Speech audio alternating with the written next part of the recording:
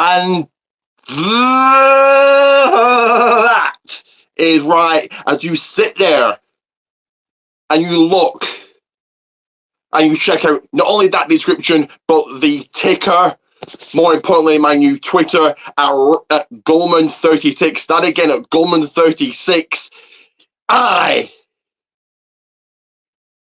For the second time this weekend, aren't you people lucky? I am the Golden Chief, head of the Golden Table, the Golden One.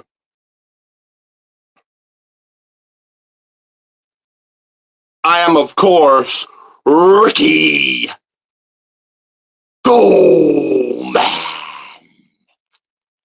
And this right here is the channel that says, you the twos, we the ones. The channel has a world reputation of coolness. It is the People's Wrestling Channel.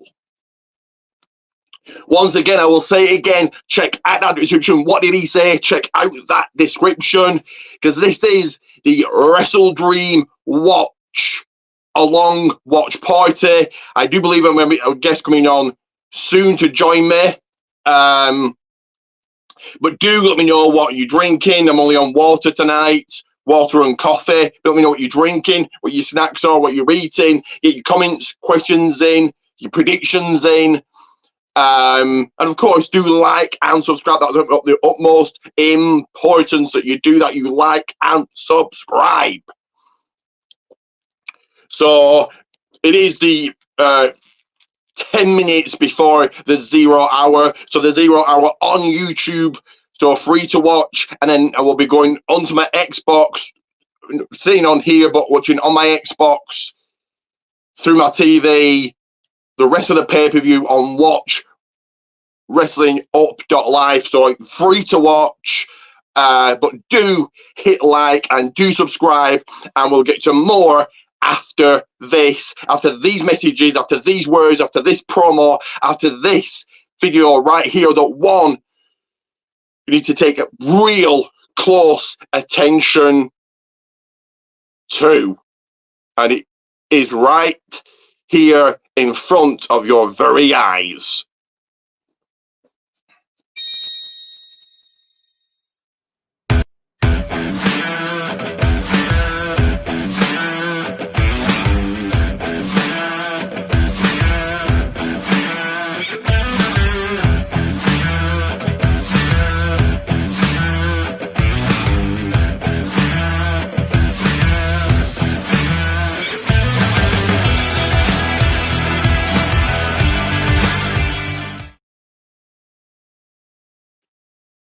That is right. All my socials, but more importantly, you just saw in that video, you saw in that promotion right there, and on screen right now, not only my socials, but my brand new Twitter. Go and follow me right now, Goldman36. That again, Goldman36.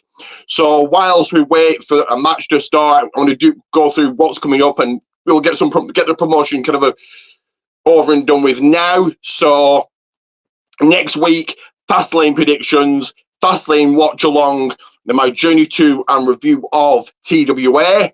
But do go and check out, and it's in that description, check it out. But do go and check out PMP, Pancakes and POWERSLAMS on YouTube.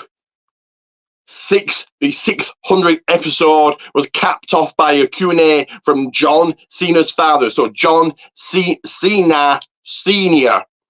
Then on the after party for only $4, not very much money at all, just $4. Brian Clark was a guest, so I got to ask questions to him, and he of course got to acknowledge me. Do go and check out Sports Kido as well. Give them a huge like and check out all their videos here on YouTube. For podcasts, DOMCAST and In Time Wrestling Podcast, do go and follow Just In Time 211. He'll be watching Wrestledream tonight. Be all over Twitter. I'm sure he'll be tweeting out, so go and follow him. For eFeds, TWF Network, ASPW Production, and Radio Extreme Wrestling, Red Billy Red Dog F8. And for promo-based events, it is PPA Promo Performance Alliance. So again, coming up next week, Fastlane predictions, Fastlane watch along, and then my journey to and review of TWA, Tenacious Wrestling Association, Tenacious 2-ish, and then the week after, 2 shows. So Journey 2 review of LWF, Journey 2 review of GPW. So Journey 2 and review of LWF October Overload, and then the night after, Journey 2 and review of GPW Only the Strong Survive. My first time to GPW. So looking forward to that. So that's all coming up on here. Do get this shared, get your comments, questions, predictions in. Like I said, let me know what you're eating, what your snacks are, let me know what your drink is. What are you drinking tonight? Are you looking forward to Wrestledream? And we're going to get to more after this. Because this right here is where you feel the class. You feel above everybody else. You feel superior to everybody else. If you buy one of my t-shirts, you can look down at everybody else as the peasants they are. And make sure people sit and acknowledge you. People no longer will people just walk past you as if you're nothing. Buy one of my t-shirts and they will acknowledge you. And this is a place, the only place you can get one.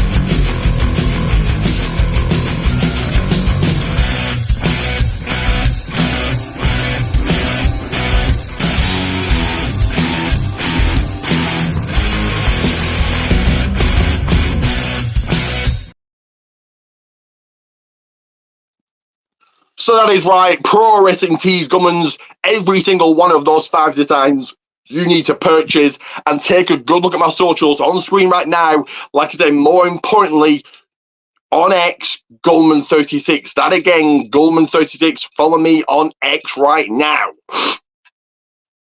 So I am waiting for a guest to come on, but in the meantime, they are breaking down the matches. We are about 7 minutes away from the 0 hour starting. So they're breaking down the matches. We've got Renee Young, DJ City, and Stokely Hathaway, I think he's called. So breaking down the matches as they would do on a WWE kickoff show. So like I said, about it sure is. 7 minutes from starting, which means you've got 7 minutes to like and subscribe again. Like and subscribe. As always, I will be doing my blog throughout. Every day that I would come to work, I felt that there was a little black cloud over my head that I could never get rid of. I beat John Moxley. I reunited with my friends in the Elite. It felt like I should have been the And of course, the big question is of tonight, and when my guest comes on, we can discuss this. And my dog as well, he's watching AEW. Maybe see my dog in the background right there. But is so 2 debuts. One debut there, I think people are maybe kind of not looking at and forgetting. Not sure if she's still injured or not, but that is Mercedes Moné or Sasha Banks. So will she turn up tonight? Will she debut? And of course, the big news, what the news that everybody's talking about from the WWE Hall of Famer, the rated R superstar, the ultimate opportunist, the man himself, Edge. Will he debut tonight? With the main event being Darby Allin, Christian Cage, you would think that's what it's pointing to, but who knows? Edge may want to finish your career up in WWE, retire at WrestleMania, or just retire. So we'll have to wait, obviously, much later on to see if Edge or Sasha Banks debuts tonight at Wrestledream. We're about 5 minutes away from the 0 hour starting. That landing.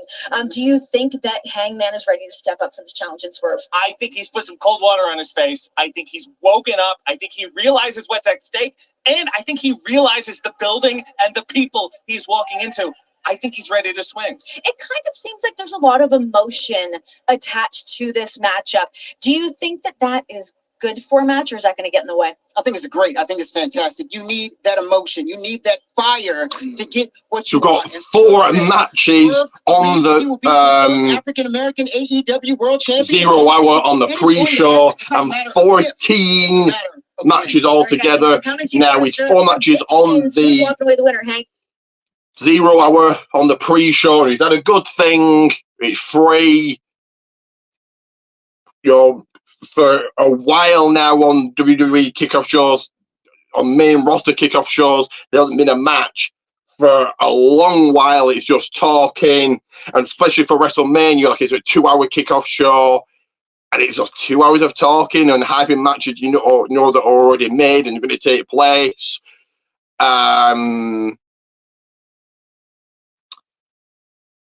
So 4 matches is a good thing on the pre-show, but why does every single AEW pay-per-view have to be off a WrestleMania overloaded card? That makes no sense, but it is what it is. But do like and subscribe. Then again, like and subscribe.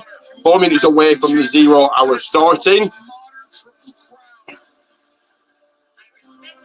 I'm going to get my blog ready. So my blog will be up to read later on, so make sure you read it. So 3 minutes away from the start of the 0 hour. You're now just breaking down or showing a video package for the Eddie Kingston title defense later on tonight. He's so new at being a champion, to be honest with you. It's like all of a sudden he's broken through. He's on this career run. Excellent stint in Japan, the huge win at Grand Slam, and he's canceled all of his indie bookings. He said this is his focus. Yeah. This is what he needs to do, is defend these titles. As much as you can say Eddie's new to this, he's not new to the wrestling business, of course, and I think that it's that preparation meets opportunity situation. There's 4 matches, not 1, not 2, not 3, but 4 matches on the backstage 0 hour pre-show. So let's see what matches up first. 2 minutes away. Honoring Antonio Inoki. But I'm here with Eddie Kingston, and tonight you will be defending both your titles against Shibata. Interview now with Eddie Kingston. Yeah, so this is weird, having championships and all that. I'm not used to that. But no, it's an honor to step in there with someone who I respect, like Shibata, who represents strong style and strong style wrestling, and that's the wrestling that Mr. Inoki represented and believed in. He believed that professional wrestling is our mixed martial art, and that professional wrestlers are the strongest. And that's what I think everyone on the card tonight is going to try to prove and do. And that's what I'm going to try to do my best at. Defending both sides. And it's like I always get into Ring of Honor board of director, and it's crazy. I haven't got a chance to say congratulations, champ. You're touching me, right? Come on, man. See, that's the problem with everybody in this bitch. Everybody wants to be a contrarian. You know? What is a contrarian? Urban Dictionary. Is that what Trent is? That's what Listen, Eddie, I have something to say about that Ring of Honor World Championship that's around your big ass shoulder. But guess what? You're going to find out what I have to say on Wednesday. Good luck, champ. So 1 minute and change away from don't get it twisted. the buy-in, but an hour away from the main card starting. The fans are ready, the people are ready to get the first match underway. We are just under a minute away. Wrestledream 0 hour. We're getting into the opening ceremonies for the legend Antonio Inoki.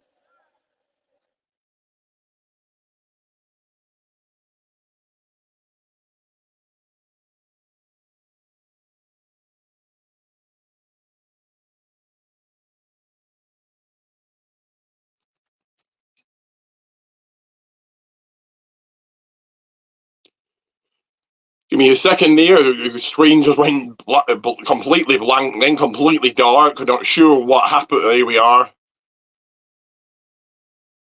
If there was one thing I was worried about missing. Give me a second.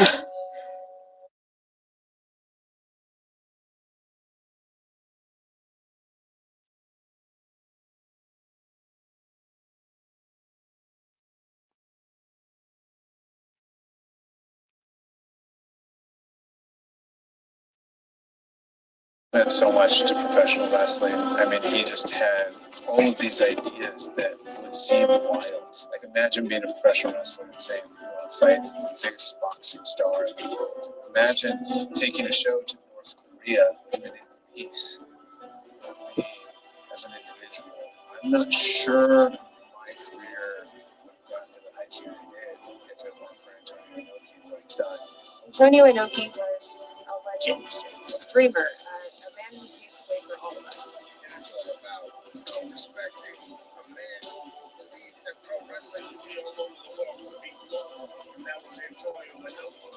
The amazing thing AEW and Antonio is taking the time to focus on such a great legend like Antonio.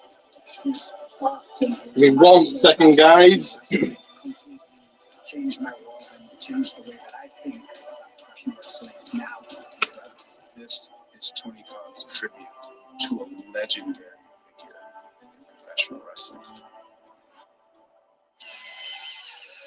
Hello, everyone, and welcome to Wrestledream 0 Hour. And right now, let's go to the ring for the AEW President, CEO, and General Manager, Tony Khan.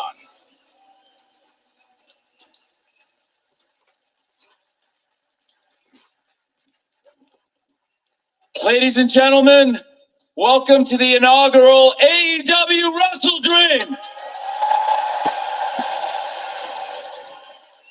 It's great to be here tonight, here in Seattle, Washington.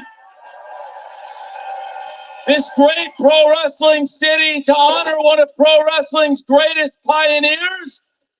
I believe pro wrestling's greatest dreamer, the late, great Antonio Inoki. Got Tony Khan, Tony the Mark Khan in the ring. Some great representatives from New Japan Pro Wrestling and students of Antonio Inoki. Of course, Mr. Rocky Romero. And Rocky Romero. And the man you'll see later tonight trying to become the new American Triple Crown champion. A former student of Antonio Inoki, I believe pro wrestling's greatest champion, the Ring of Honor Pure Champion, Katsuyori Shibata.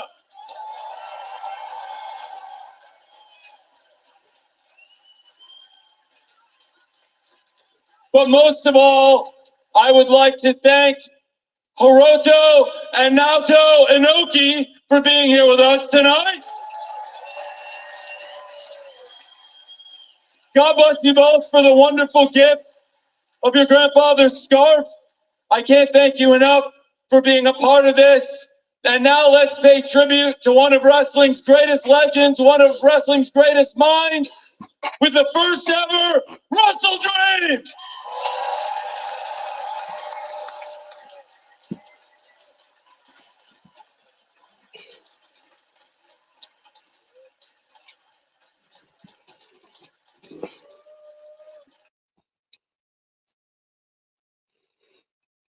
So my guest joining me for the at least the 0 hour, maybe for the whole show. We'll have to wait and see. The man himself, the quiz champion, the man you have to beat. It's Ian McWilliams.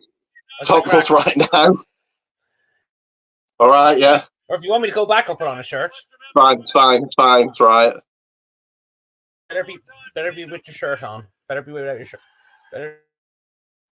Your Wi-Fi is. I can hear you. All right. I have the pay-per-view on the background of my phone. You know, have you not got a smart TV? Have you not got a smart TV? Ah, yeah. I'll be watching the pre-show on my phone and the pay-per-view. Have you not got a smart TV?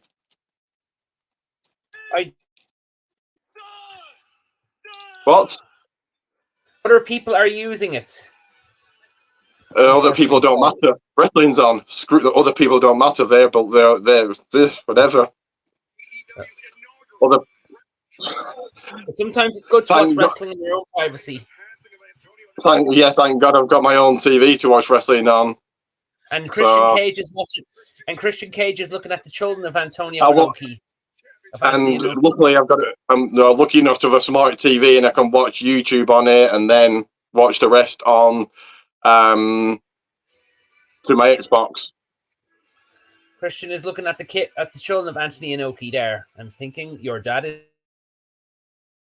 I was just thinking what a mark Tony Khan was. That's all I was thinking. I was thinking you wouldn't see Vince McMahon doing this. Like, what a mark. That's what I was thinking. But there you go. Yeah. For pro wrestling as well, like. No, what? I didn't hear you what you said. But if it wasn't that Tony Khan's a mark, then. It's the love for pro wrestling as well. At the end of the day, no, he's a mark. He's a mark. Everyone knows he's a mark. And he doesn't love pro wrestling. He's killed pro wrestling.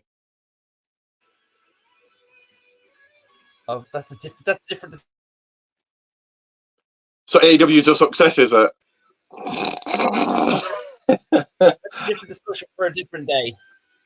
Tony Khan does not love pro wrestling. If he did, AEW would be a whole lot better than it is. But anyway, the first match is. Give me a second here. I'm going to have to find the picture. The mighty don't need Acclaimed and Daddy Ass. Give me a second.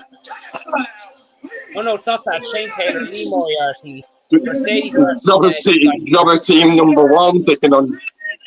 So Jobber team number 1 is Lee Moriarty, who? Mercedes Martinez, Diamante, and Shane Taylor taking on Keith Lee, Anthena, Billy Starks, who? And Satoshi Kojima, who? So, Jobber team versus Jobber team. I'm going to say that Shane Taylor's team gets a win here. I have no idea. I don't think anybody does. I think this match has been thrown together, apparently. I'd say it's going to be Keith Lee's team on this occasion. Who knows? Who cares? Isn't this just a thrown together jobber match? I was looking at the picture you sent, and I actually named Unhappy in AEW. Right, okay. Rusev is one of those. Rusev, Miro, whatever. Probably Anthony. Anthony's going to be unhappy about a spot. She's a jobber. Keith Lee's a jobber. I would say Keith Lee, Andrade, Buddy Matthews. Most of them. Andrade, most of the roster. I'd say like Andrade. Most of the roster that isn't Sting. Because everybody else hasn't got a better push than WWE, so. I'd say Sting has had better usage and a better push, definitely. Conte as well. But outside of that, nothing. The ones who I think have had the better push that will definitely stay are Sting, John Moxley, and FTR, and possibly Tony Storm. So John Moxley, so in AEW, being AEW champion is bigger than being WWE champion? Or being Intercontinental champion or US champion? No, sorry, no. John Moxley hasn't had a push in AEW at all. Hang on. So Sting, definitely better usage than Conte. John Moxley hasn't been pushed in AEW because he's lower than WWE. So... Sure, now hang on. They've used... The problem with the thing with Sting was... Manic match. They wouldn't grant him it, so he left to go to AEW. Like all these people that say, John Moxley's had a better push. No, he hasn't. If he was 24/7 champion... That's a bigger push than anything in AEW because it's WWE. Like leave AEW because it suits his style of wrestling. That's why. But he's not had a better push. He's the best push in AEW, WWE, and he's not looking to go back to WWE, so it doesn't really matter. You got to be happy where you work. But WWE had a much better push in WWE. And minion in training. And He was this never Billy really Starks, top apparently she's 18, never heard of her. Ugh. That's all I'm going to say. This really is like the just jobber versus jobber team. I wonder. He's related to Ricky Starks. Another jobber. Could be coming to WWE soon. Ooh.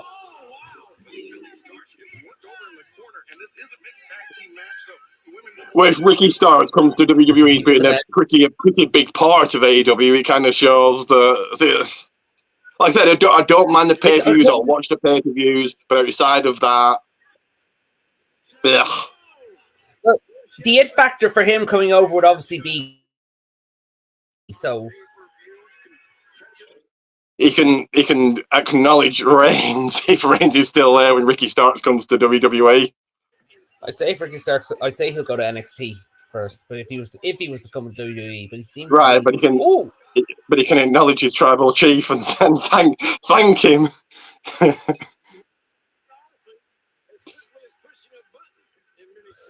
Wasn't Diamante in the match at All Out, and that was just a total horrible jobber match? Wasn't Diamante and Athena and four others, and that was just a total jobber match?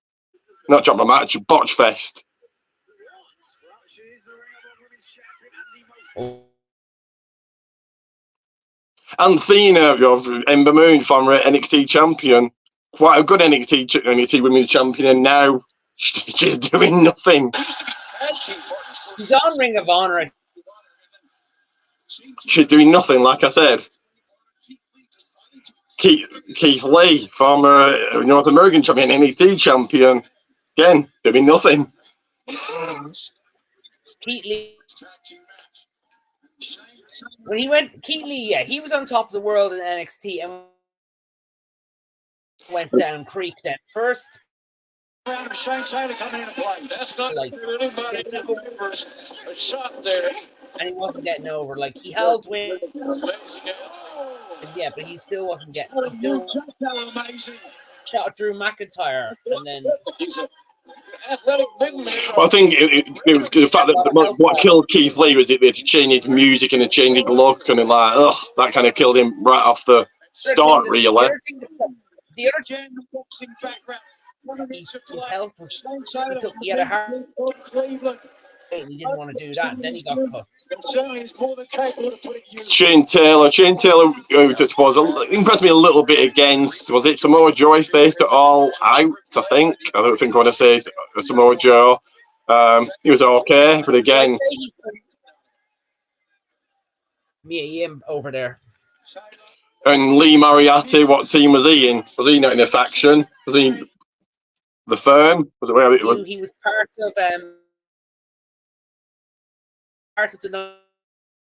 Your Wi-Fi is awful, but I think breaking up. I don't know why. Don't know if your phone and your laptop are kind of cancelling each other out or anything. But turn down the phone a bit. no, it's not volume or anything. It's your Wi-Fi. But Satoshi Kojima in the ring right now. It just looks like a old man. Speaking of old men, have you seen what the new look from Undertaker? He looks old now. He's old, but he looks old. Like Japanese wrestlers look like they don't age. It did. Kojima looks old, and the guy that thingy for Eddie Kingston. Not Shibata, somebody else.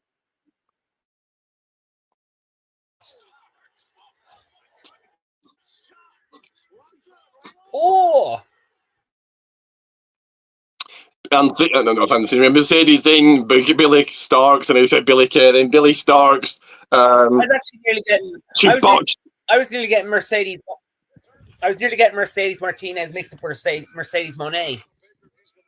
One talented, one a star, and the other one a nobody. The other one, unfortunately, got wasted in Retribution. Yes. Um, I was actually looking at a couple of old Retribution clips after the ending of Dynamite this week. I'll get to Retribution in a second. Keith Lee came in and I guess it's still called the Eclipse from the top rope, unless you'd renamed the move. Retribution, when they came in, it was good. When they came in and cut up the rope and they spray painted, I thought, oh, this is something new. And then as soon as you saw who they were, that's when it got bad. And when you find out the name, it got worse. And then you had Ali, kind of a total jobber, being the leader. That killed them.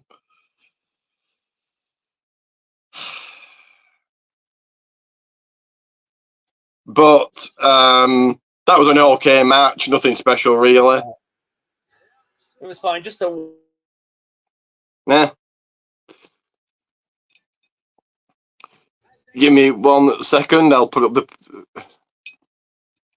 Might be my Wi-Fi that's a problem here, actually. I don't know. Oh, here we go.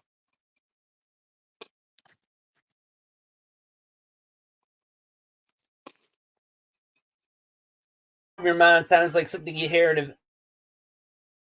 a game. Like, so your winners of that one, the team of Keith Lee, Athena, Billy Starks, and Satoshi Kojima. Okay. Fair enough. It was an okay match. Suppose it got Billy Starks on the card, I suppose, but I won't be rushing out and watching her next match. And your Wi-Fi bad, but we'll try this, see if it works. Do you think either Sasha Banks, Mercedes Moné, or Edge debuts tonight?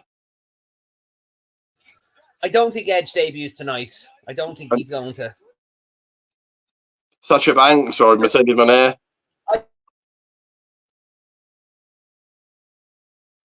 Anniversary show.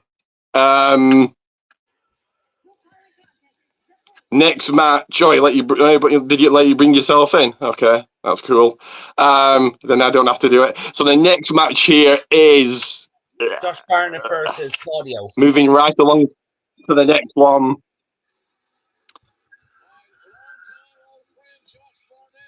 Claudio Castagnoli, and can play another guy that's going to be unhappy in AW. I know he formed a Ring of Honor champion, but that's really all he's done. Claudio Castagnoli taking on Josh Barnett, apparently UFC legend, UFC fighter. I think I might have vaguely heard of him, but that's all. I think probably Claudio here gets the win, I would have said. And we've got an ad for a movie, Killers of the Flower Moon. I don't know why they've got ads on, but there you go. Have you seen Josh Barnett before, Ian? No. But I'd say Sean in the Golden Predictions League group. So people need to John Moxley. I thought he was injured. I thought he had a concussion. So he obviously passed it.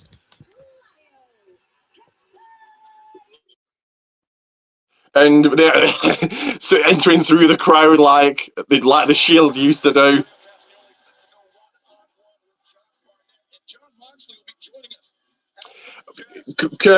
Claudio says, "Oh, call him what you like. Former US champion, tag team champion, multi-time tag team champion.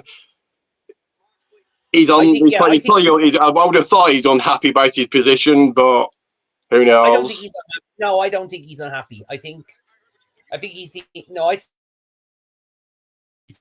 because he's getting a much bigger push than WWE, isn't he? He was put, yeah. But the problem, he was pushed, but it was just Vince always soured on it. Vince was never the biggest fan of Claudio or Cesaro because he felt he lacked personality, which is untrue. Well, he does.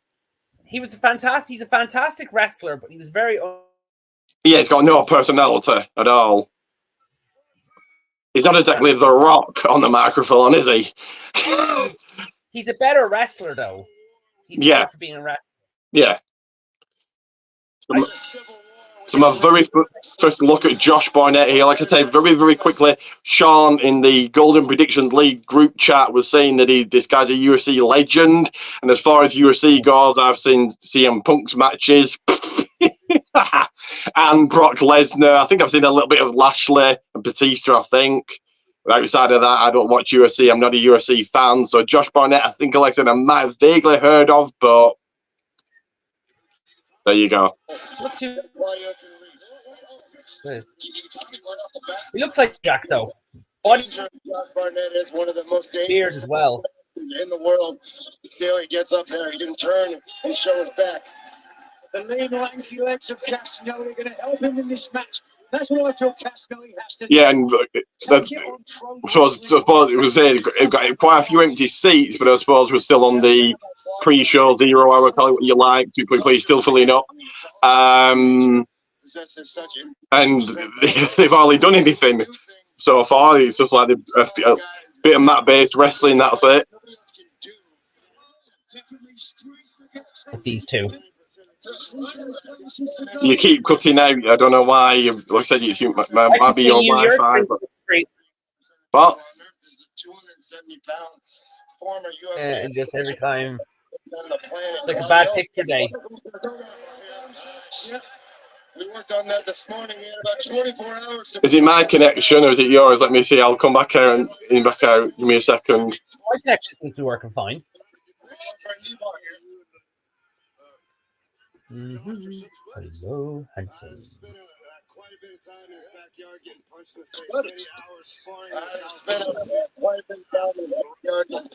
Your Wi-Fi works. Yeah. Seems to work like now and again. You keep cutting out, and it's like really fuzzy and really. I can see you. It doesn't seem fuzzy to me. Blurry, not fuzzy, blurry. This is our light.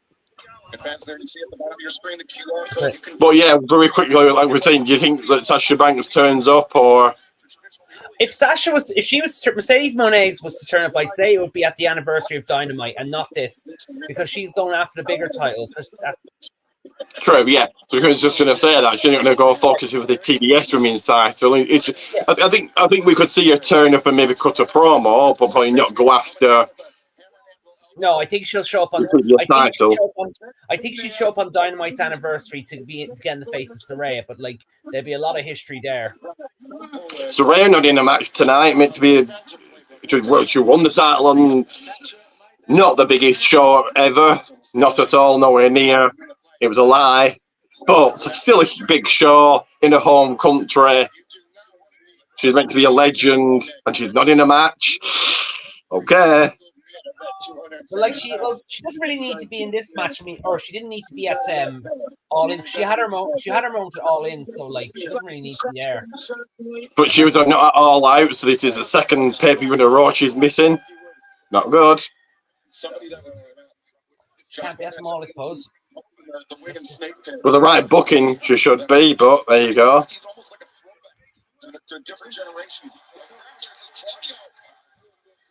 What's your thoughts so far about Josh Barnett? Then are you impressed by him? I'm not. He's okay. He's grand. Yeah, he's grand. He's very lumberjack. Like he could look like somebody who's been in a few. He looks like somebody who's been in a few pub brawls.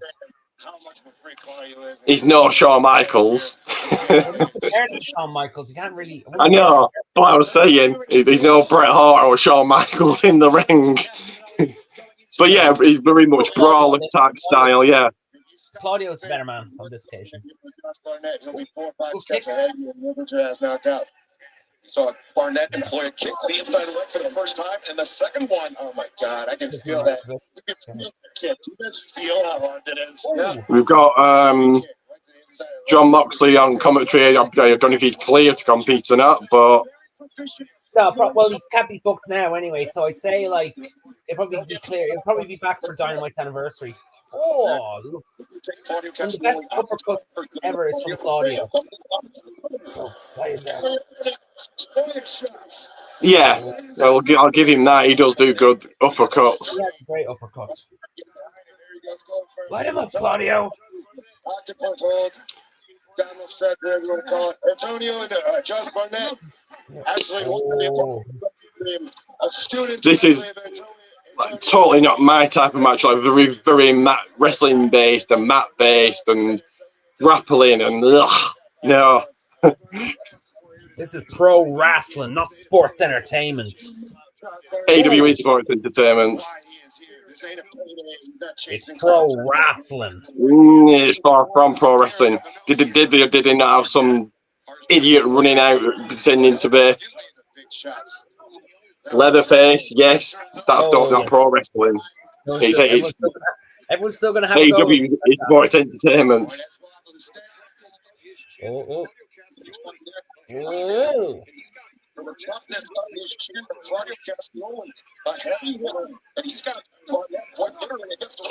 I don't know. Has Josh Barnett wrestled before, or is this his first match? I haven't seen him wrestle anywhere else. Oh, nice kick there. Your Wi-Fi is better now. It's improved a lot better. Yes. Yeah. The Wi-Fi gods have fixed it.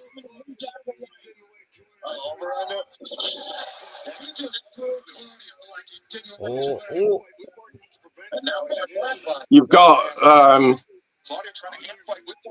John Moxley coming over to RTT, seeing John Moxley and Trent Seven. So I don't know how far RTT is from you, but I would say that's worth going to the show. They're coming over to Ireland as well. Mox is coming over to Ireland as well, along with Kenta. I just said that RTT, but I don't know how far away that is to you, but someone's going for a swing. Claudio, the swing now turned into a leg bar. Someone's going for a swinging.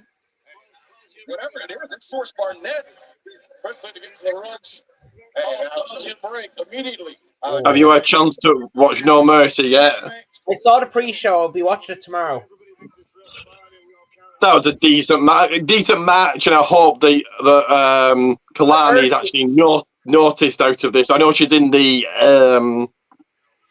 women's breakout, but hopefully she gets pushed. Certainly used a lot more.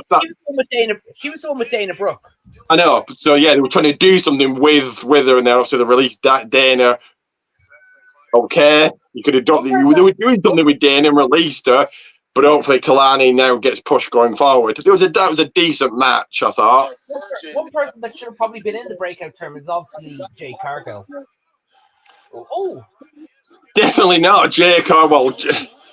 Jay Cargill, as green as she is, being treated as like some mega star. So I think she comes straight to the main roster. It's looking like maybe she's coming to SmackDown to be with Bobby Lashley's group. Oh, here we go. No, I don't put her in a group that if you want to make her a mega star, you have her like a single star to start with. She's in a group that outshines her.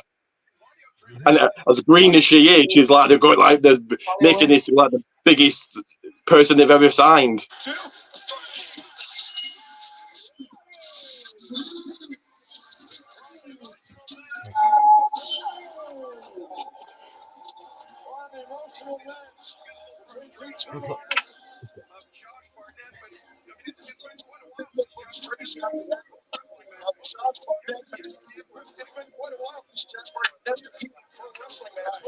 Catches can wrestling.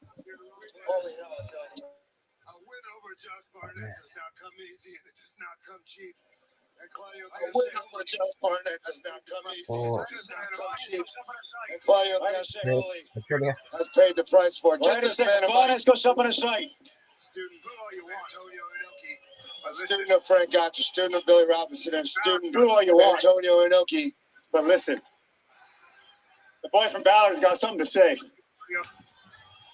Friends. Heard a lot about you, Claudio. Your Friends. So picking up the W follow. It's another. Oh, I gotta shit. say, they're all right. Every single one of them. Correct? What to the? the phone. It's back. They don't even understand how great you actually are. So, tonight, I came in here with no expectations and leave with only the highest for you. Classic. A matter of respect. I can promise you. Like I said, that doesn't come I can cheap. promise you. A matter of respect. I can promise My Wi-Fi connection went there. Sorry about that. You absolutely Yeah. be a fan of Grand. it. And I absolutely will vouch for it. So you talk about not just the title belt. That makes you So want as I was saying before that, it's the challenges. So tonight I gave you a challenge. And you know, very smart, you overcame. Here in front of my hometown at that. I'm very proud of you. However, so the man with the W followed by IN and I will come. is none other than Claudio Castagnoli. And I will come. Castagnoli. Gonna be Yeah, on you. him as well. And hopefully no more Wi-Fi issues. Keep pushing. Not sit down after this. You got a long way to go. I'm proud to see where that takes you. What a hell of a surprise here on Zero. Any Any time. time you ain't even started. Any place. What a hell of a surprise here on Zero. Any time you ain't even started. Any place. And then Josh and Claudio putting promos in the ring. Apparently they have a rematch. I presume that's going to happen at Ring of Honor. I don't know. Maybe or Dynamite. I don't know. Don't care really. That was an okay match.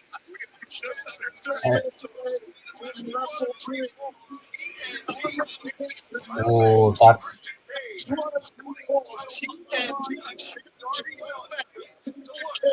And remind me what the main event is. Christian Cage, Darby Allin for the titles. So the man himself, Christian's former tag team partner, turned up tonight. Is that happening? Get your comments in, guys. Does Edge turn up to it's Edge in a debut at AEW, people? Let me know. And whilst Darby cuts a little promo, I believe that Ian, you went to watch Expendables 4. yes, I did. I thought it was okay, like missing a 50 few. Cent's my favorite. 50 Cent's my favorite singer, rapper. Call him what you like. So he's a singer, isn't he? So he was the main reason that I would have probably watched it even if he wasn't in it, because I watched the first 3, but him being in it helped.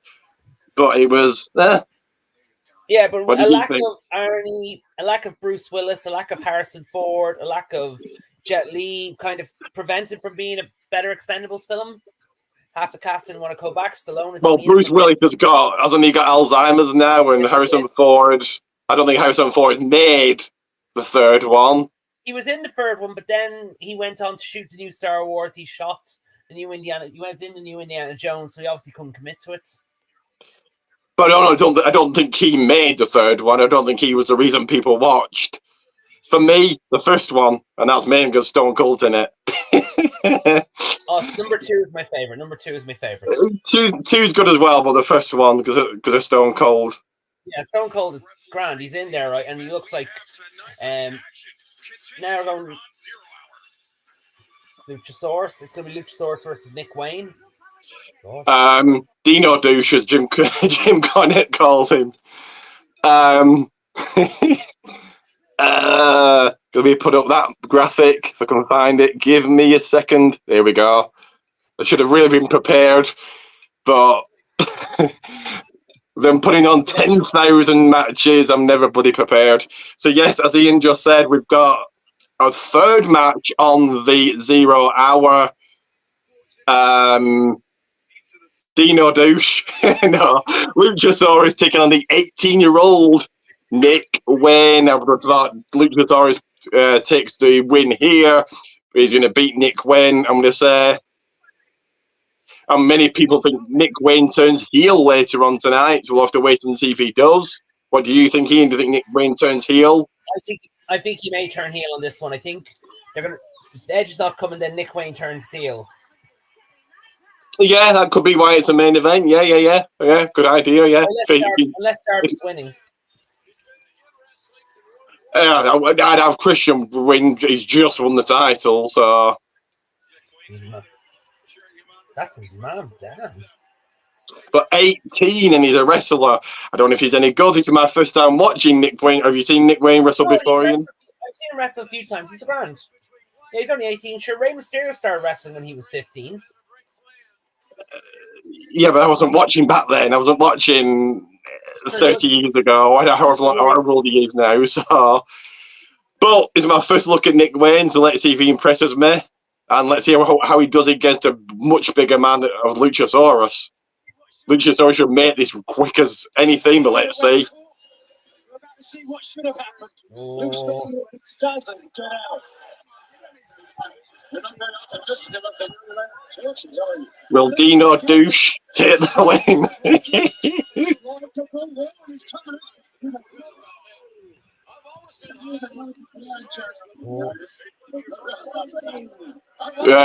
Luchasaurus taking it right to the smaller man here. Nick Wayne looks tiny compared to Lucha, so I know Luchasaurus isn't exactly huge, but he is, I suppose. He's quite big.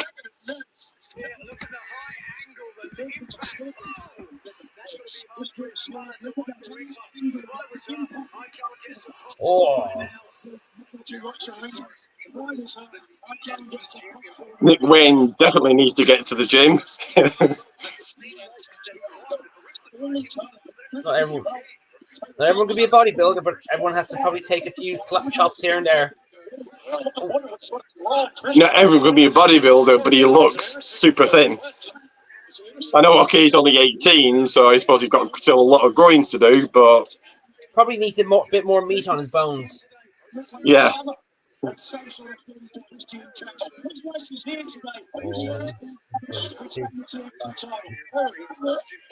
Luchasaurus, as expected, very much in control. As Ian said, is that Nick Wayne's mother in the crowd? His auntie, a friend? I presume it's his mother looking on, cheering on her son. Doesn't look like she had him at 18. So we're 23 minutes away from the actual main show starting. There's still one more match to come, and that's a title match. Oh. Oh. And Nick Wayne has built zero offense. He had a super kick that he botched. Didn't connect. So he connected then. And he connected for a second time. Finally building offense. He looks like he's just after walking into a wall. Yeah, just got put down again. He just looks like he's after walking into a wall. And it does look like my Wi-Fi, or is that I think my Wi-Fi there. My Wi-Fi was the problem. Oh. It does look like it's. He's dead, Jim. Good now. Oh, right. He's dead, Jim. Right on the edge of the ring, the hardest part of the ring. Just a slam. Was that like a choke slam type move from the bigger man from Dino Douche? And do you think that what does Jim Cornette call Jack Perry? I can't remember. But do you think that Jack Perry returns tonight or no? I don't think he'll be getting up with. I'd say he'll return at Dynamite's anniversary. I don't see him getting involved in anything with Luchasaurus again. No, he might return on the main card. I forgot what Jim Cornette calls him. It's something insulting. But of course, it's Jim Cornette. He insults everybody. Oh, Jim Cornette would insult his own mother. He likes the people he likes, and then people he just hates completely buries them. So, which, it's fine. Oh. He has his say. He has a lot of fans. He's quite popular, so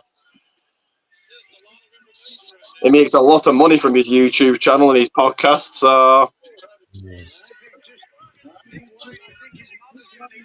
not everybody must hate. Imagine having your ma watch you from the front as you're getting battered.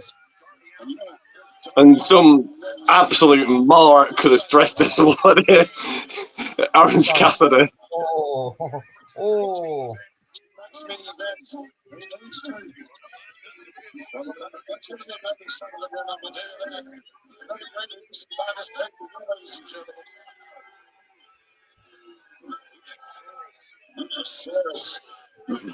Really quick, like, what's your thoughts about 4 matches being on the pre-show not pre-show, 0 hour? Do you think it's a good idea? It's normally 4 or 3 anyway, because they just want to get. They always want to get you more on the card. Like, I know WWE always used to have 1 or 2, or Mania would have 3, and they'd have 1 battle royal. But I think. Do you think it's a good idea? If it gets people watching, but like WWE doesn't need to do it anymore. Well, NXT we know did it. The main roster. Yeah, well, I think it's a good idea because it's free. Like I said, it gets people watching. It pulls people in for the main show. Yeah. But WWE on the main, I haven't had a match on the kickoff show for a long time. Certainly for Mania, and it's like 2 hours, and there's no match. Like, ugh. I know. Well, I suppose like it's better to move all those matches to the SmackDown before Mania than it is on the. Like with the pre-show, but if you're going to do a 2-hour kickoff show, like at least have 1 match. Like 2 hours of talking about matches we know that are happening anyway. Like, ugh. Well, if you don't get that, gives you time to do other stuff like order a takeaway or cook a pizza or have another beer. Which WWE don't care about, but I'm saying from a company standpoint, I would have at least 1 match on the 2-hour kickoff show. And no shocker, no surprise here. If you're just shocked and surprised, then oh dear. But Luchasaurus, as I said, taking the win here.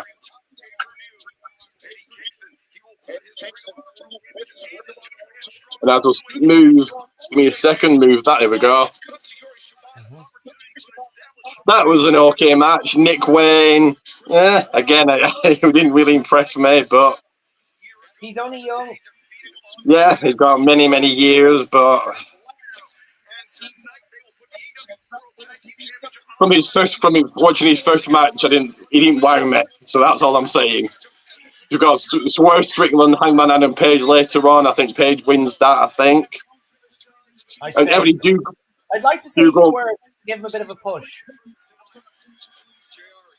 And very quickly, everybody do go ahead and watch my predictions for Wrestledream. And Jim Ross, Nigel McGuinness, and Excalibur, excrements, Jim Cornette calls him on commentary.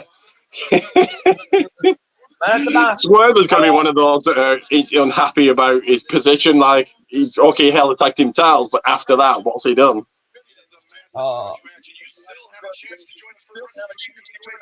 You kind of miss when you're looking at the commentary team, like you kind of miss William Regal coming out and saying, "Man at the mask, how are you, you handsome Jim?"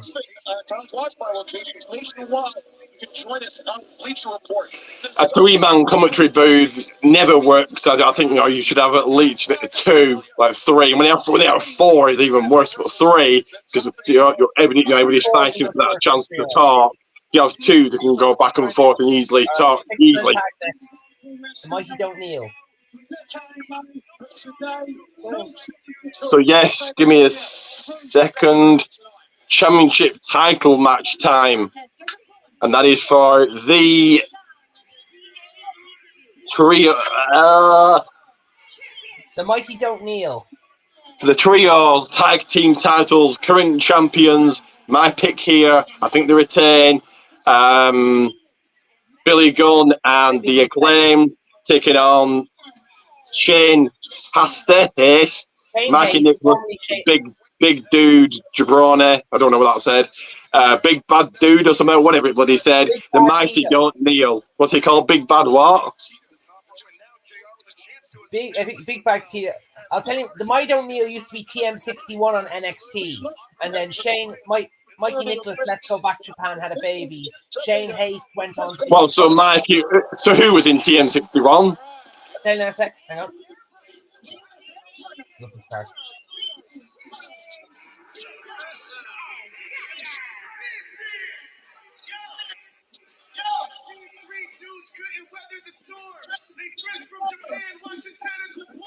Oh!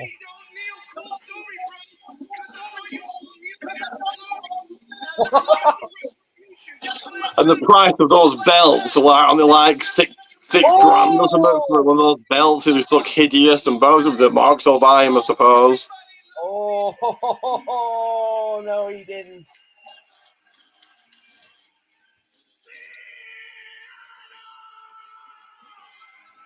Oh, no, he didn't. I'm not even listening to his rap. I don't claim they're boring to me anyway. They've got the fans and they hype up the crowd. They do the job, but nah, I won't go. You should have actually listened to that one because he was taking a shot at Shane Haste, because Shane Haste used to be Shane Thorne in WWE. And that's who it was, Shane Thorne, thank you. Shane Thorne was Slapjack in Retribution. Of course, yeah. And Mikey Nicholas and Shane Haste, they used to be TM61 in NXT. And then he got repackaged as something else, and they tried to bill him as something else, like a crocodile guy or something, like a crocodile Dundee guy or something. And then he got released. Yeah, but it didn't work. And then he went back to Japan to be part of the Mighty Don't Kneel, which also featured a wrestler by the name of Joan The Rock, who is now Bronson Reed. Bronson Reed getting a little push now. I presume he'll be pushed all the way till Elimination Chamber, I'm guessing. Bronson Reed is brilliant anyway. He deserves to be pushed. Yeah, he's good for a big guy. I won't say brilliant. He's good for a big guy. But 14 minutes and 6 seconds from the main show. And like I said, I'm picking for the champions to walk out still champions here. It's going to be easy. The Acclaim retain.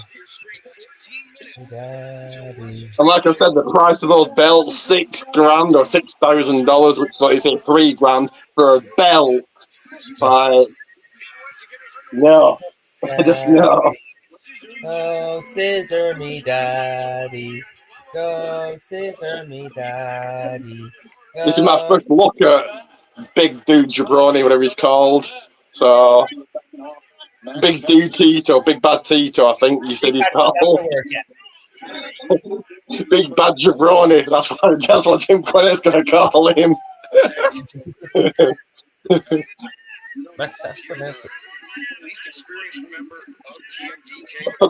For those that don't listen to Jim Cornette, certainly go and listen to him. Like his takes are at times hilarious. But the ruthless but hilarious. For their stablemate, Zack Sabre Jr. We face the American Dragon, Bryan Danielson, later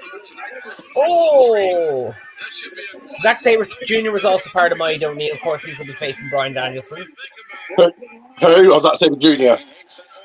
That should be a good match. I mean, I think I picked Bryan. I might have picked. I think you did. I can't remember what I picked, but I think I picked Bryan to take the win.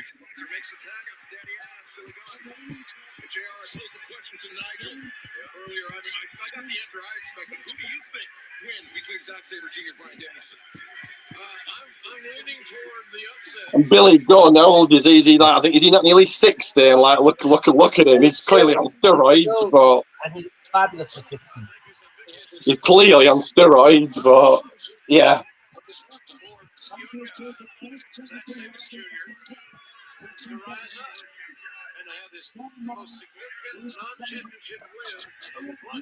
So this one's Shane Thorne, Blackjack. Oh yeah, I do remember. Oh yeah, I remember him now in TM61. Yeah, they weren't a bad tag team. They were very. Yeah, it's a shame they were actually one of the best tag teams in the world. Just a shame they never capitalized the success in NXT. They weren't. Well, in NXT they were decent. So at the time, I was quite shocked they got released. But there you go. Well, Mikey Nicholas left because his wife had a baby, so he went back to Japan. And we all know what happened with Shane Thorne. Became Slapjack. just the name T-Bar. T-Bar's not bad, but Slapjack, Mace, Richard. What were the names? Reckoning. I can't remember. Dorothy, and Jabroni, I think, were the rest of the names. Oh.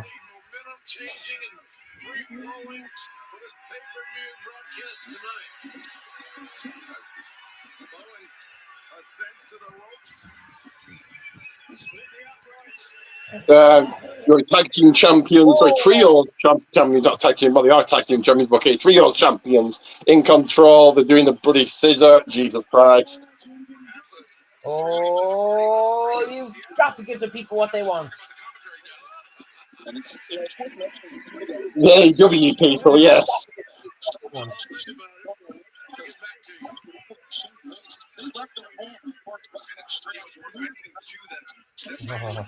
Oh.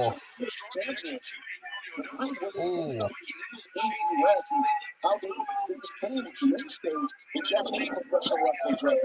Big dude Jabroni now in the ring. He looked a little bit like he could be part of the Samoan dynasty. I presume he's not part of the Samoan dynasty, but I don't think he is. I think he's his own person on this occasion. So far, definitely not impressed by it. The match would have been okay. I understand nothing to be absolutely spectacular on the pre-show, but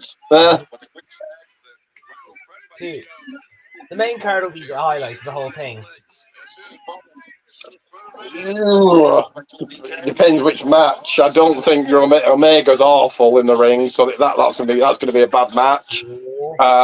Julia Hart, I've not seen her, but I don't know. So 9 minutes and just under 9 minutes away, and you've got what's it called? Let me look. Show him. Mike Nichols. Thank you, Mike Nichols in control.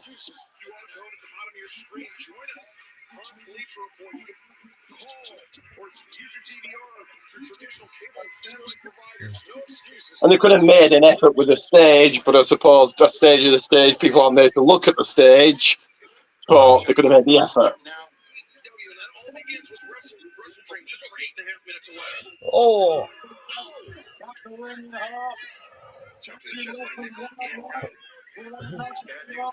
Bad dude Tito, that's what it's called. Bad dude Tito, not bad dude. Okay, so not bad dude Jabroni. Bad dude Tito. My first look at this guy. Like I said, he's been okay so far. Apparently, the Mighty Don't Kneel TDN, whatever they're called, the Jabroni squad, they're Ring of Honor, aren't they? Apparently. No, they're New Japan. Ah, okay, right then. So they don't wrestle on Ring of Honor then, no?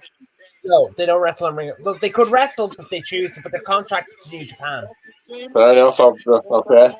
I don't. I wouldn't know who wrestles for New Japan, but there you go. Yes.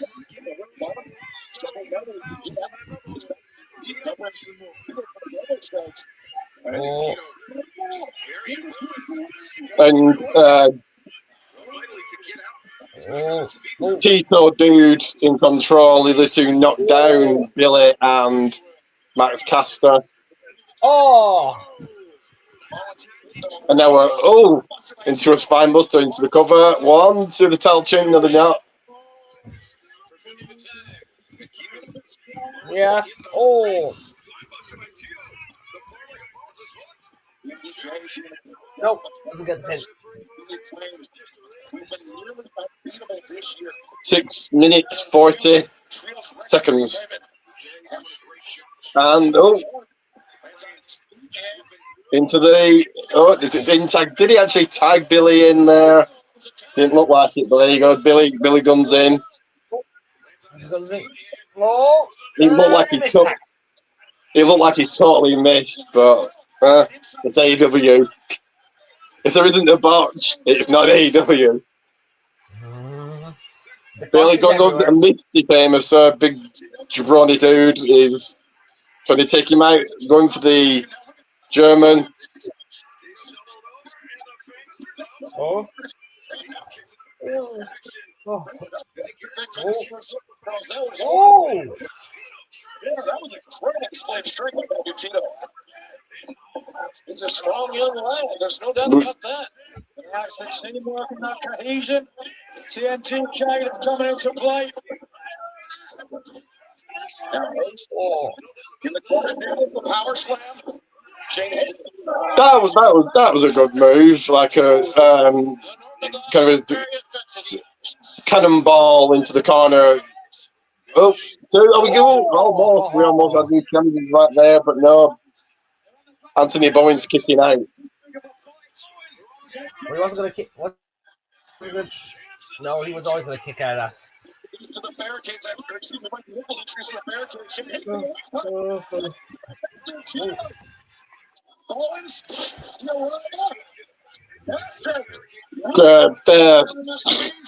The champion's back in control.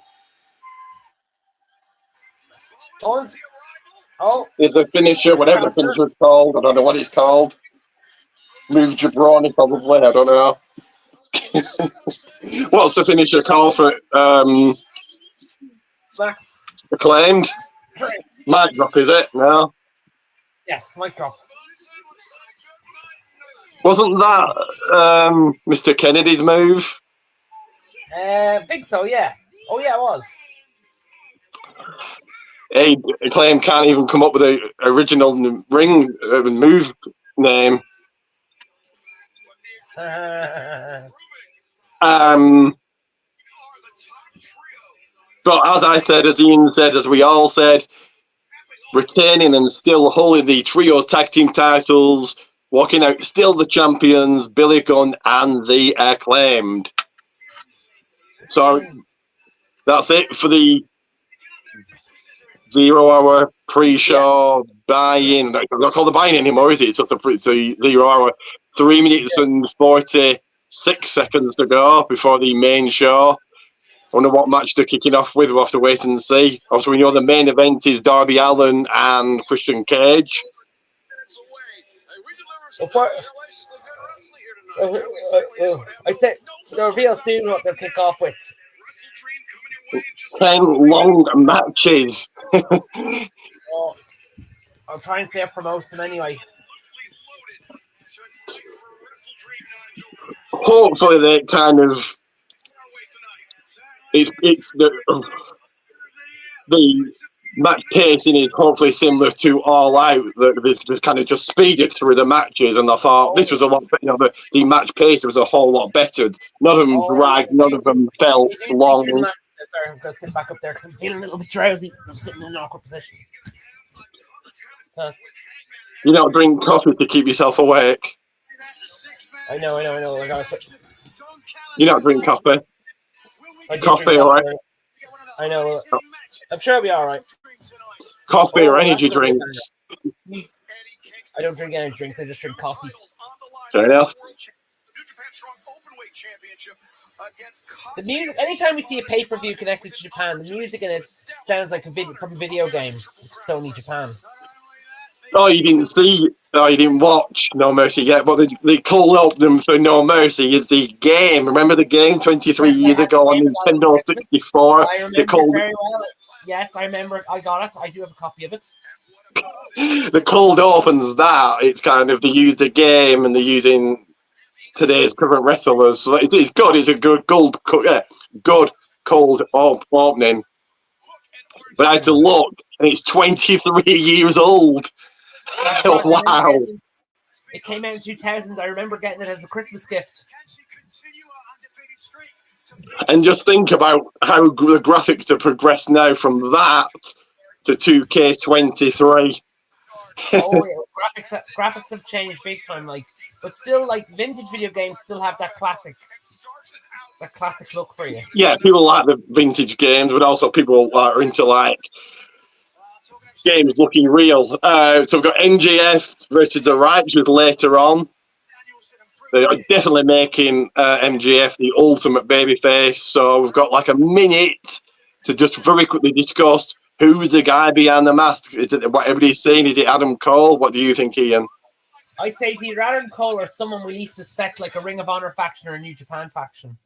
Some people are saying it's Edge. I don't think it's Edge. I do not think it's Edge. It could be Adam Cole and the leading two. him turning on MJF. Yes, hang on. Adam. Adam.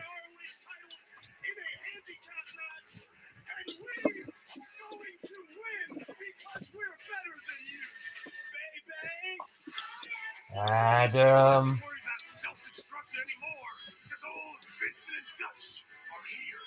So I'm sticking on the. Yeah, still on the 0 hour. Are they breaking down the tag team match? They are doing that now, and I'm going to stick on the pay-per-view now, so I'll see you later. Okay, then I'll see you later then. See you, bye-bye. If I'm not asleep, I'll see you later. Okay, then. See you, bye-bye. All right, bye.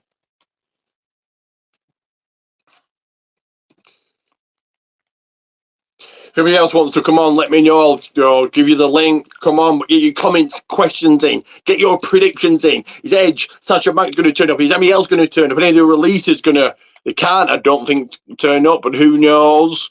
But do like and subscribe. That again, like.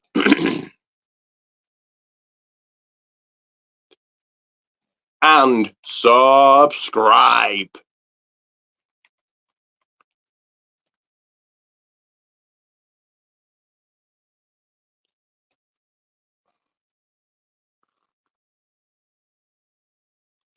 One second here, guys.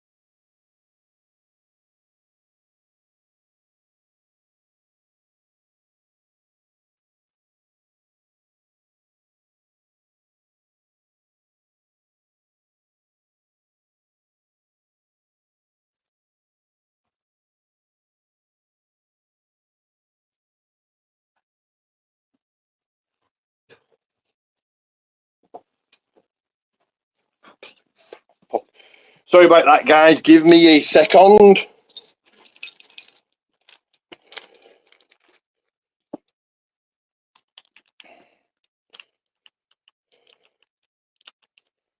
One second here. Like and subscribe. That again. Like and subscribe.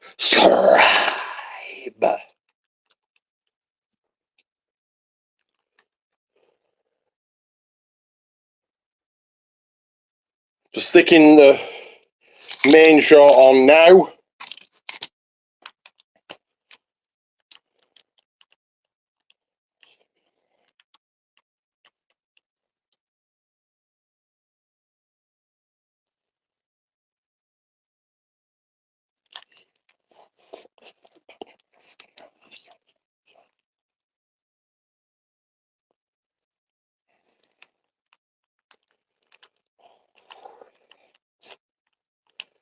Give me a second, guys. Hold on.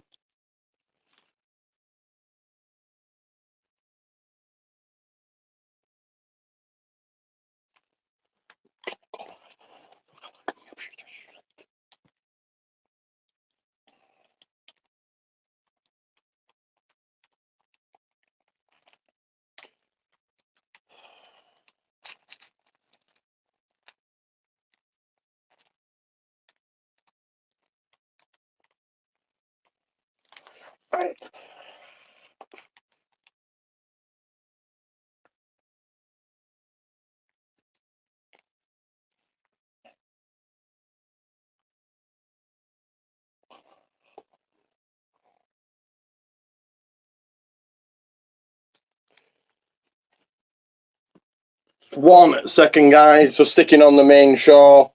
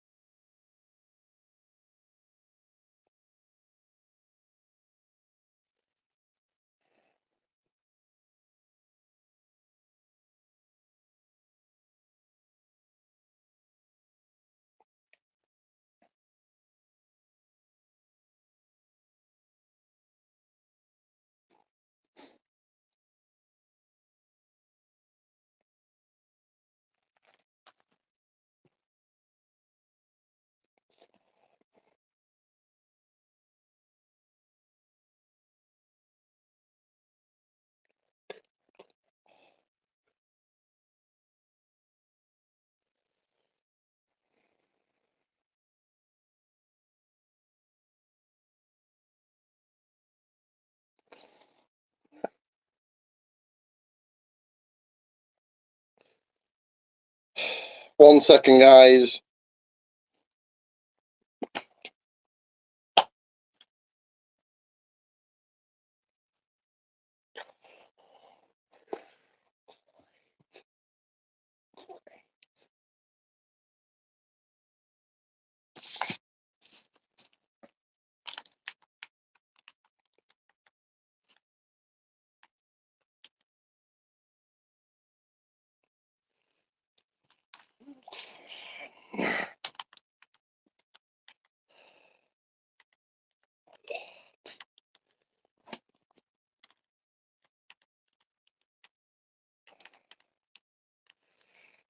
God, hang on, guys.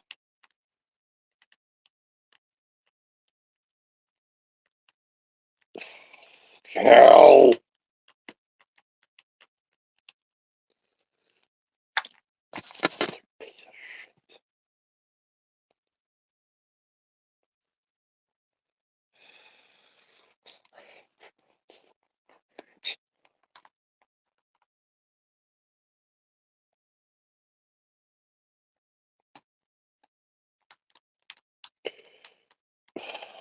Great, link not working. May not be able to watch this, guys, unfortunately.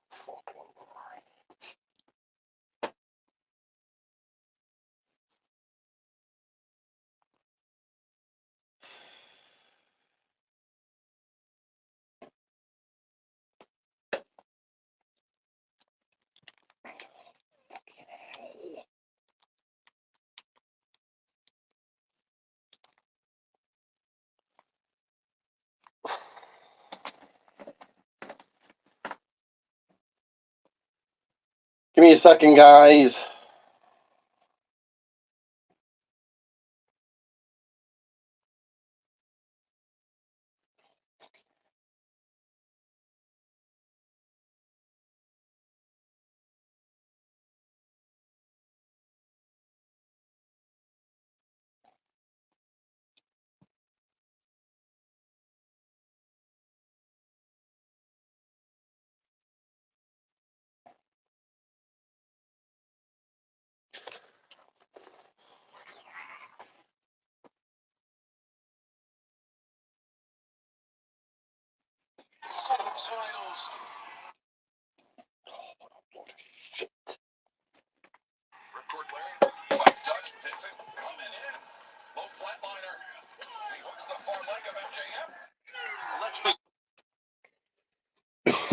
Great. So the first match is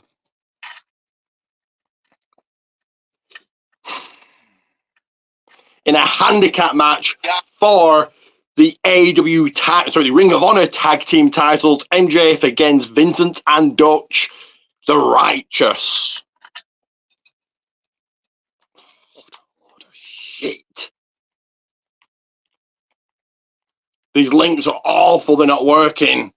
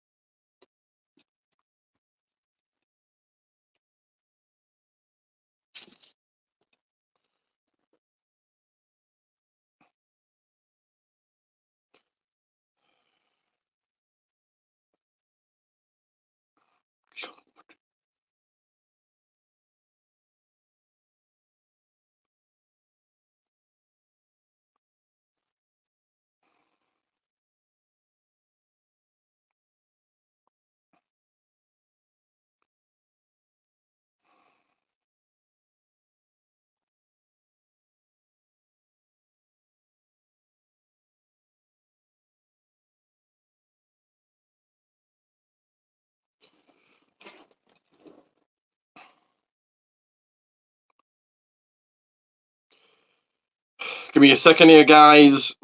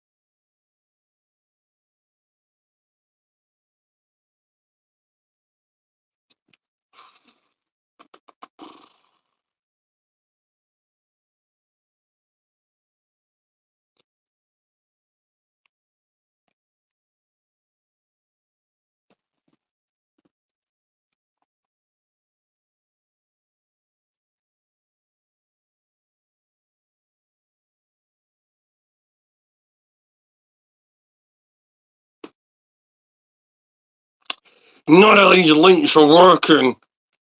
Someone got to try and give me a link in the comments, then otherwise I'm not going to be able to watch this. I know the first match is on and I don't even know how it's going or who's won or anything. These links are awful.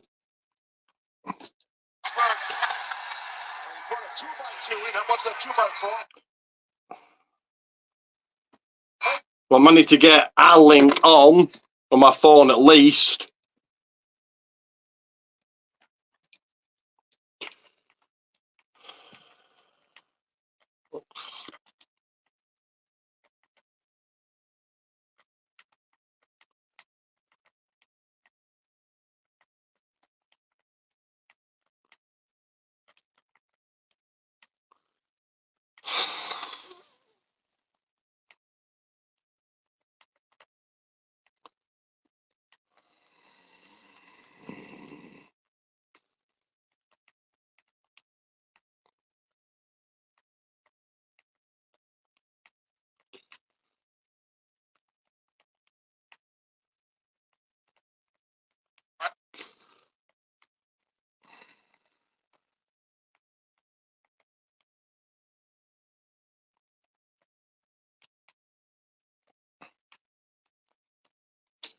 Give me a second here, guys. Still finding no link.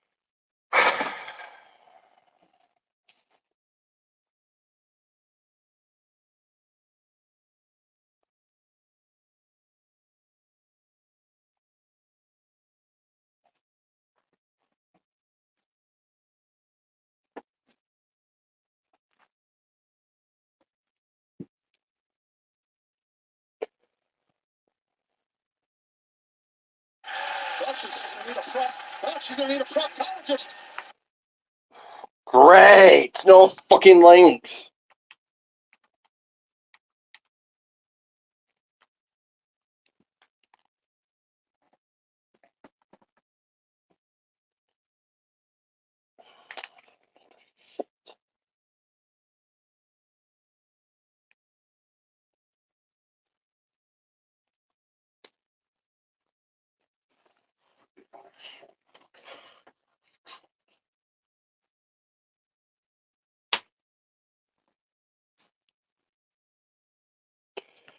Sorry about this, guys. I can't find a link to watch this. Sorry. Great.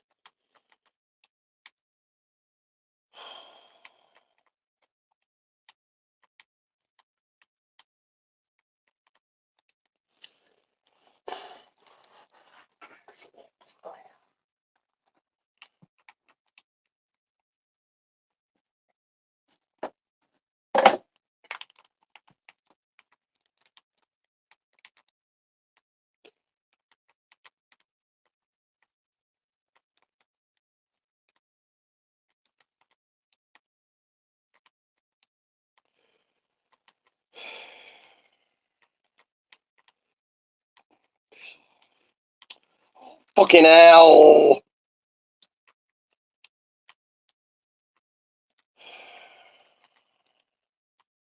Great. Somehow, someway, has retained the Ring of Honor World Tag Team Championship title to kick off Wrestledream. And the action from Seattle continues here tonight. So many huge matches. This one included Eddie Kingston, World Championship as New Japan Strong Openweight Championship on the line against Configuration. 1 second, guys. I finally got a link on, but these damn pop-ups. He looked in the mirror, climbed the mountains, and vanquished his greatest foe. This championship and this championship. The Ring of Honor Fucking hell. Strong Openweight Championship, Chicago. Kingston, double title match, and then represents the spirit of the It's a strong style spirit. It's my roots. I'm ready to inherit and take over.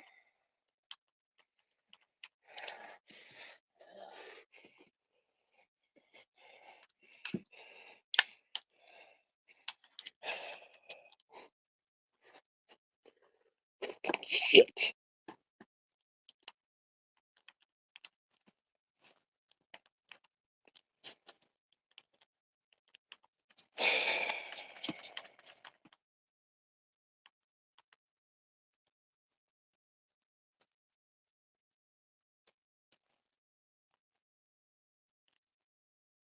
Give me a second, guys. Fucking hell.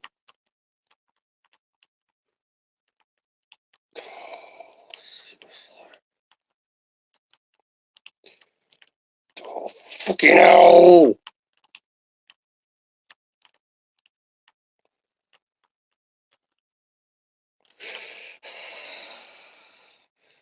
A lot of shit.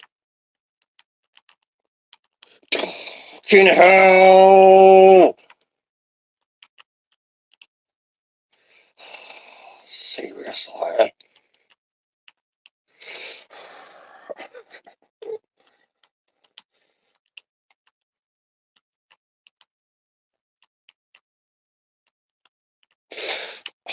Oh.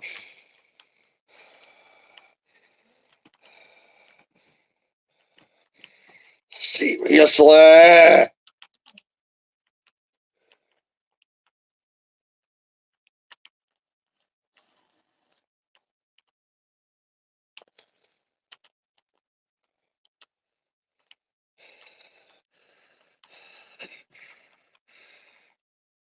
Oh, fucking hell.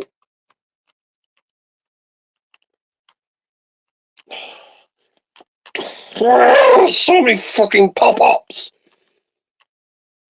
A lot of shit.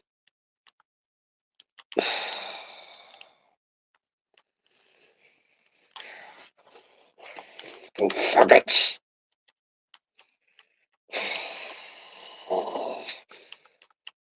Fucking hell!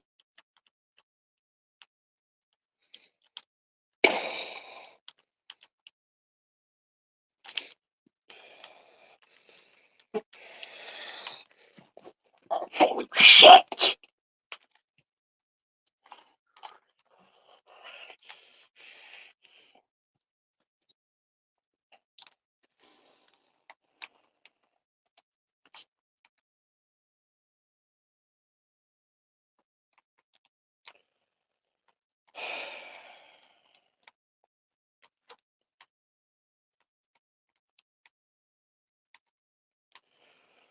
Fucking hell!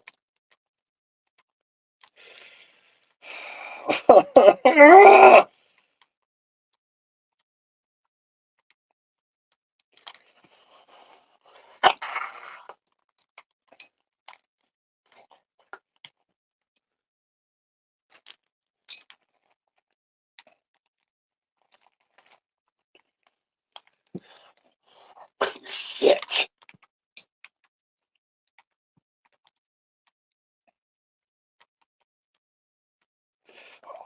Fucking hell!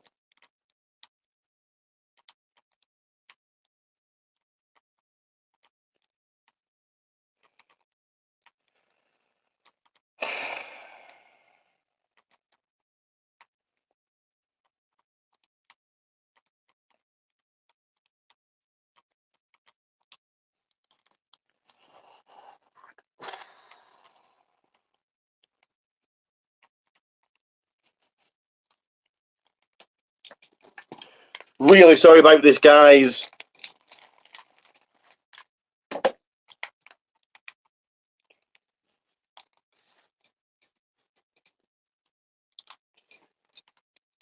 Fucking hell!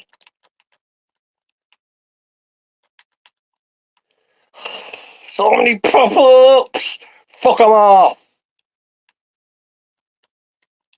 Oh, piss off! I ain't interested.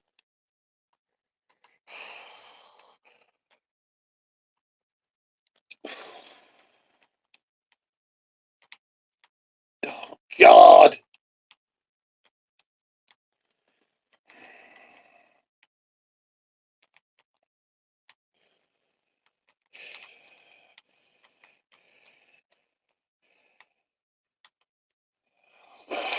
Fuck hell!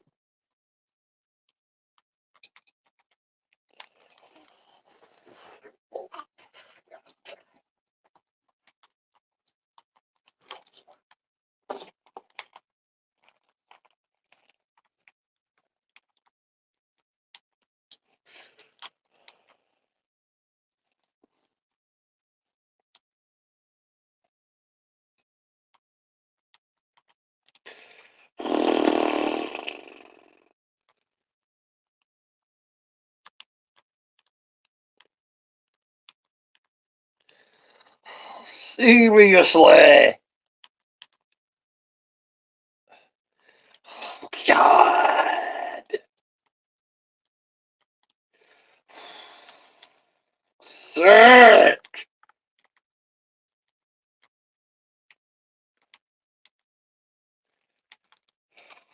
Shit.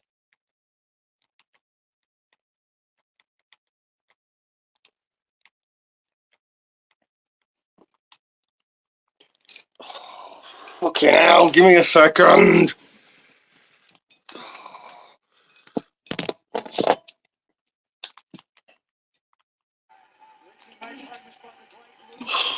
Right, finally. Sorry about that, guys. Found a fucking link.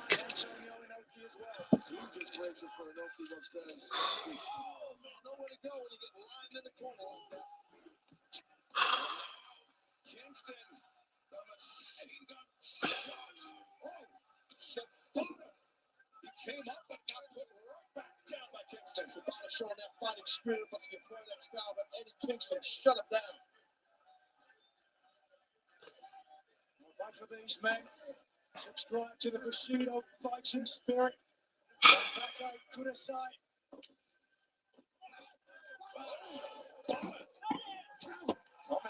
So completely missed the first match But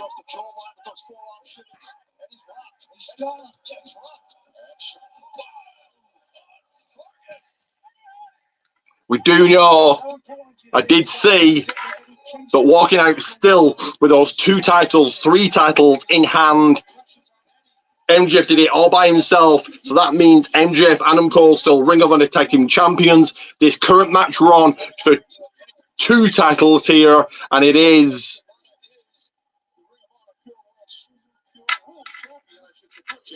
Eddie Kingston defending both State Championship, Ring of Honor TV title, and strong open weight championship title, gold against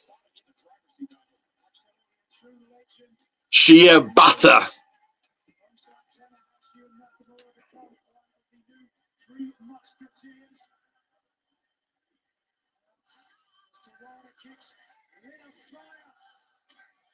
Kingston firing like shots. Shibata comes in. Lariat. Neither man willing to give ground. A slugfest breaking out here in Seattle. High physicality. Eddie Kingston getting worn out a bit. And so Shibata hit us. All of that physicality does not come without a cost. As Kingston looking for Exploder, perhaps. He's got it. High collar, Exploder, all of the momentum. How that? Oh, nice. Back heel trip on Solidarity. To go for the POWERSLAMS out there. That's what that was. And walk us through that, Solidarity. Because, I mean, it kicks in the back of his head, goes straight down into the mat. Oh, there's that Exploder. Good back down to that high collar, but the Solidarity is a back leg sweep. When the arm is wrapped around Eddie's head, usually that's where the collar of the key would be held. So sorry about that, guys. Technical problems, but we are into the second match. Like I said, Shibata taking on Eddie Kingston for both championships on the line.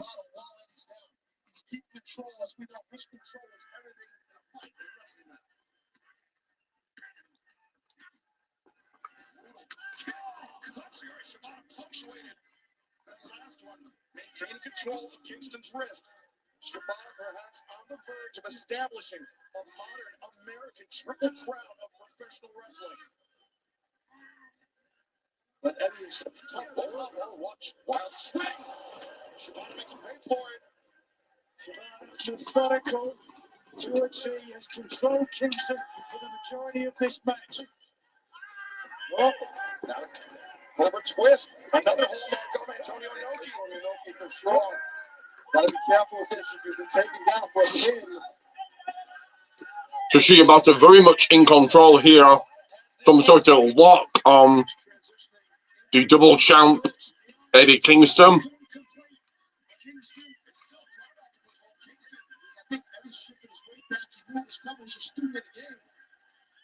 Kingston is fading though. Shibata might have this right here. Shibata, he's out. I think he might be out. Shibata's about to win. The referee told him, forcing the rope break. I mean, if this was a pure rules match, Kingston, he would have expended all of his rope breaks, but not the case here tonight. Not the pure rules, but to your point, Dunsky. But hey, listen, he's worn out right now, and thanks to Shibata. I think Kingston, I couldn't quite see his lips right. I believe he asked the referee if he tapped. Material point it was contested on the pure rules. Shibata would now be champion. Shibata fighting back. Shibata with the kicks now. Kick to the midsection of Eddie Kingston.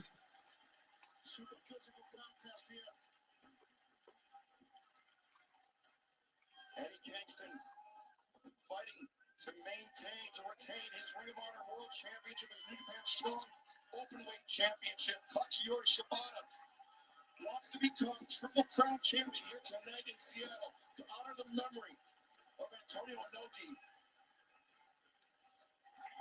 Now elbow strike. Shibata. Think what it means for Eddie Kingston as well. Fighting for his life. Eddie Kingston now battling back. The New Japan Strong Champion too. This means everything to Eddie Kingston. Kingston really leading in hard with those chopping hands. He got it. He'll do it. Kick out a one. Kingston. Kingston now into the cover. Not yet.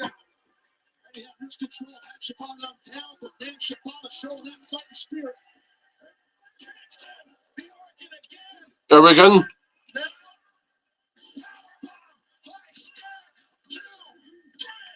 And there we have it.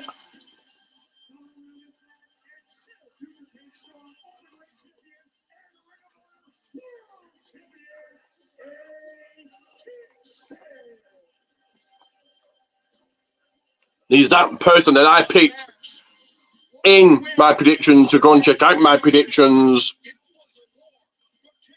Is still holding not one, but 2 titles, 2 championships, 2 pieces of gold. Eddie Kingston.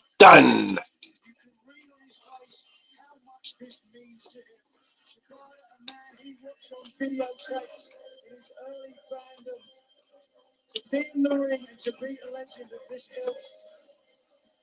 There have been many experiences like this in someone's career. Yeah, that's an awful moment. You'll never forget. Both men respecting each other heavily right there. That's good stuff.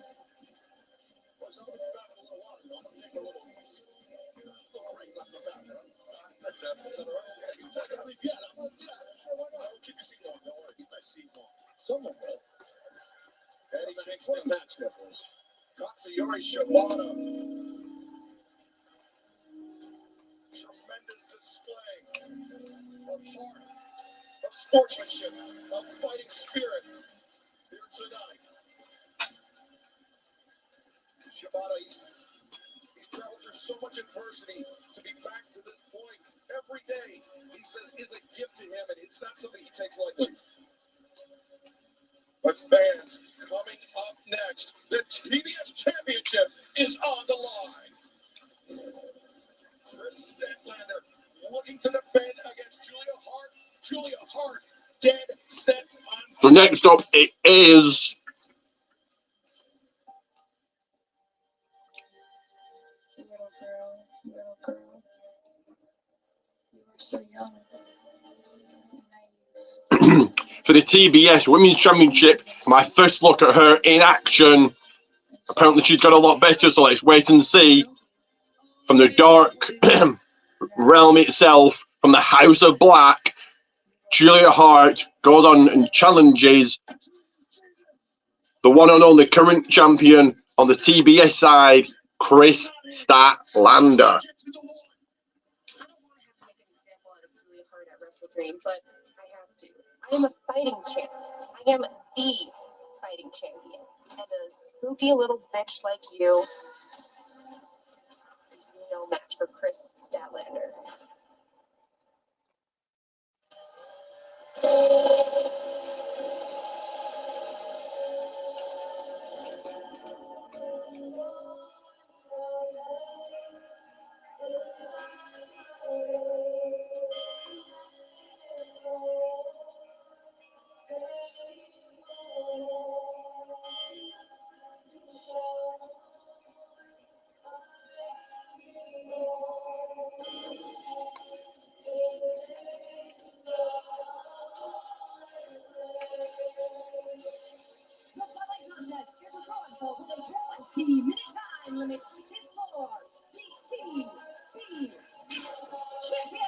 Here she is with Brody King from the House of Black.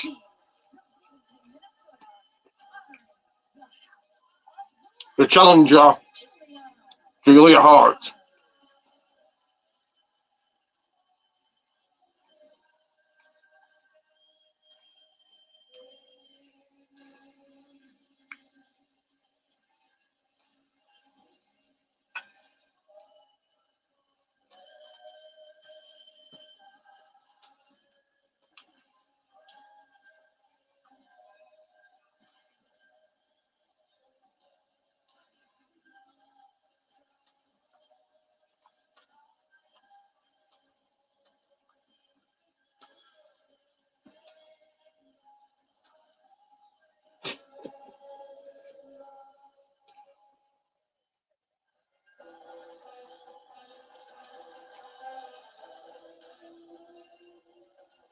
Two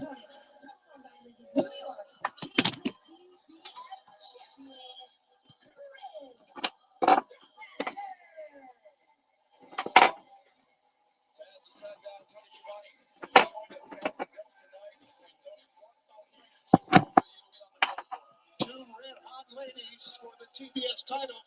Antonio Excalibur, you two, Nigel. How about what we've seen so far? Just a comment. Eddie Kingston and Shibata tore it up, didn't they? Certainly did. They did Inoki's son crowned their son.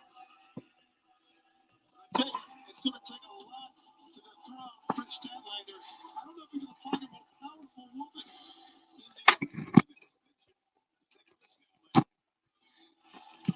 She has been dominant as TBS champion, but Julia Hart presents a very interesting puzzle for Chris Statlander to solve. But it is the power of the champion against the agility and cunning of the challenger. May 11th, 2021, Julia Hart makes her AEW in-ring debut. It was a loss for Julia Hart to Chris Statlander.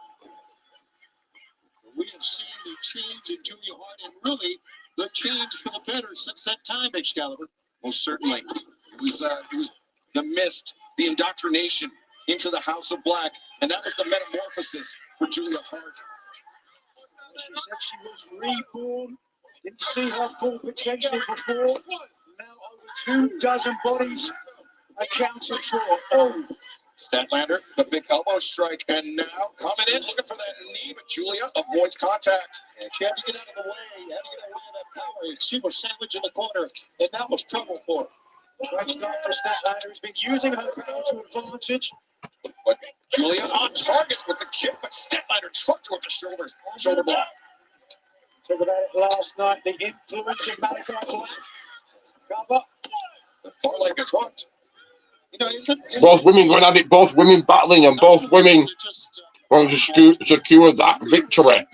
Since she got the mist to the face. Well, one man's influence is another man's brainwashing, perhaps, but either way, it's been effective for Julia Hart, who's been able to use those strikes to her advantage. Come up, here we go. Julia, the roll up. Statlander able to kick out. April 25th, 2022. Julia Hart's last in-ring loss. It was Chris Statlander victorious once again. Since then, Julia Hart a 28-match unbeaten streak. But Statlander, the power on display, the agility of Julia Hart. Great ring awareness. We bring up her cheerleading background all the Ugh. Right, the link just went off. Give me a second.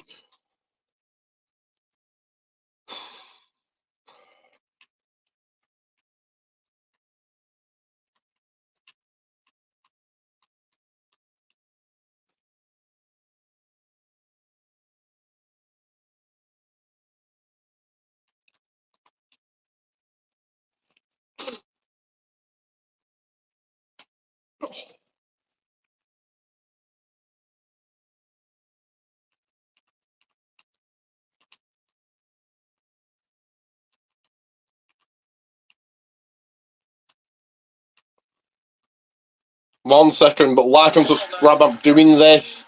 So many pop-ups here. bit of space, a little bit of respite. Gives her the opportunity to take a shortcut and drag the champion out. A handful of hair by Julia Hart dragging Chris Statlander out of the ring, and now Statlander deploys to. 1 second. Like, subscribe. Sorry about this. More technical difficulties.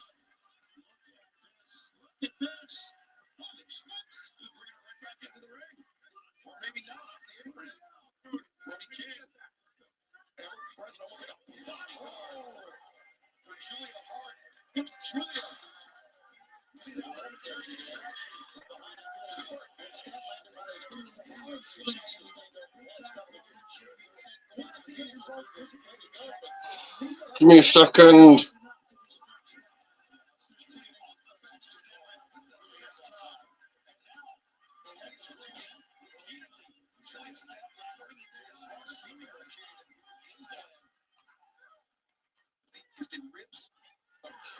Got it back on. Let me make it full screen.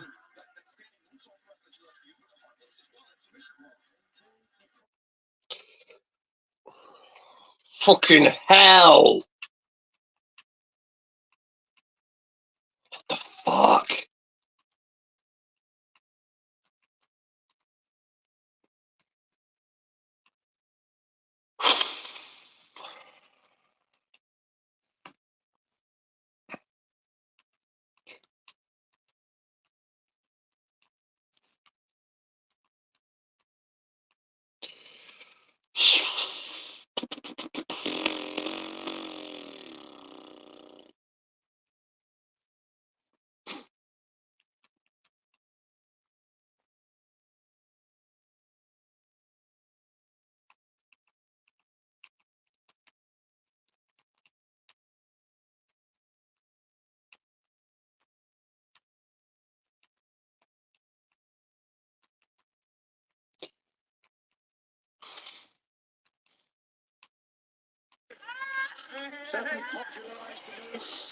He was hammering down on the ribs with that elbow as well. Right, got it back on for now. Hopefully it stays on.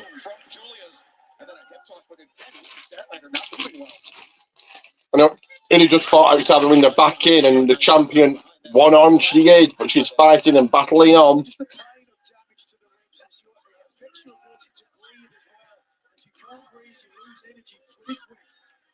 Statlander needs all the energy she could get to all that power. There's some Desperation power slam, but for Statlander, not able to capitalize on it. champion's hurt. Needs to open her mouth wide, suck in as much oxygen as she can. Like they were talking about, Nigel, she is eating, she is trying to get a breath. You can see it. Statlander in with the uppercut, and now the knee to the side of the head. Statlander leads under bomb. Statlander now. Blue Thunder Bomb. Julia Hart kicking out. Statlander seems a little bit stunned. Julia Hart has been able to get as much offense in thus far. Oh, wait a second. Could be looking for it. Sunday Night Fever, no. Statlander runs through the lariat attempt. Julia goes underneath and a stumble there by Statlander.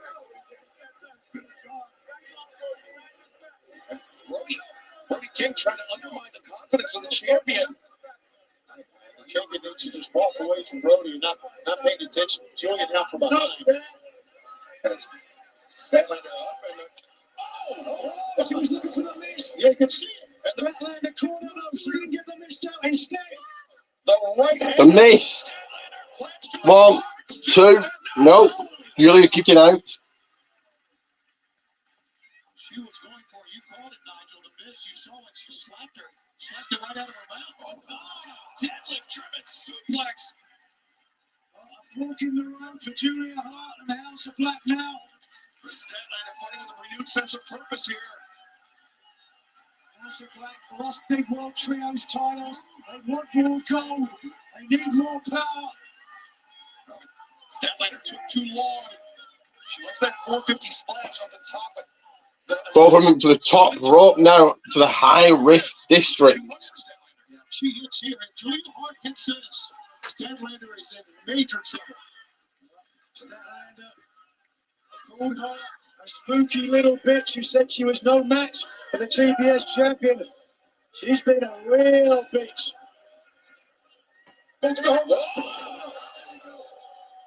Chris Statlander getting thrown off the top rope. Julia using her dark powers. Julia looking creepy here. Actually getting the crowd behind her. Could she win it here?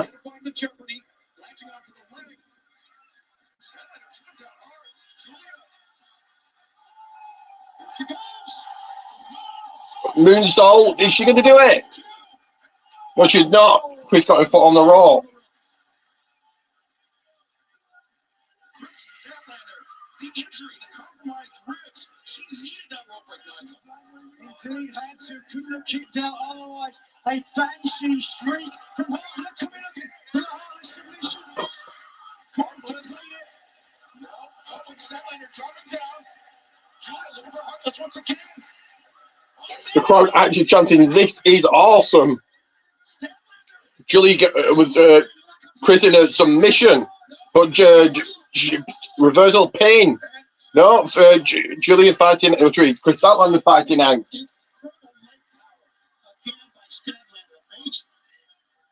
Statlander snakes her hand through. It's Julia up under the shoulders.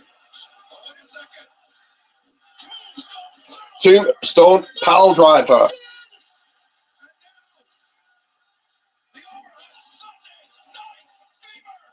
Sunday Night Fever 1, 2, 3, and she does it.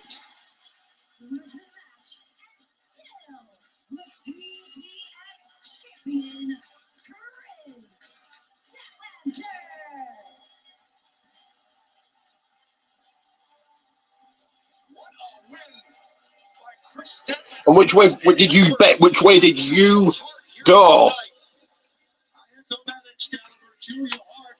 Retention for a brand new champion.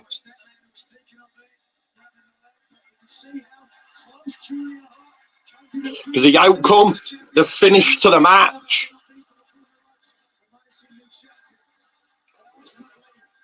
Simply known as a retention, and Chris Statlander still, I say still, TBS Women's Champion. Decent, we've got a decent match there. Julia, yeah, impressed me. 15-0 here in 2023, still a 10 for Statlander. And Julia Hart being brought to the back by Brody King, the House of Black. Unsuccessful in their efforts to bring gold, bring championship back to their organization. And you want to talk about championships. Who will challenge for the AEW World Tag Team Championship? Will it be the Young Bucks? Will it be the Guns? Will it be the Lucha Brothers? All former AEW World Tag Team Champions in their own right. Or will it be Orange Cassidy, Nicole Harden, and Handsome Devil?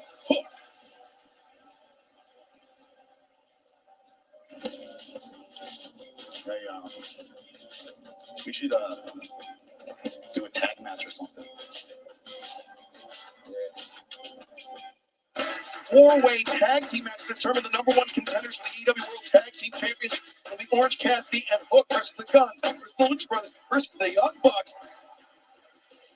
The BTE Trigger. What a shot. Talk about impact. I'm impressed by what the Guns just did. Austin and Colton, they got it done. Oh, Lord. Another great world tag team here in the Lucha Bros. There will be 3 former AEW World Tag Team Champions competing in this four-way match to determine number one contenders. But the team, I think, with the most momentum is Orange Cassidy and Hart.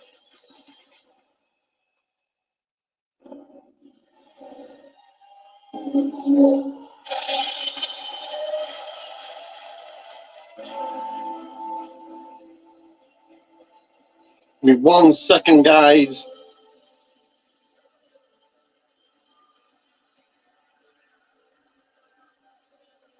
The following contest is a four-way tag team match set for one fall with a 20-minute time limit.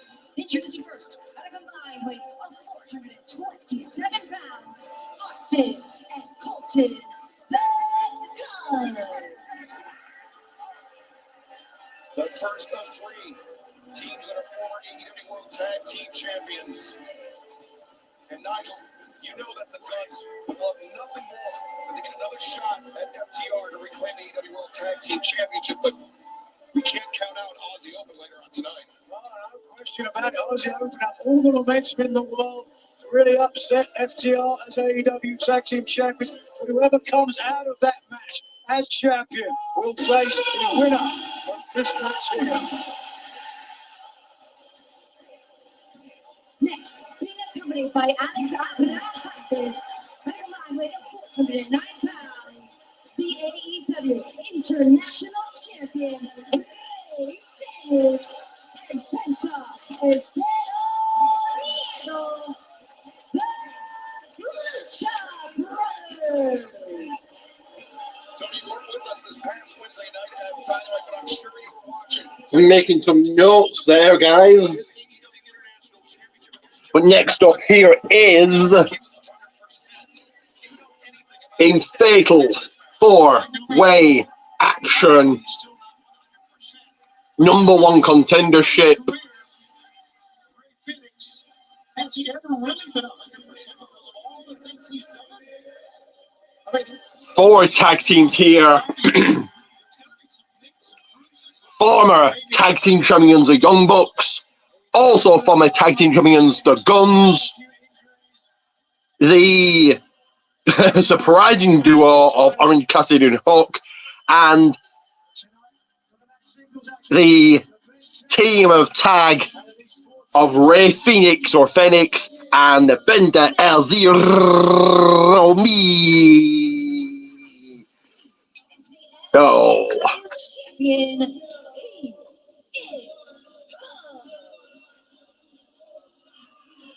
FTW champion, the cold-hearted action devil.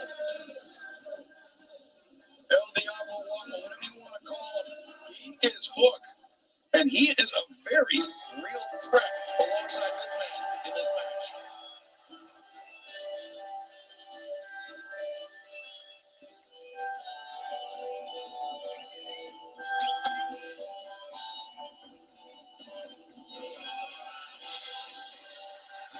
And his tag team partner from wherever, weighing whatever, freshly squeezed, Orange Cassidy. really like this team. And I like it because not only the personalities, but I think they really complement each other so well. Look forward to seeing them get a world title shot down the road if they all even come across as winners here. Violent apathy, I like to call them. Certainly a clash of styles on a show where we honour arguably the king of strong style, king of small style, Orange Cassidy. That's a mouthful, certainly. A great addition to the team. TW champion Hook, Orange Cassidy. Cassidy was victorious in the four-way match at Dynamite this past Wednesday between some of the competitors in this match. And so I think the most momentum. 1 second, guys. Give me 1 second.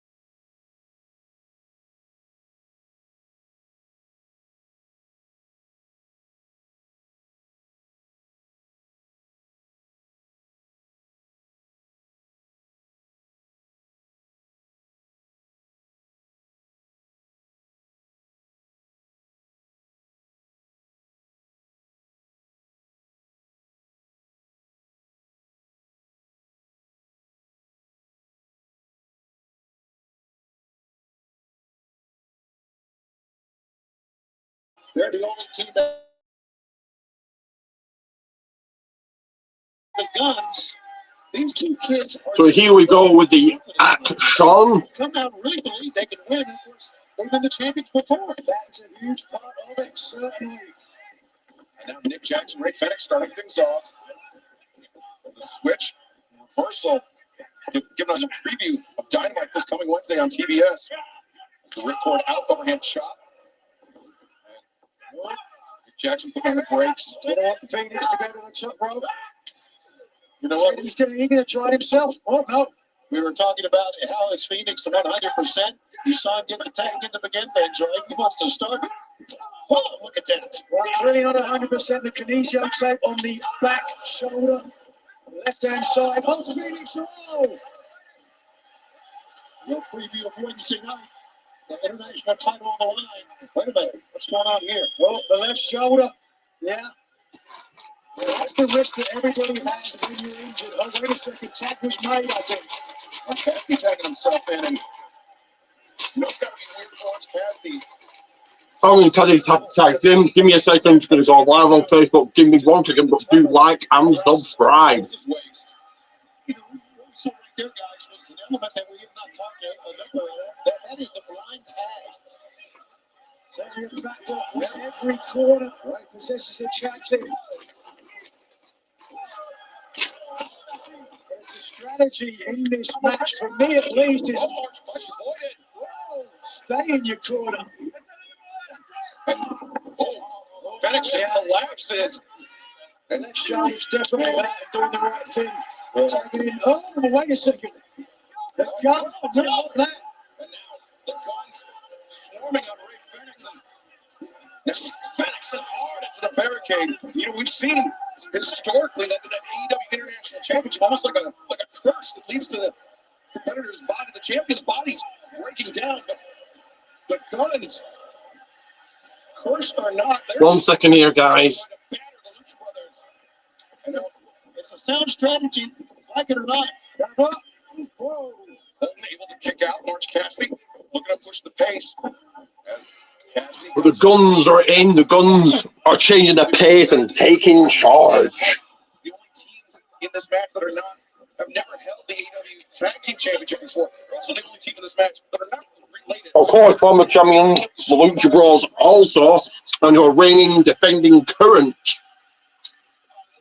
international champion Ray Fenix, but Tagged himself in, which I guess. the guns trying to pin each other, but obviously they can't do that. Young Bucks in, Young Bucks are Title opportunity. Referee Paul Turner not allowing. showing the 5 takes on now. Super kick. Nick Jackson, the rib breaker, backbreaker combination. Tremendous. Going into the midsection. The launch into the Hurricane Rana by Nick. Absolutely seamless. Young Bucks looking in fine form here tonight. Open gun. Bandera launches Nick Jackson up and over the top. Matt Jackson launched over the top as well. And There was a check made by Matt Jackson, now the legal man. open gun. Oh, he hit hard. Oh, and that kick hit even harder. Yes, it did. Now Orange Cassidy. Matt Jackson legal.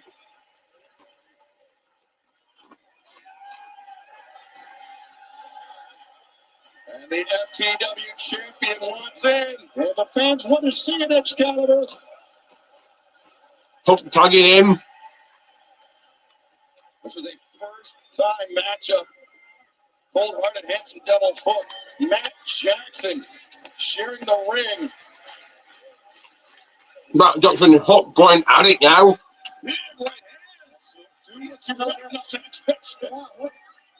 Lighting forever right there, and as you saw at the bottom of your screens, Housen available now on video games. Whoa! And EW fight forever as Matt Jackson comes underneath. Oh, look at Matt Jackson, Northern Light suplex. Oh, got caught, was looking for the guillotine. No, but Hook. Northern Lights of his own. Floats over. 1 second down, we'll be back. The calling action in a second. Like and subscribe, like and subscribe.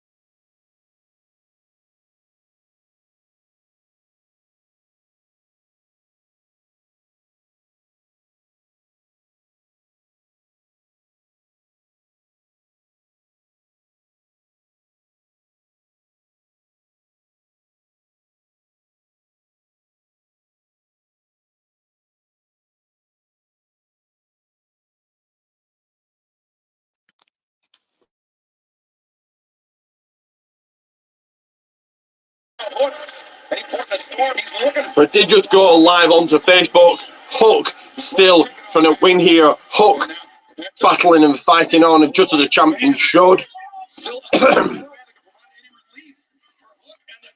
And a tag, and he just tagged in Penta.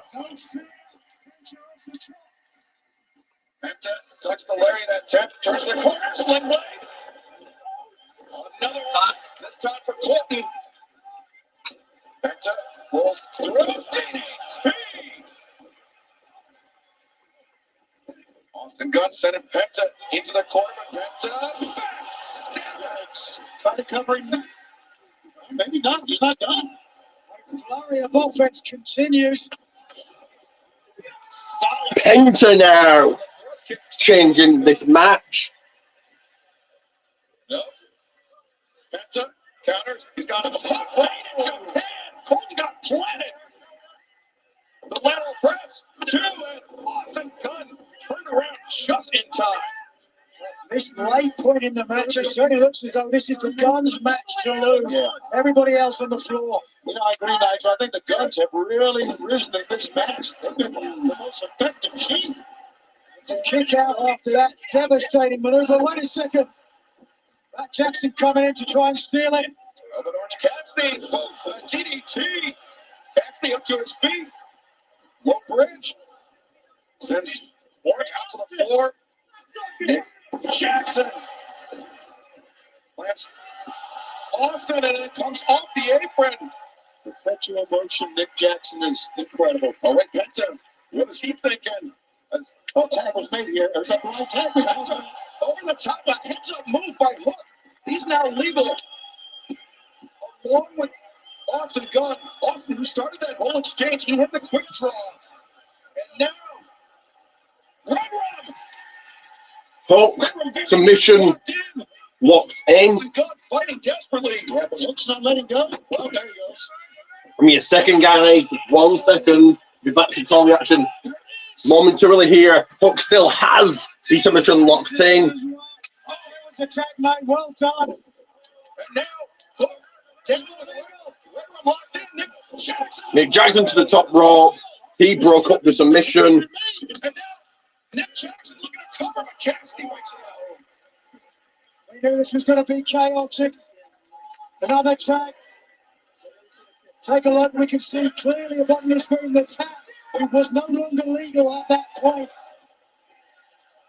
And now, Penta is looking for the fear factor on Orange Cassidy. Cassidy maybe taking beach break here.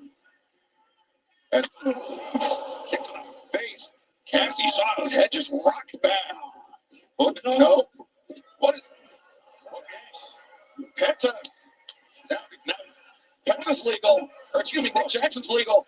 It's, wait a second. Look at this. What the hell are we looking at? No!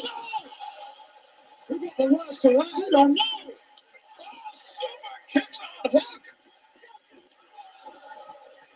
Super kicks for Colton Gunn. Hook, Young Bucks looking to dish out those super kicks. Now Nick Jackson. The action has just turned quickened on super kick. The box, the super kick now. BT trigger. This match and earning a future shot at the AEW World Tag Team Championship. They are 2/3 of the Ring of Honor World 6-Man Tag Team Champions, the Young Bucks. I thought the Guns had a great match. Inter had to go it alone, and the Bucks came through. What about Hook and Orange Cassidy coming together? Tremendous chemistry shown by Hook and Orange Cassidy. All 14 And the Bucks of Youth. Still. Give me a second. I imagine he's getting attended to by the training staff in the back. But the story, Nigel, the Young Bucks earning a shot at the AEW World Tag Team Championship. You know they probably want FTR, but all the Open are not going to go down without a fight later on tonight. No question about it. Ozzy The winners of this Fatal 4-Way match going on to get a tag team title opportunity. Bit of a shocker here, bit of a surprise. I did not pick these. The Young Bucks. champions, the challengers, FTR for Aussie Open later on tonight. I gotta think the momentum that FDR have going into this match, I think it's going to make them a favourite, but it wouldn't surprise me. I think, as a gambling man, a good bet would be Aussie Open. Tony, same question. Who you got? I can't go against FTR. I think Dax and Cash are right. The pacing of the matches, I think, have been spectacular so far. You've had, well, three matches? 4 matches in an hour, so that's fantastic. That was grotesquely saccharine. But a complete change of pace. This is a grudge match in no uncertain terms. It's gonna be intense. It is gonna be Swerve Strickland, Hangman Adam Page. For a year and a half, every day that I would come to work, I felt that there was a little black cloud over my head that I could never get rid of. I beat John Moxley. I reunited with my friends in the Elite. It felt like I should have been the happiest man in the world, but every time that I started to smile, that little cloud came back and it started to rain. It's a shame that your wife and kids got to see their father walk away from more responsibilities. And I wasn't before, but I'm still here. I'm coming for that spot that you act like you don't even want. These people, they deserve the best of me. Swerve signed a contract in blood. What's a buckshot to a kill shot? That's what you'll get, Seattle. You will get the best of me. And next here,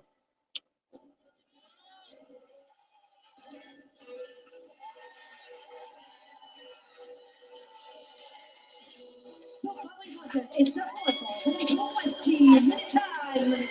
Introducing first from ASPW, weighing in a good match in one-on-one singles action, 1 versus 1, Hangman Adam Page to take on Swerve Strickland.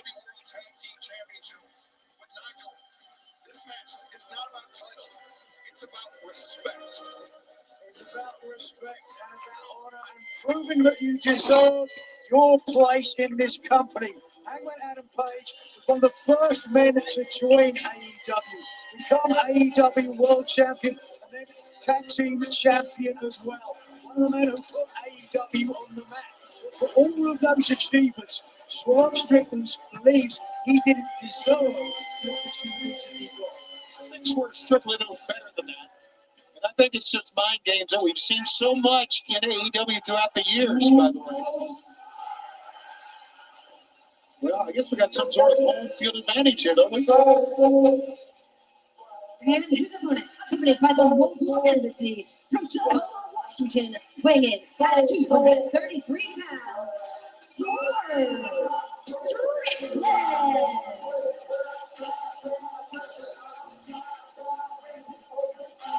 Seattle is Swerve's house, but by the looks of it, Chris Knight trying to steal his head. Look at that, you get 15 minutes of fame. Been an internet meme. This is all about Swerve Strickland tonight, proving he should have Hangman Page's spot. Tony, stop doing that dance. Sit down. It's contagious. I'm sorry, I can't help it. I don't have the hips that Chris Nana's got, but I can move my elbows. I know you swerve when you drive, but this is a different thing.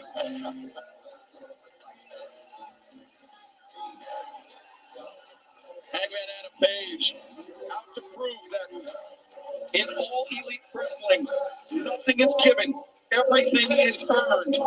And Swerve Strickland is going to have to earn it here tonight. He's going to have the crowd at his back.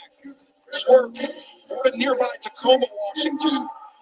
He said that Seattle is his house, that the Climate Pledge Arena is his house.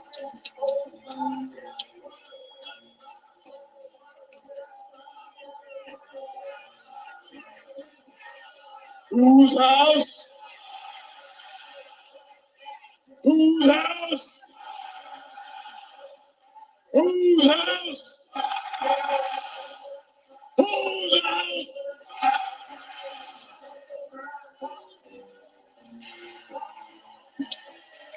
Giving Hangman Page a lot to think about, Nigel.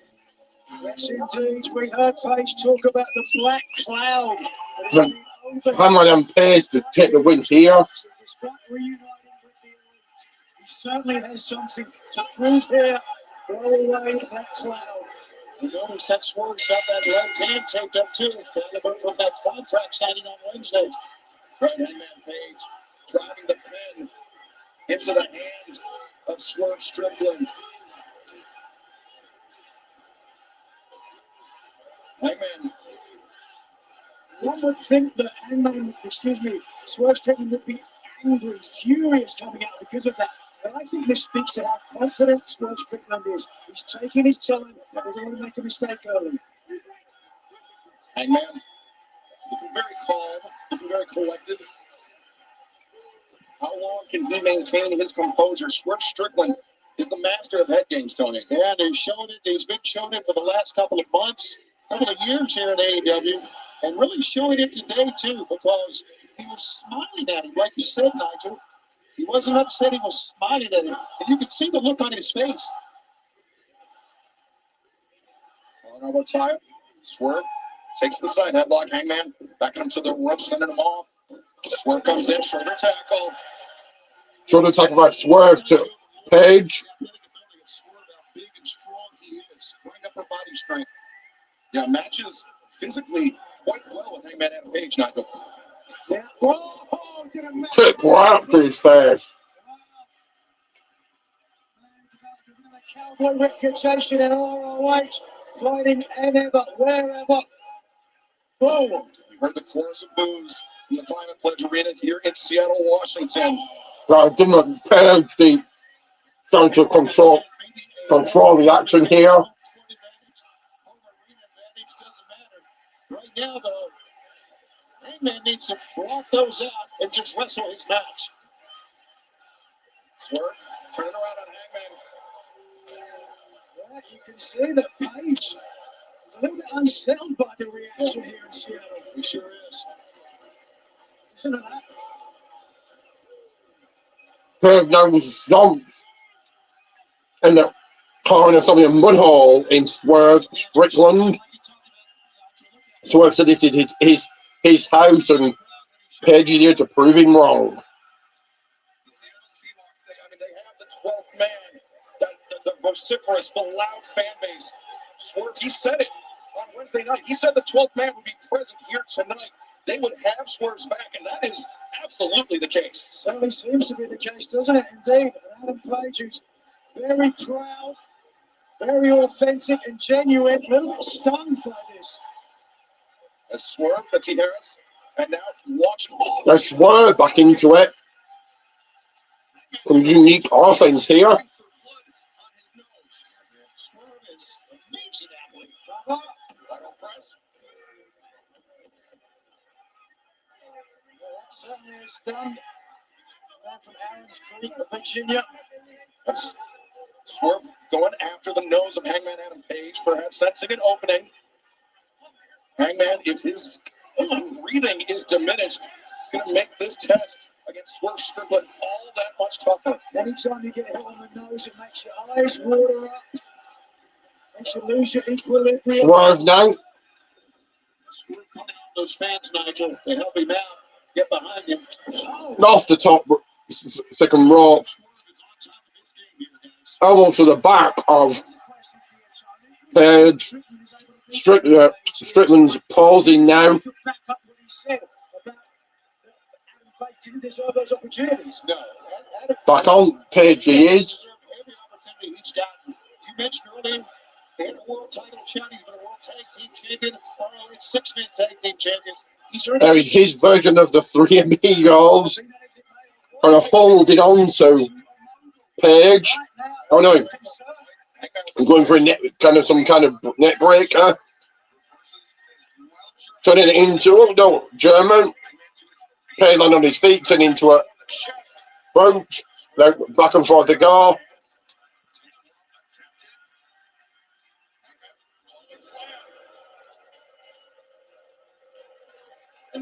Page getting heavy low boos here.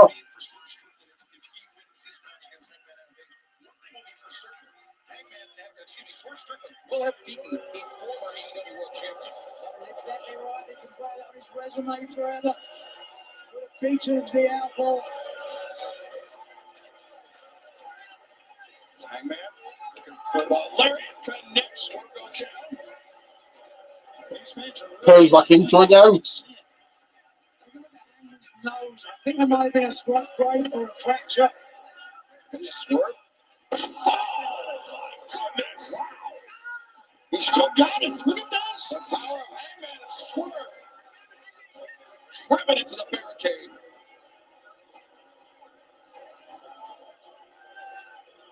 You see the redness on the nose of Hangman Adam Page.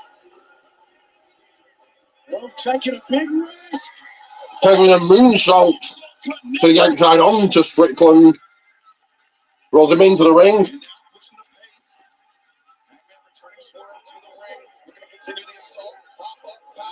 Pull up, powerbomb. 1, 2, no, not quite. Not the left arm. Trying to get them both. Swerve rolling out the ring, stopping the action, breaking up the action.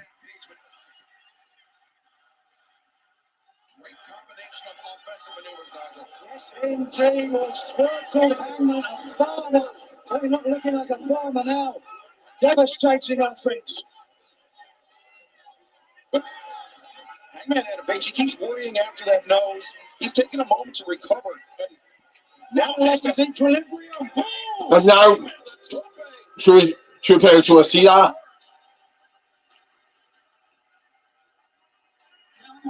Farmer doesn't matter. Let's hear it for the farmer of the world, man. With that, tough man.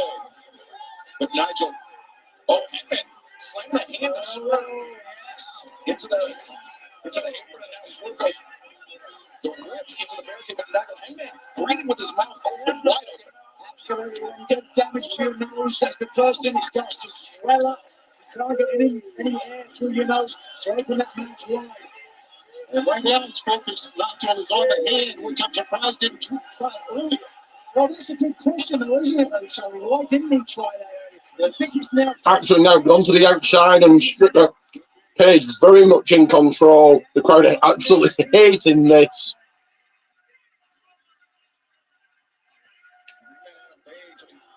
So Page smashing Strickland's hand onto the steel steps. Back in he goes.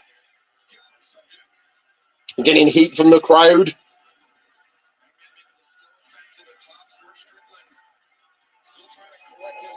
Page to the top. Is it going to cost him? He goes for a clothesline from the top. 1, 2. Strickland kicking out before the 3.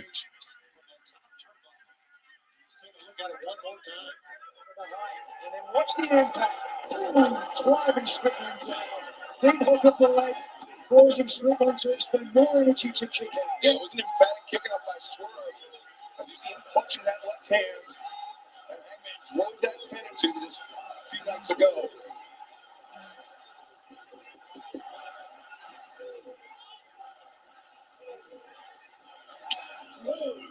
Swerve and Hangman. He did not let him go with that left hand, left wrist. It's just been actually quite a good match so far, but now Page still in control. German to Strickland. But Strickland right up just like that. Unique offense. Suplex. Brainbuster. 3, 1, 2. No, not quite. Didn't get him now. Didn't get him yet, should I say. He's living up to his words, didn't he? Incredible offense. Let's take a look at some of that. First, the flatline takes the cowboy down, but seamlessly into more offensive maneuvers. Absolutely incredible. And that came ever so close. Split second to defeating Adam Page. Swerve creates some distance. Still shaking off that hand, that left hand. Now coming in with the right-handed shot. Swerve again, backs out of the corner, catches the high boot, ducks under a knee, and Strickland's turned the action around to his advantage.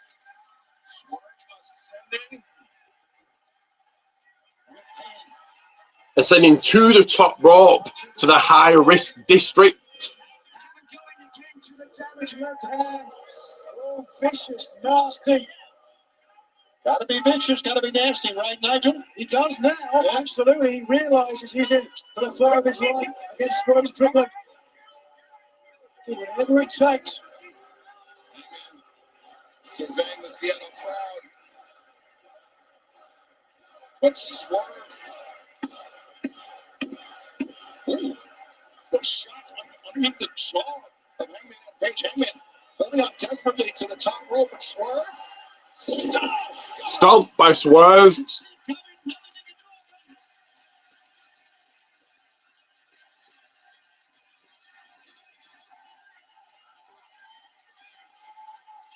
Swerve could be lining up for the house. Finisher. Kick to the back of Page's neck. 1, 2. No.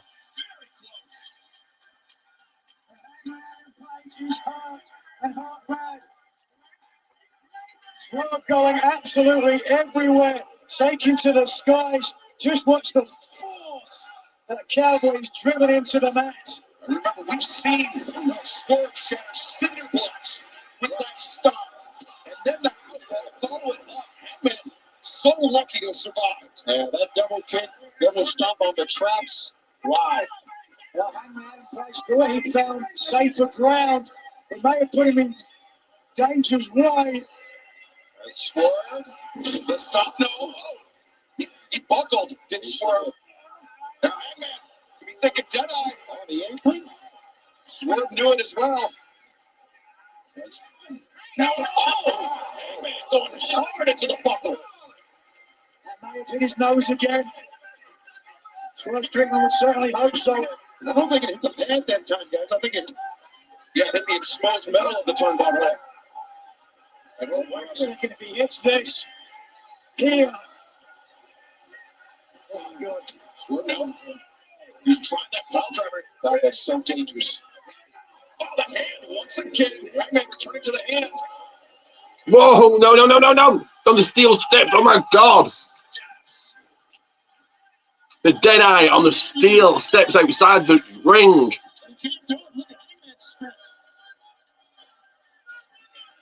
Swerve Strickland is out. But Hangman Adam Page in agony. He cannot capitalize. Take another look. Just watch the impact here. The head of Swerve Strickland. Strickland's head bouncing off the steel steps. Both men down outside the ring now. Not without its cost to Hangman Adam Page and his knees. Absolutely. Well, this Page who is using his knees to stand up right now. Look at Swerve Strickland.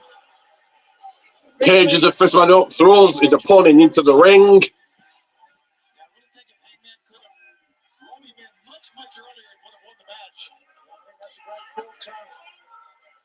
Understand why he didn't have it. That's Swerve. But be looking down both barrels of a buckshot lariat. As the boot back Swerve towards center. He is very, very dazed. If Hangman hits this, there it comes. No. A second one. Second boot. Page looking for the buckshot lariat here, but can he hit it? The third boot caught and an open-handed strike.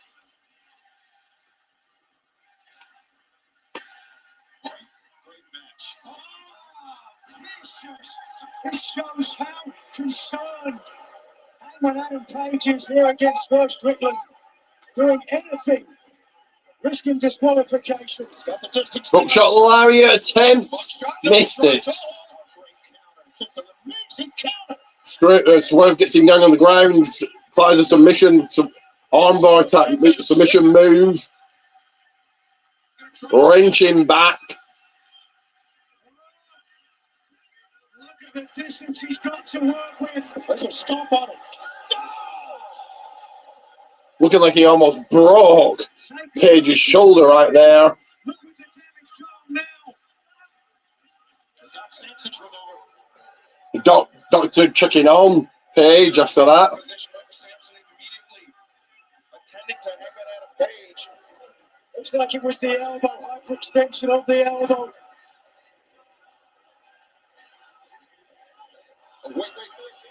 But Swerve says no, he's going up to the top rope. Stomp on the, well, Page was on the ring apron. Prince Nana dancing.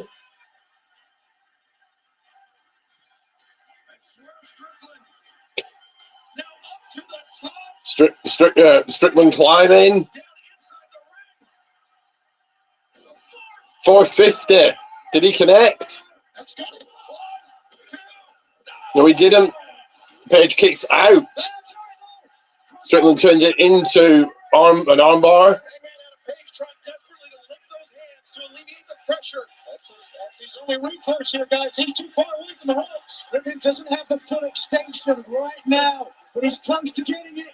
And Page fights it out. Page gets to the bottom, almost.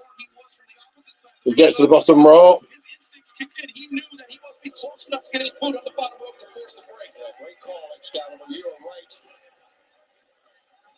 Adam Page, agony etched on his face. Let's take one more look at this stomp from the top rope to the apron. Oh, see the impact. But it needs some adjustments tonight, I can tell you that, on that neck. The neck, the arm of Hangman Adam Page, the nose. Swerve Strickland with so many options here. Could be thinking Jam L driver. Hangman is up. But again to the hand, to the hand. That'll do it, come on. Pinfall from Page. Strickland kicking out. Oh, clothesline. That's it. No. Right across the face of Swerve Strickland, and now Hangman. No, Swerve counters. Into the Gigi Tommy. Now he's wondering if he can ride back. He can sit back. No, but Hangman turns in, and now almost like in a triangle. It's Hangman, but Hangman escapes and hammering down. The only option. Page just hammering down on Strickland now. Certainly was an erudite decision, wasn't it, this past week? That has saved Adam Page on a number of occasions. Yeah, that is exactly right. That surely did. It saved him right there. Who's going to win this thing? We are in the middle of a classic. I just saw a family with a YouTube sign. Maybe we're saying like and subscribe to the People's Wrestling channel as Strickland takes control, taking over, going up to the high risk district, going up to the top rope.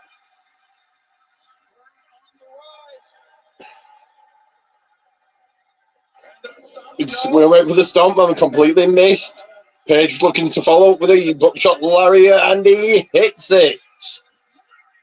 But nowhere near him, nowhere near to make the cover. Page's arm injured here. Hangman Adam Page with that right arm, that injured right arm, the buckshot lariat. He makes the call, makes the cover. Prince Nana putting Swerve Strickland's foot on the bottom rope.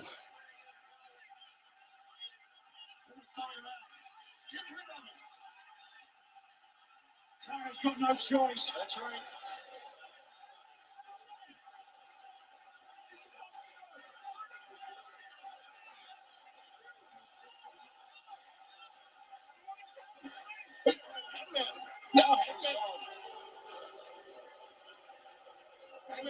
See the time. Or hear the time. Yeah, they can do all they want here, but that's the right call by Paul Turner. And now they ejected from now Hangman, he's looking for another buckshot on Swerve. And Swerve got his hands. And now Swerve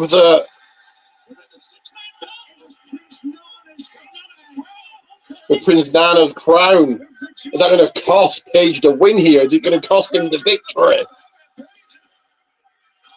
But no, Page kicks out.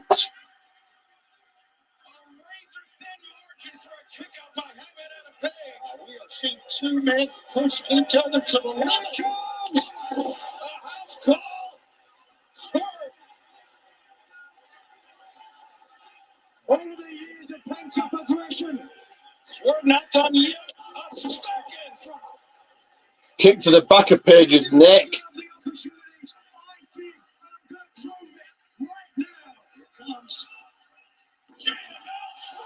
JML Driver, 1, 2, got him.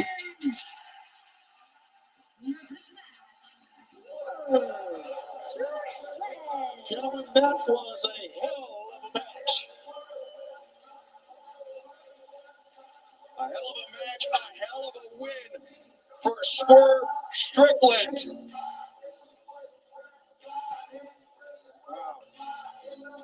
What a match. Let's have a look back at some of the incredible action here.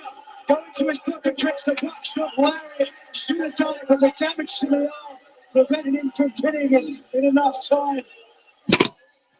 The match would continue here with Nana objective, using the tools on the headband and put the hangman down. Wasn't enough, but this was JML Driver with a deep hook of the leg. And the leader of the Mogul Embassy in his mind, Swerve Strickland, proves a point here. The man with the final 1, 2, 3, the one that mattered, the one that got him the win. And secured a kick in the win column. Hangman Adam Page being attended to at ringside. The damage done to that elbow, but Hangman Adam Page, I think the realization just setting in for Hangman. Yeah, indeed. Swerve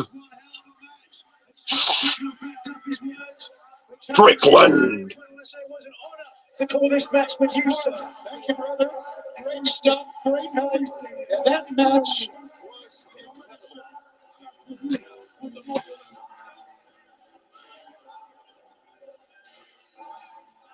Well, Swerve Strickland victorious here in Seattle.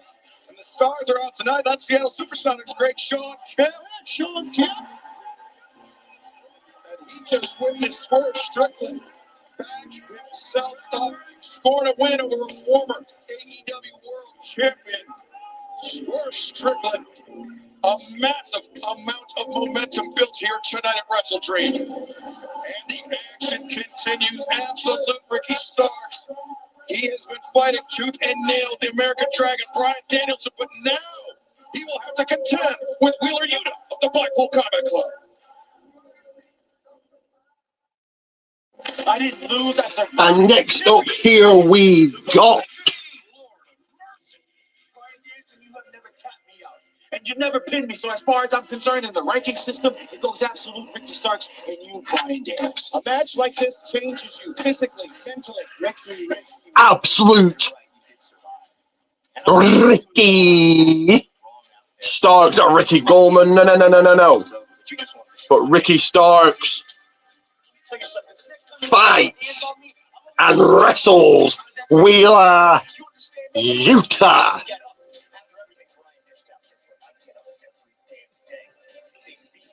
And before we get into this match, a word from my sponsor on one final video I'm going to play here. So first of all, that word from my sponsor right here.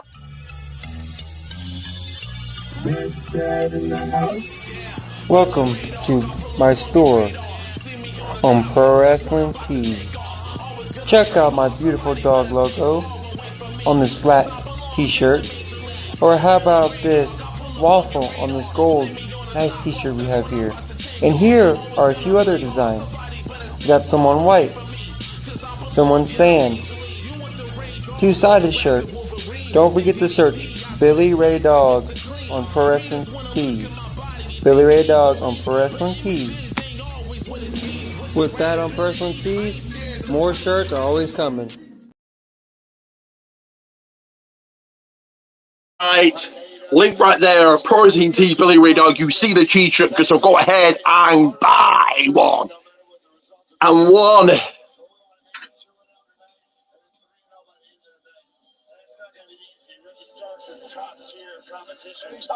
Final video, and perhaps the most important one. Remember, always remember, like and subscribe, like and subscribe. And this is a video you certainly, without a doubt, need to acknowledge.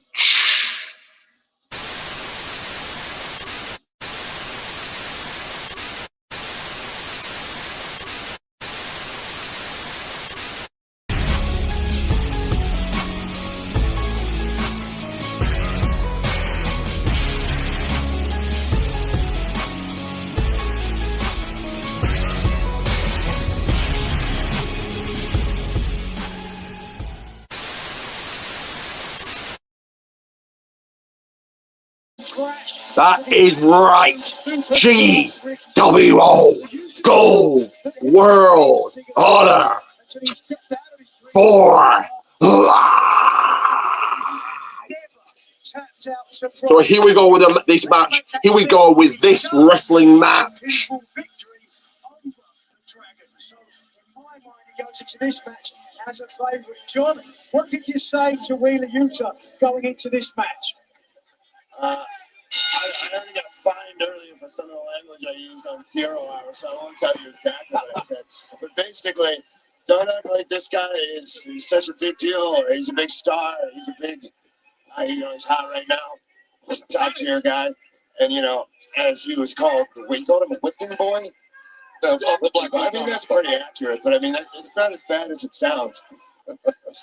I mean, he's got 2 arms, 2 legs, and you can pin him. Charisma helps pay the bills, but it doesn't help win matches. Blackpool Combat Club, Wheeler Yuta, a member alongside yourself, John Moxley, Claudio Castagnoli, and the American Dragon, Brian Danielson. I mean, 3 just now. And both Ricky and Wheeler here are looking the upper hand. A lot of mat base to start. Presentation, the style of the presentation. Style is everything, guys. Come on. Technique, certainly important. And of course, we will find out who is the best technical wrestler in the world very shortly. Zack Sabre Jr. finally puts that question. Keep his hands up here, Wheeler. Clean break. All 4 by referee. They get paid for that shit. All right. There we go. He's got 2 arms. Square jar, baby. Oh, starts and there's that fire out of Yuta. I'm not gonna lie, I think this is what Wheeler wants. Well, he's getting it. And Ricky starts pouring it up at Yuta. Maybe painting him. Starts and oh, we've seen how tough Ricky Starks is. That's right. Big Dragon Brian Danielson. He's doing it right in the mouth. Back elbow. Stagger Starks. He's up to his feet, but people forget about how important the accuracy is in the process of striking. Well, again. Whoa. Now, yeah, you're exactly right, JR. You can, throw a million shots up against the brick wall and not make a dent in it. Yuta. That was nasty. That's going to knock the wind out of him. Right through your nose, Wheeler. Point precision there. Draping the midsection over the top rope. Those are hard, meaty shots right with the top of the knuckle. And John will add up. You know that, an open-handed strike has just as much chance as a close fist strike of knocking an opponent out. Oh, 100%. Ricky Starks with the upper hand. Great guy, great name. Open hands is disrespectful.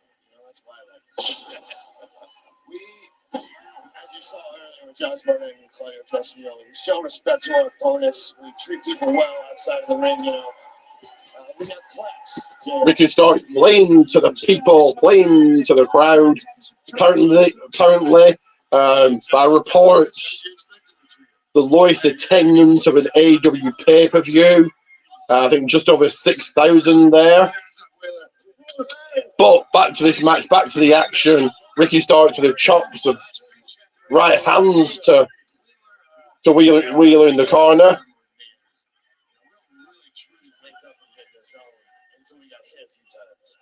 Like JR, from football. Right. Yeah. You don't really get into the game until the first hit. That's right. You got to get over that initial trepidation. Long been said and very, very true. When Wheeler gets beat up, and he gets beat up a lot, is when he really mounts up. Looking at you, John. Look at that. Oh, yeah. Ricky walking the top rope, kind of old school esque. The cover, but Yuta kicking out at one. Ricky Starks has called his start. Ricky is really, and like I said, great guy, great name. Ricky has really impressed me in this one. Ricky has really stepped up his game. Really taking it to Wheeler in this one. Wheeler has found it really difficult, really hard to get any offense here.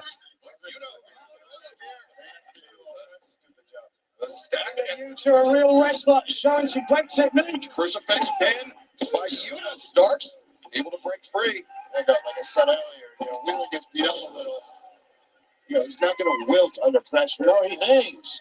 He hangs in. If he doesn't back up, great anticipation shown there by Ricky Starks, that belly-to-belly suplex. Yeah, Ricky's just getting better and better. He's just his own worst enemy sometimes. His mouth gets him in trouble. But thus far, he's been able to back everything he says up. But he is pretty, too. Reversal to Iron Ricky, but he's annoying with his mouth. So I don't know whether to bite him or take him on a date. Drop missing combination. Accuracy, JR. Accuracy is so important in pro wrestling. And Wheeler ain't got a lot of weight, but he put all the weight that he did have behind that. Off the top rope. Yuta comes flying in. Big elbow strike. So athletic is Wheeler Yuta. And that was a good pin, too. Every pound of weight that he had was on those shoulders. A lot of velocity off the top rope, and to your point, John, trying to fold Ricky Starks in half. Don't waste any time here, Wheeler. Stay on him. Starks, rears back, lands a solid shot on the jaw of Yuta. Yuta underneath. Oh, shout out to Justice Payne. If you know, you know. Deep cover. Wheeler, the cover, Ricky Starks with the kick out.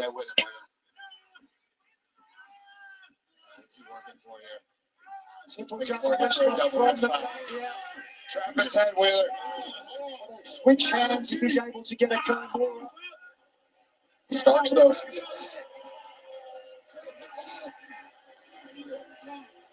Oh, wait a second. There's Big Bill. And Big Bill. Big Cass. Bill Morrissey. You can't teach. That is here. Like and subscribe on the front of his t-shirt. Like and subscribe on the back of his t-shirt. Ricky Starks with the cover. Wheeler this time kicking out. Wheeler now. Yo. DDT by Ricky off the rope. 1, 2.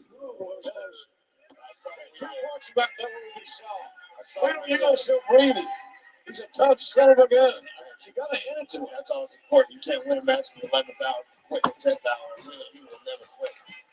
It was hard to watch him make that mistake and get so easily distracted. This is giving Ricky the upper hand and the advantage. Beautiful arm drag. Up by Starks. Powerbomb.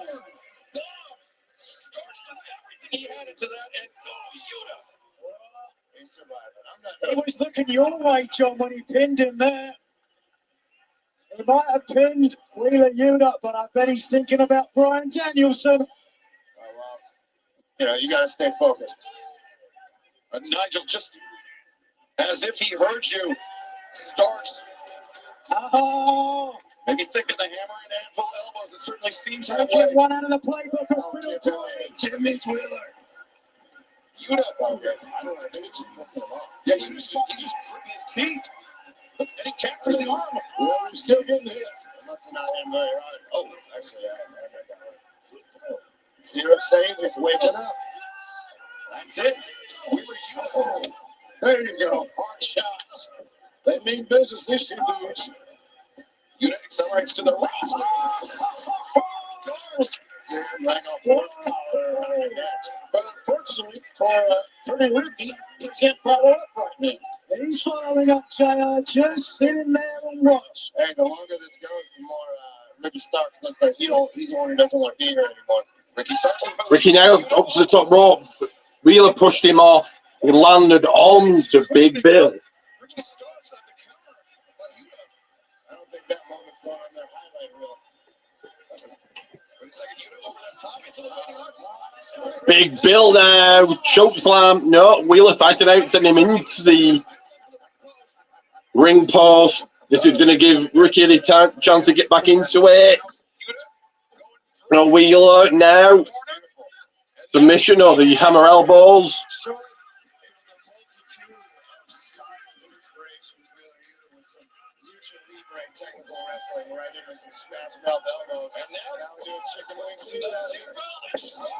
Ricky Stark still alive in this one. He didn't have a hold of that leg. That's the difference maker, John. Every time Wheeler Yutas blocked that leg, and it's resulted in a victory for him. Starks was prepared. If I knew how to make his arms throw longer, I would. But sometimes you can't reach a hold of the leg. Now the German suplex attempted, and Wheeler's got a hell of a German suplex too. Nice bridge on that kid.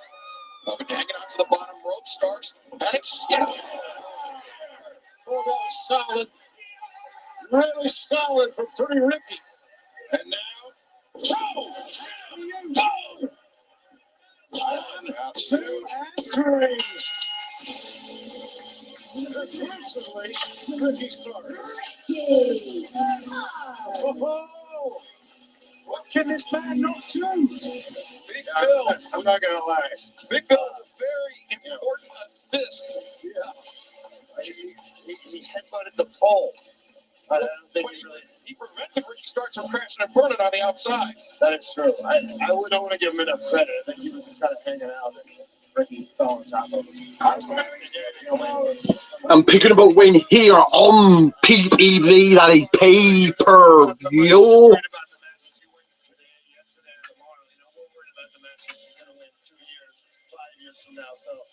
This is just another day at the office for us, another experience. I don't want to take anything away from Ricky Starks. He is a top-tier competitor.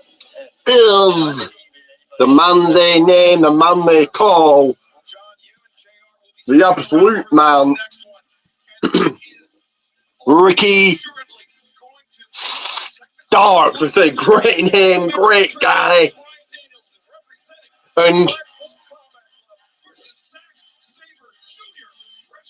next up is the dream match.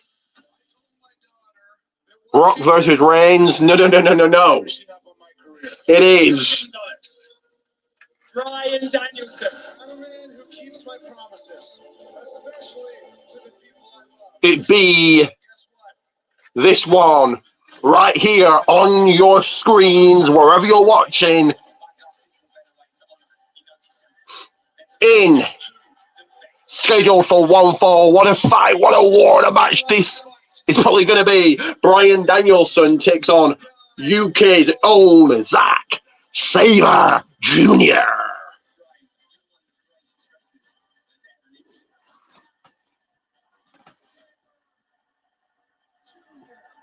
In 2023, Bryan, I end your career.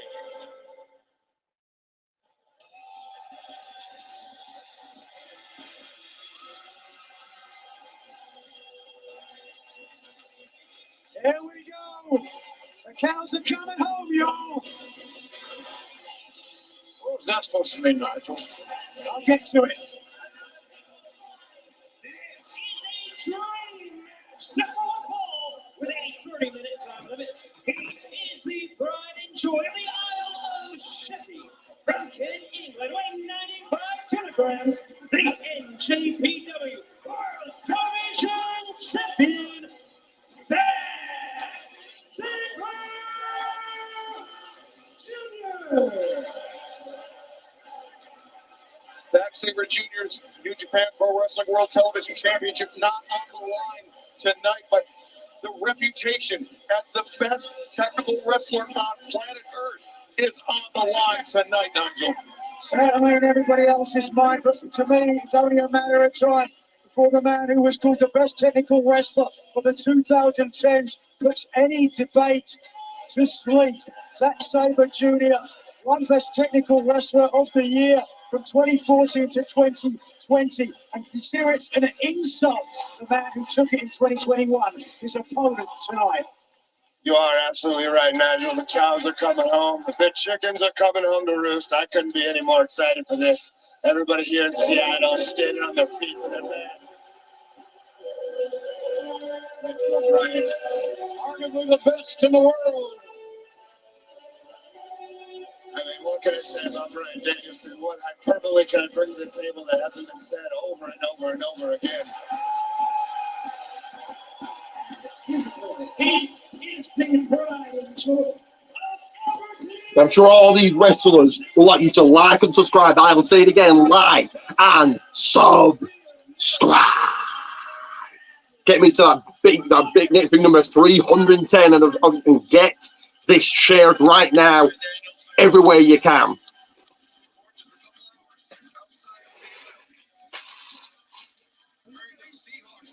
Yeah, what a desperate boy to get over with the fans here in Seattle. Cool what Swerve did it, but what Brian does to Nigel. Yes.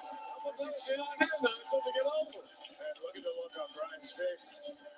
You see that he's at home in his element, not just he's in his own Taking a shortcut here.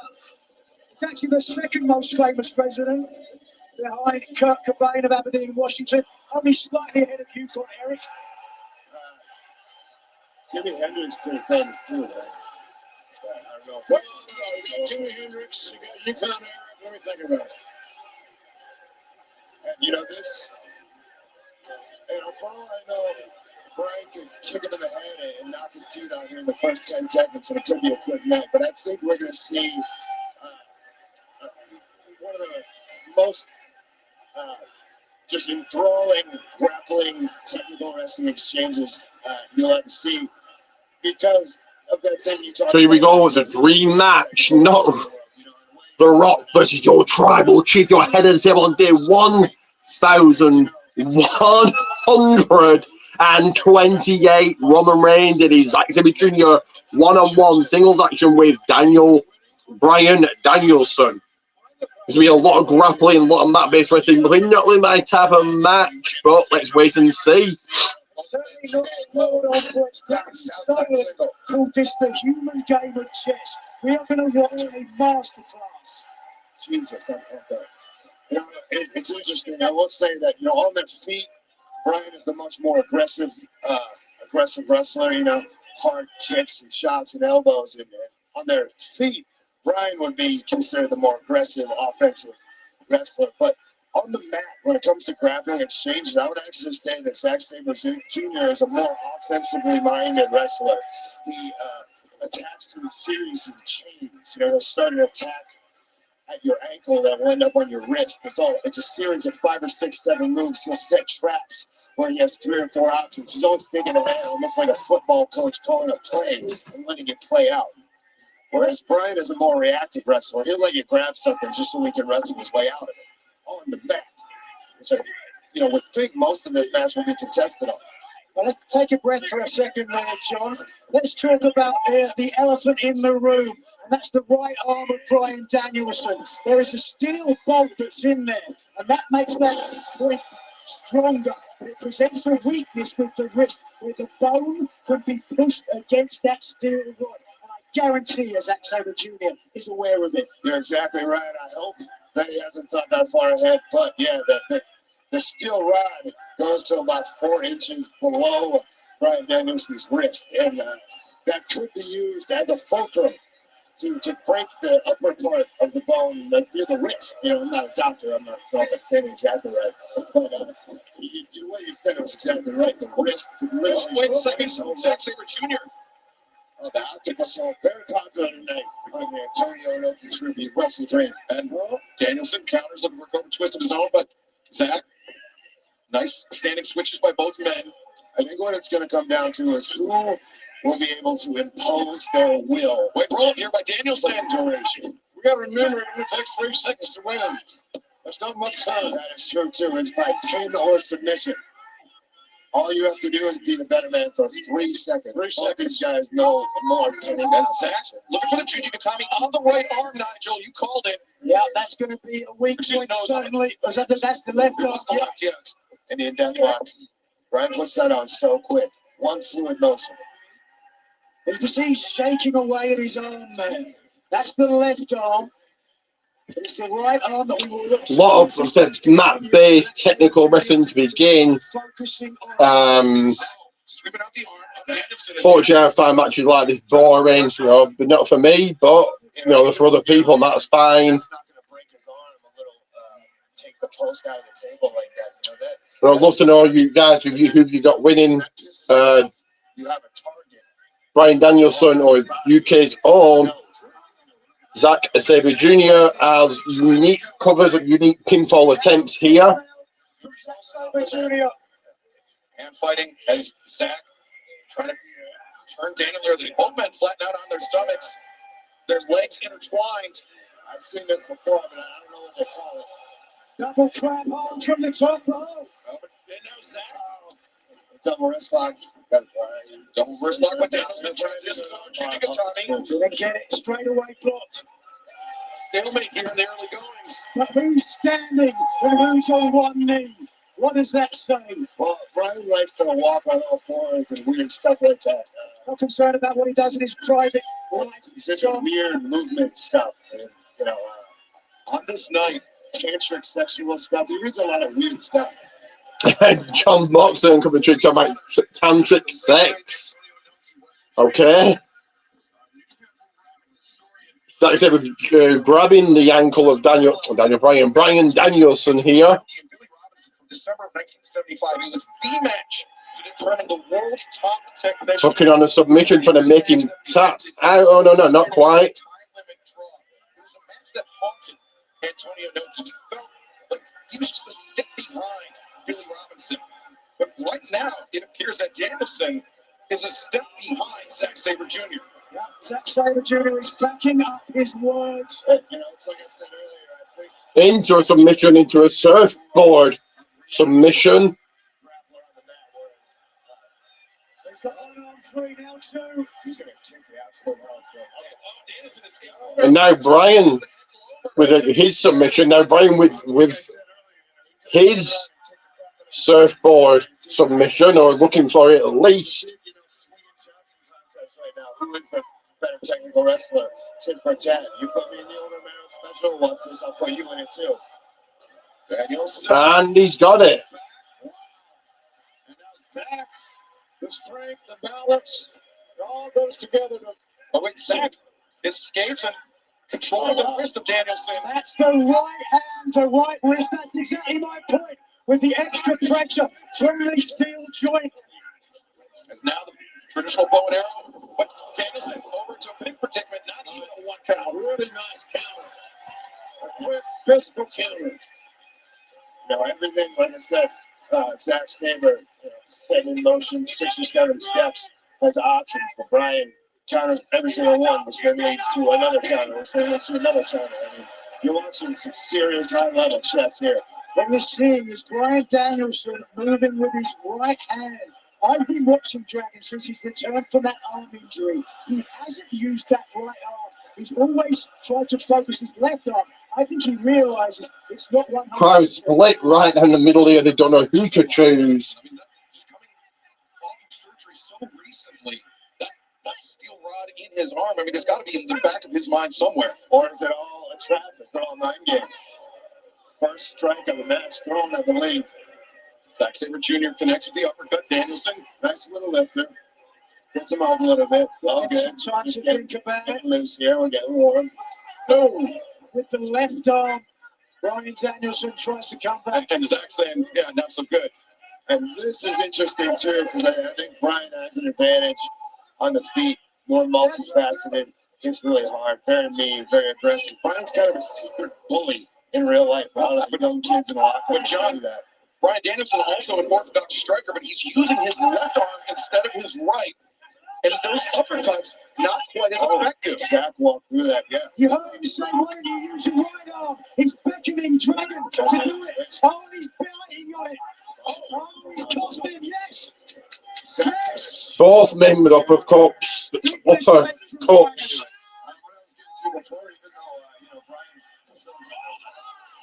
And now Zack targeting the right hand or the right arm of Brian.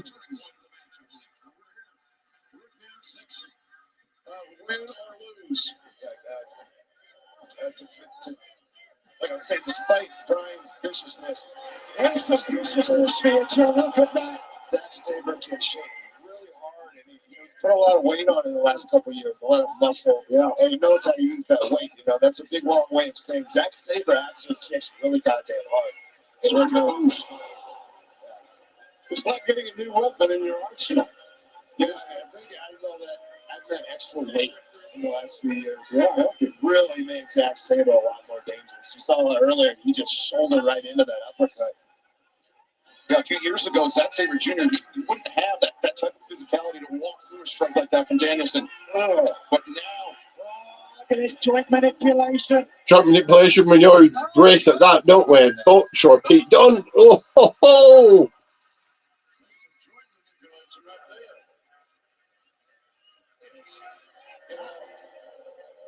Brian has been through so much in his life and walked through so much hell inside and outside the ring. He's been through so many injuries. Yeah, so many. He's been married for 9 years, John. That's a long time. and here we see it. Look, I know it. Oh, look at that. The awkward angle of the talk on the fingers. And just watch this. How'd you like your chicken wings? Snap. Now, Zack employing those kicks. Backing Danielson up to the ropes. Danielson. Oh, wow. Hometown hero. Seattle has been stunned. The hammer throw. Danielson reverses. A nice trip. Beautiful. Amazing clarity and balance by these guys. But he can't use his hand. Can't use his right hand. You can't complete the single leg. Going into a match with Zack Sabre Jr. with one arm. Stupidity on my part. Stops the knees, but JR, we've seen how adaptable Brian Danielson can be. I'm thinking back to Forbidden Door, his match with Kazuchika. We won. The second guys. Was still able to submit a cup. He damn sure was, and you can't get this man out. He's resilient. He's rarely the biggest dog in the fight in his whole career. And certainly proved it. I will give him that, and certainly to have an award named after you. He used to be the best technical wrestler in the world. But if you think talk about violence. That was the violence of a dragon screw I have ever seen. Tremendous torque applied to the knee of Zack Sabre Jr. and falling out. Oh no, Zack steps through, cracks the neck. Zack Sabre Jr. cranking the neck, and this match has got brutal now. Look if we can. There was damage to the knee, as you were talking about, JR. The torque to the knee. First the damage on the dragon screw, and then it came into play later as well. That's the kind of thing they put you on the shelf for months. And Danielson carries Sabre's momentum up to the ropes. And now, no there. Zack Sabre came out earlier. Danielson with Zack down and now employing those kicks, the exposed ribs. Wow. Zack Sabre Jr. is covering up his head to protect his head, giving up his legs in his midsection. Oh man, I know nobody wants to hear this, but good grief. What if the referee stopped it because of a defenseless wrestler? I'm worried, JR. Zack Sabre Jr. He can defend himself. Right now he's just pausing. Kicking the legs, kicking the legs. Now he's getting elbow in the side of the head. You know, I said it earlier, Brian is a bully. He is. Oh, wait, Zack. Both went up to the top rope, and Zack staying on and targeting the right arm of Brian Danielson.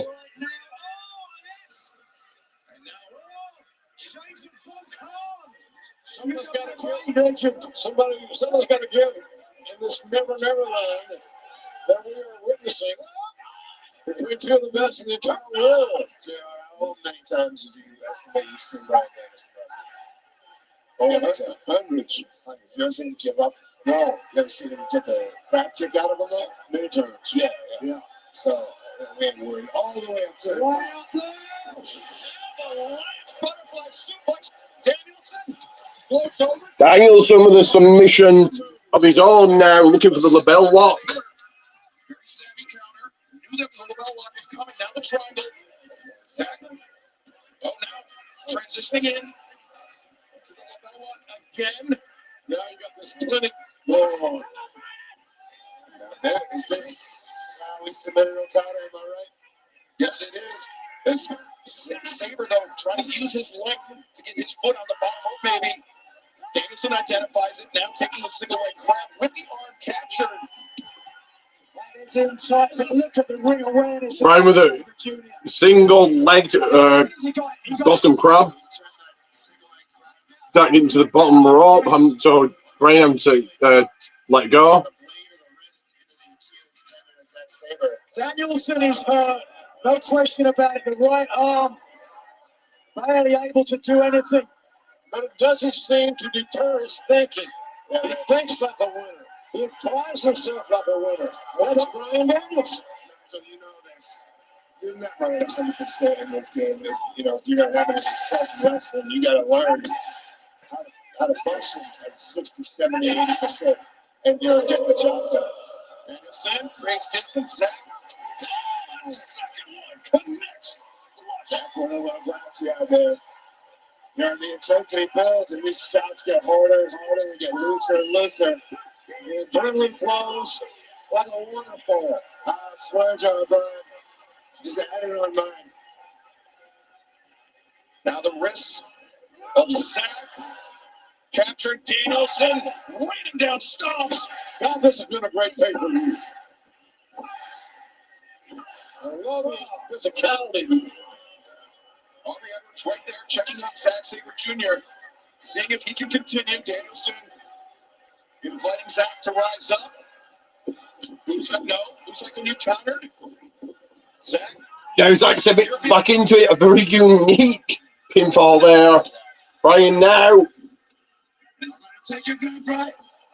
Danielson and Zack Sabre Jr. exchanging holds. There's the European clutch. He's got his fight. Two. No. I don't know about our fear like that. Look at these people. Oh my God. Respect and along with the game. It's all on display here tonight. Brian's going to have to dig down. You got one arm. You're in pain. Can you imagine the pain that's radiating through that arm? I hear that response. Like, he just throws his entire body into that drop kick. Brian now Zack Sabre back into it. Pinfall. Unique pinfall. No. Fighting out. Cattle mutilation. Zack had he got his number though now. The hammer elbows by Brian. Brian did exactly that. Caught him. Keep covered. No. Looking for the underclass. He's got it. But now with his three arm as well. This is tough. And this is what I was talking about earlier. Turning that wrist at such an unnatural angle. It's the right arm. It's the right wrist.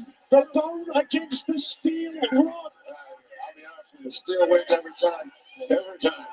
And now, I'll take steel and the voice. Yeah, Danielson. He invested early with those dragon screws and now trying to reap the dividends.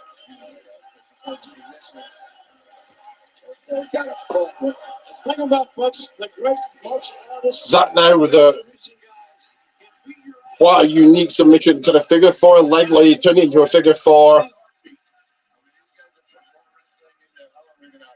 12 minutes in the 10, 12 minutes that we probably see on night counter. They're both still good. What are they saying to each other? Challenge between contests. Brian spitting in Zack's face. Listen to that slap. Slapping each other. Faded after that one. Slapped the taste out of his mouth.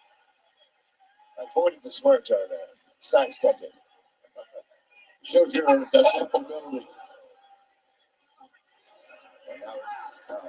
It's no longer about who's the best technical wrestler. This is who throws it, who wants it more.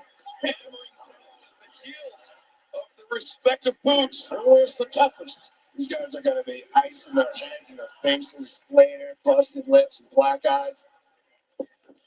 Oh, the uppercut to the inside of the right arm. No wasted motion. Strategic match, if you want to call it that. Either Brian had nothing but one leg. He just had nothing but that leg kick right there. You know, he can win a match with that. It's that hard, it's that nasty. Maybe not against Zack Sabre Jr., he couldn't. Well, we might have to find out. Oh, Zack slipped, and now uppercuts, repeated shots to the inside of the right arm. Backslide attempted, but Zack. Action continued, both looking for that final pinfall attempt. Danielson frees his left arm and now fires back elbows. Oh man, They try the same thing. You know, so much of this is a pride thing, you know, like he's got the backslide me, I'll backslide me. Oh, you. Oh, Zack. Change the power. Kick to the inside of the arm. Amazing follow through. Amazing follow through. Soccer player or something. He's a football kicker, Josh. And now, Zack Sabre Jr. Applied. Yeah, The 3-arm. I want to see it. Uma Palama, whatever that is, sounds like a Teletubby. Submission hooked on by Zack Sabre Jr. to Brian Danielson. The unique submission.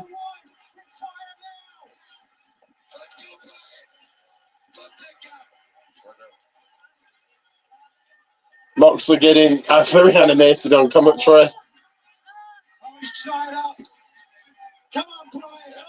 Brian getting to the bottom rope. Danielson's only chance of relief. I think you're probably right. What? I wouldn't be surprised if you can't even lift his arm. So Zack Sabre Jr. clearly proved he was a better technical wrestler there. No way Brian Danielson can escape from that hole. You stay cool because right now this match is heating up. Oh, hard kicks.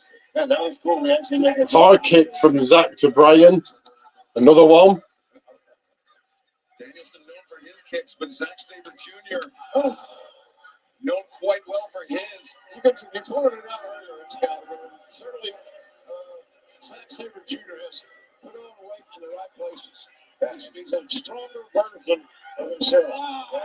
As this match goes on, these guys get more fatigued. The targets become more stationary. I mean, Zack Sabre's basically just kicking a heavy bag right now.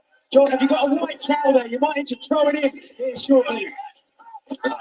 Oh, what a kick from Brian to follows it with a second kick to Zack's head.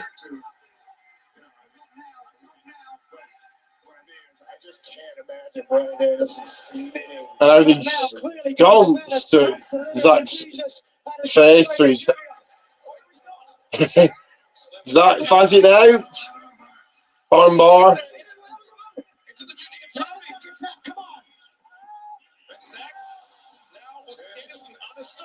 Most encounters of fans are on the edge of their seat. But again. Zack once again returns to the Jujigatami. Danielson rolls inward. Yeah, it's trying to escape to get out of it. Oh, no. Both looking for the. Oh, there we go. He found it. So, running knee. And Zack Sabre Jr. kicking out. Danielson drawing on the support of Seattle.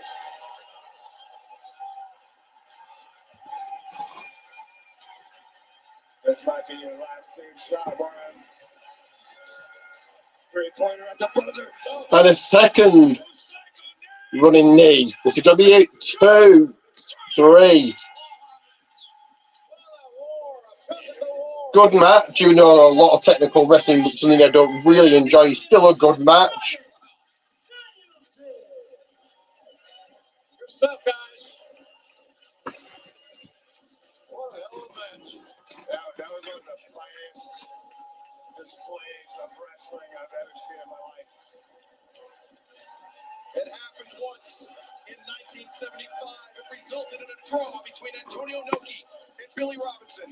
But tonight, Bryan Danielson winning the match between two of the best technical wrestlers of all time. Look at this, man. You don't see this every day. A matchup like of this magnitude that we can make happen here in AEW.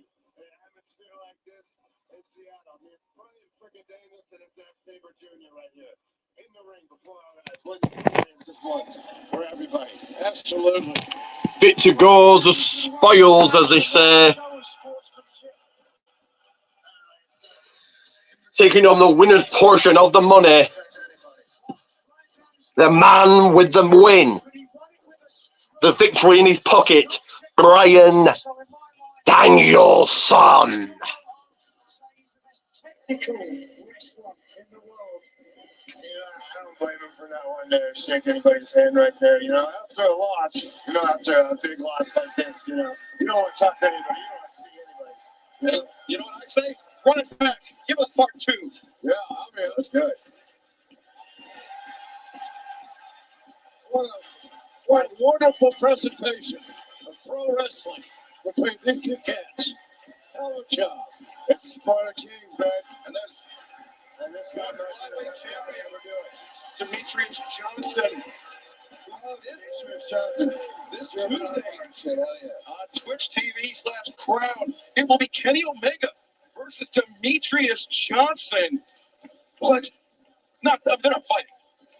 They're playing video games. Oh, I thought he was like on Dynamite. I was like, that's dope. No, they'll be playing video games. Clearly, I buried them. Welcome to the company. Well, speaking. Hello, match, ladies and gentlemen. Congratulations to the winner. Bryan Danielson. A phenomenal battle between two of the top technical wrestlers of all time, and Bryan Danielson leaving, no doubt, he is the best in the world. And we mentioned Kenny Omega. He will be in action coming up next, teaming with Kota Ibushi and, yes, Chris Jericho to take on the Don Callis family, Sammy Guevara, Will Ospreay, and Konosuke Takeshita.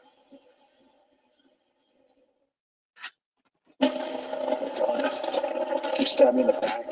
We broke your body, Kenny. Now I'm going to break your heart. You threaten the ones that I love. The next target of the Don Callis family is Kota Ibushi. You betrayed your best friend. You don't deserve to be a part of the family. Jericho is dead to me, and I never want to see him again. The newest member of the Don Callis family. Oh, the screwdriver.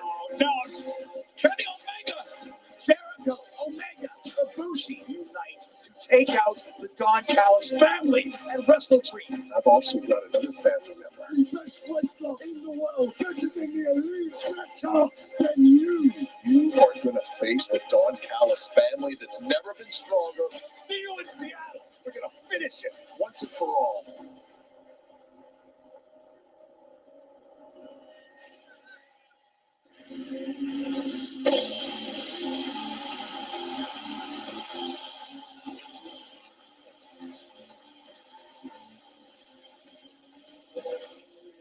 This is a trios tag team match set for one fall with a 30-minute time limit.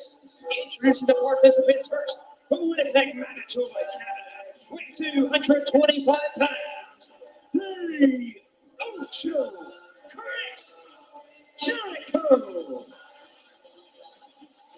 John Moxley's going off to the bank to take out a small loan to pay for all his fines and tax. That's rejoined us here at the commentary desk. Oh, John got fined. Hello, boys. You better watch your language, Tess. Now you're in front of a cuss word or two. Come on. Everybody's singing along. And what a match this is. 6 of the best professional wrestlers in the world competing here tonight. Wrestledream live in Seattle. Well, the name of the pay-per-view is on point.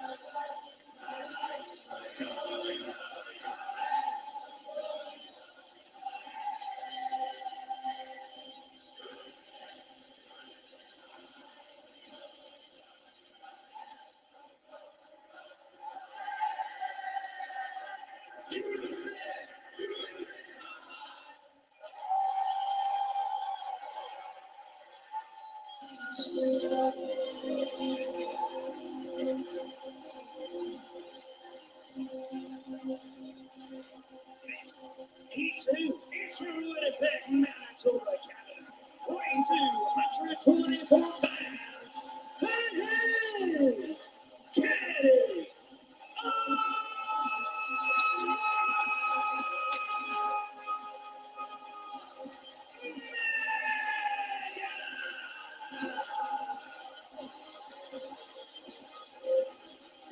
Before last night, I never thought, I mean, even though they said that they would join forces in the face of Don Callis, I never thought I would see Kenny Omega and Chris Jericho as a tag team. That's why Omega said they are the Alpha and Omega of AEW. Jericho said it was their animosity and their conflict that helped build AEW from the ground up. Never thought they'd team together. We will see it tonight, but Taz, will they be able to trust each other? Well, Nigel, that's the $1 million question, right? That's the thing. If they can work Omega and Jericho as a cohesive unit, I like their chances being victorious in this thing. But that's the key word. You know, if these two men, you know, their third part, but if these two men can work cohesively, it's dangerous. Kenny Omega dabbing up Demetrius Johnson on his way to the ring to team with Chris Jericho. I don't mean to sound incredulous, but I can't believe it. And rolling to the next one, cutting to the next one. Next on the list here is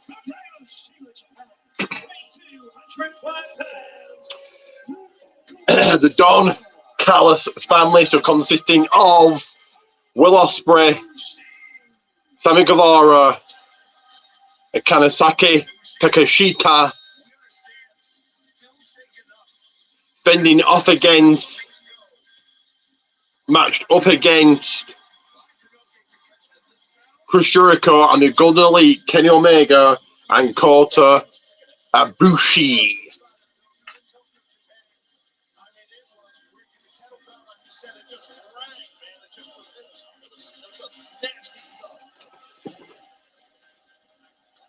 Once the bell rings in this matchup, there's going to be off the charts action and a lot of conflict between everybody involved. Phenomenal, electric, and unorthodox. Ibushi has had a relationship with Omega as the Golden Lovers.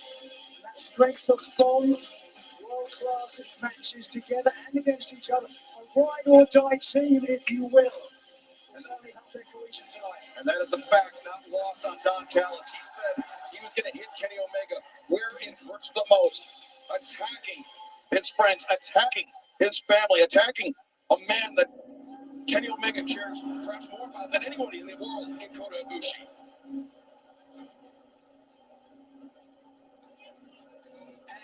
their opponents, to be accompanied by Don Callis, I introduce his family. The Alpha, Konosuke Takeshita, Sammy Guevara, and the Aerial Assassin, Will Ospreay.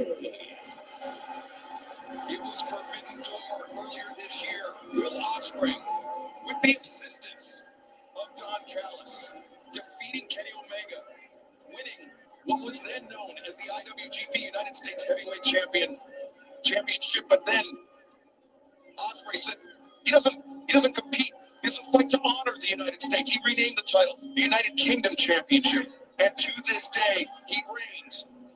But now, teaming with Sammy Guevara and Konosuke Takeshita, all three men, 30 years of age or less, and the future of professional wrestling without a doubt. Well, also, you were saying earlier, Nigel, I mean, as far as, let's listen to this. Today, Mike's not pressing my winner. Well, Nigel, you were talking about like that. You know, he was talking about if these men can get along, meaning Omega and Jericho and stuff. And the thing is, like, you got 6 of the best, different generation pro wrestlers in the world right now. We're fixing to go at it. I mean, if this thing grows, this thing will be amazing. If it flows indeed, A very generic theme for the Don Callis family. You put that on anybody. But get your predictions in. Hit like and subscribe. I'll say it again. Like, subscribe. Get predictions in. Which six-person tag team is winning this one? Don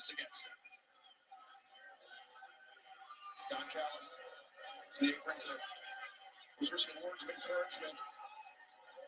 This has really got under the skin, quite literally, with that screwdriver of Kenny Omega. He's got a thrust right now, but he's got an axe to grind. Sorry about that, Nigel. Here we go.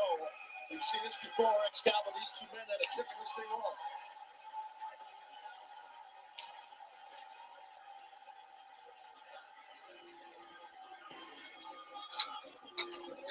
Electric atmosphere now. It's into the most scintillating, state-of-the-art, high-flying superstars of their generation. Both men just trading wrist control on those arm ringers. Control the man's arm. You can't control something about nice dunk by this for that throw. Good job. For the top wrist lock, good tip up by Ospreay. Ospreay counters, sweeps up the left. Ospreay and Omega start the match. Leapfrog, Ospreay. Whoa! Very little margin for error there by Kenny Omega, but that's why he is so great. Great reflexes. Packed in here at the Climate Pledge Arena in Seattle. Hottest ticket in town. Sammy Guevara, the newest member of the Don Callis family. One of the reasons why the Spanish God isn't that reaction. Hated right now. He loves it. He loves being hated. A lot of ugly people in Seattle. And some young man like the bear upsets them. Anything else? That's our understanding of comic by you, Nigel. You've got to be a little bit jealous, haven't you, Chaz? Look, yeah, I have a little bit of Sammy's good looks, yes. Your boy's a very handsome man himself, I have to give him that. You know what they say about the apple not falling far from the tree? Must have been a windy day when he was born. Touche. Or maybe his mom's good looking than she is, so that's where he gets it. There you go. Handsome Spanish God, Sammy Guevara, or Spanish Fly, might be more appropriate. Sammy Guevara in now. As Omega control the wrist of Guevara, takes the side headlock. Of course, Chris Jericho has had a lot of trouble with Sammy Guevara. Feels like to his point, he's the Judas in his mind. Yeah, I mean, Guevara, basically, Jericho's done a lot for Guevara, although that quick grip is by Sammy, but Sammy basically had enough. Basically turned his back on Chris, but right now, he's having a hard time with Guevara. Wow, look at that. Guevara right to the face of Jericho. Omega lands the right hands. It was October 2nd, 2019, nearly 4 years ago to the day, short just by one, when Chris Jericho unleashed the inner circle on the world of professional wrestling. And Sammy Guevara, he's been by Jericho's side for nearly 4 years. Chris Jericho taking it to the guy that turned his back on him. Man, is Sammy Guevara.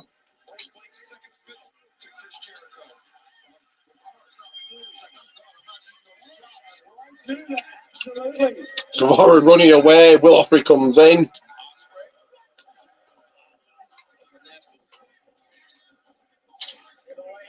Darted to the corner to try to get out of the way and create a little bit of space. Ospreay taking off his feet. You see how good I did?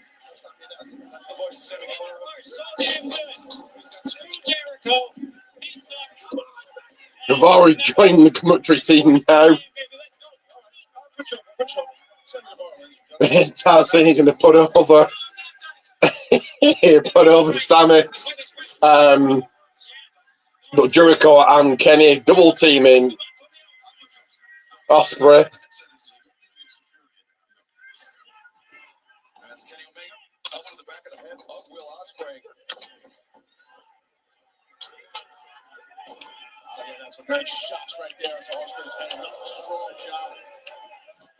Ospreay versus Omega into the ropes. Good fire. Shot to the, excuse me, that's Takeshita with a shot to the back. Oh, Jericho. Oh, bounces Ospreay. Right hand. And Jericho comes in illegally. Everybody in there. Standoff. A lot of it in a standoff. It's a hockey fight. All men are fighting for the like of time. I can't subscribe.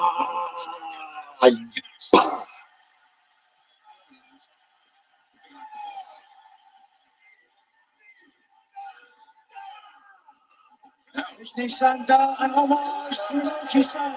absolutely, and well done. How great is Chris Jericho? Has not lost a step, still able to put on main event quality matches all over the world. He was just over a month ago, Nigel, Wembley Stadium. Jericho and Will Ospreay having tremendous back and forth battle. Right now, Ospreay trying to back Kenny Omega off. He's panicking. Whoop.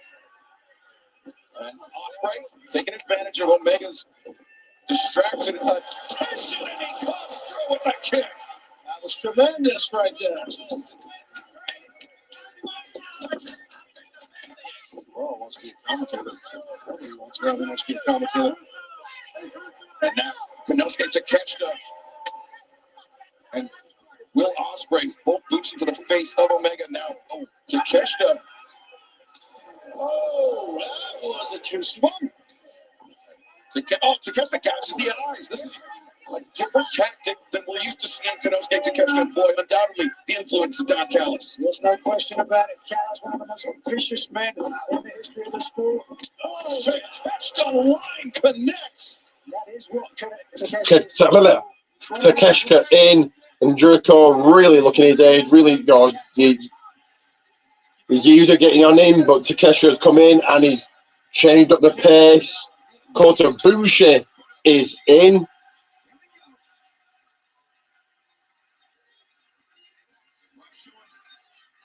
Absolutely no respect to Konosuke Takeshita. Takeshita, early in his career, product of the DDP Pro Wrestling Dojo. You see the tail behind right there. The elevation of that Takeshita line is so impressive every time he hits it. But Konosuke Takeshita, when he emerged onto the scene of DDT Pro Wrestling, Kota Ibushi, Kenny Omega, they were already established stars there. They were tag team champions. And Takeshita felt like for much of his career, he was chasing them, Nigel. He was trying to live up to the reputation set by Omega. Omega now taking advantage, he's going to slam. Yes, he is going to slam UK's own, England's own Will Ospreay there. There's a lot of moonsault at work, though. One step ahead. Long history between these two. That's a lot of forearm instead of hand. Oh, Ospreay faked with the shoulder butt doubling over Omega. And Ospreay, that overhook can turn it into an abdominal stretch if need be. It's just about there. He's positioning himself between his opponent and the ropes. Or perhaps he's looking to attack or some extra help. Some leverage, or you might say leverage. Well, I would say leverage. Well, that's a lot of leverage in leverage here. As he says potato for the record. Don Callis says potato. I've used almost those, but here we go. It was this afternoon, indeed. Now, again. Oh, look at this. Don Callis getting involved as well. Aubrey Edwards once again spots it. Aubrey Edwards is the right call there. Forcing the break, and Omega the hip toss. They counter with that hip toss, and Takeshita pulling Kenny back in. Ref was turned for a second. Great teamwork here, employed by the Don Callis family. Omega now tagging in. No, almost got to his corner, but not quite. Deceptively young, just 30 years of age, and already with a storied career. Back body drop now. Ibushi. No! Sweeping Ibushi off the apron. There he is. Well done. Good job by Sammy. That was really good to just slow down and push this weapon. We won a second here, guys. Loose on the bomb by Takeshita. Kick out from Omega. I'm still even and still trying to call the action, but give me a second. On the bomb. Sammy Guevara to the Senton Atomical. Deep cover, both legs hooked in. Omega. Omega didn't kick out. Ibushi broke it up. Yeah, so your point, I think Omega's been really stunned. The Callis family are firing on all cylinders. Just watch here. Round and round, all the way down. Almost picking up the win. So Buffalo almost roasted. Now Guevara getting lit up a little bit. Well, he was by Kenny Omega. Breaking the eyes is Sammy Guevara. Nigel, you referenced the 2018 match between Kenny Omega and Chris Jericho that really opened a lot of fans' eyes to what professional wrestling could be. If the barriers are broken down. Now Omega building offense. He's the mastermind behind all that. He takes full credit for it. Not Jericho. Not man's got an ego, certainly. So is this man. Jericho sending. Oh no, Jericho sends over the top, but quickness right there, unbeknownst to Sammy, and cuts down hard. Yeah, Chris went to that top turnbuckle real quick. Putting the elbow down in the head. Just about of Sammy. Sammy Guevara, Jericho's former protege. Jericho trying to do what he said. Abdominal stretch locked in, and he vowed to ruin the Spanish God. They say, right? Well, Aubrey Edwards has got to do the same thing. Omega breaks and knocks the poke in the eyes by Jericho. The official allowing very liberal use of the rules in this one. There's a lot of bad blood, a lot of intensity in this match as Kota Ibushi now tagged in. Now Kota Ibushi finally tagging in. She has her discretion, and she's employing it quite well as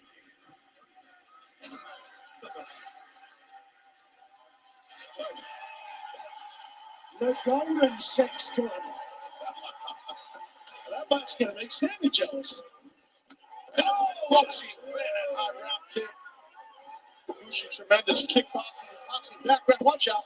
But you saw Prince Guevara kicking out in a Kokushin karate background. Give Kota Ibushi those kicks of his just so dangerous. That high round kick was. 1 second, guys. 1 second. But like and subscribe. I said like and subscribe.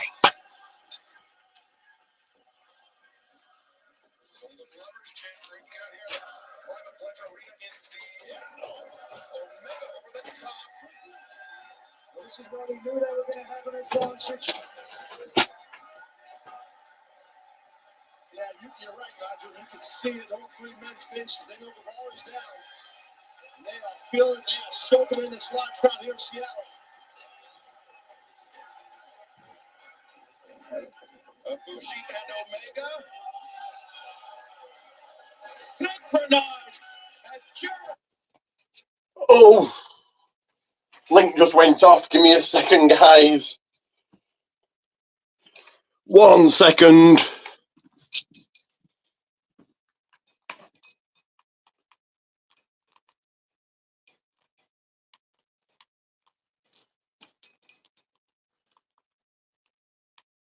We get it back on. Give me a second.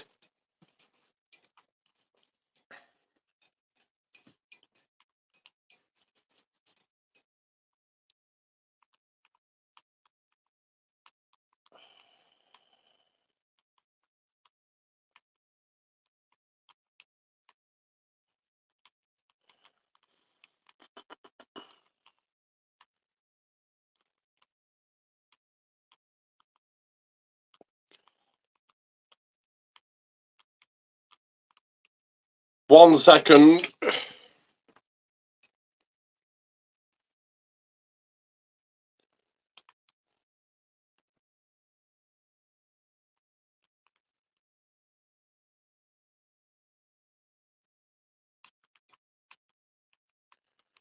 So many damn links. No, not like links, pop-ups. 1 second.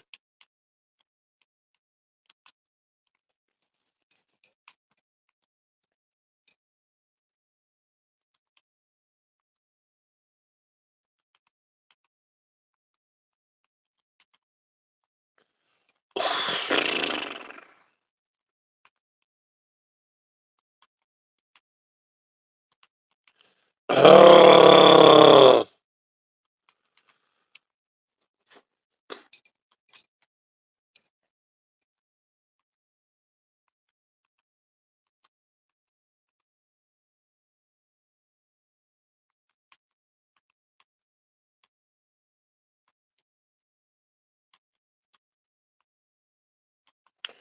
Ibushi from the top rope. No, sorry, that was Omega from the top rope, landing on Guevara. Trying to get another link on right now.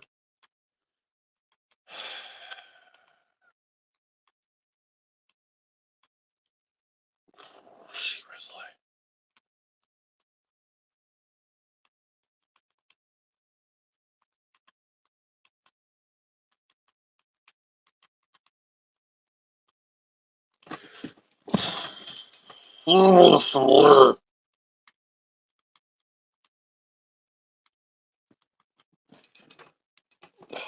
fucking hell. Give me a second.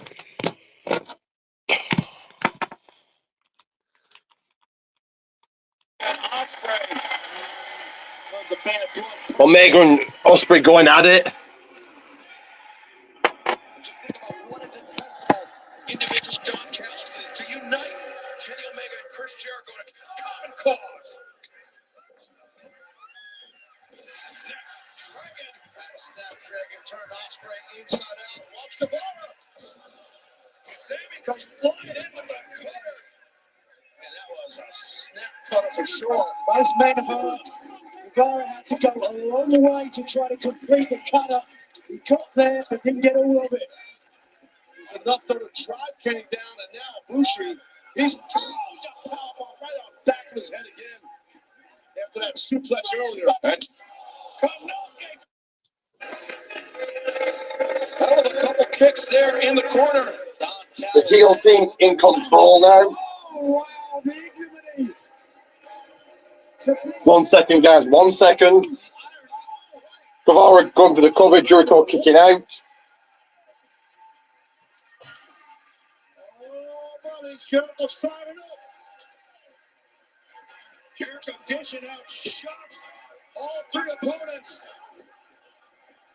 But the numbers just too much catching up with Jericho. The heel team staying on Jericho now. Assassins.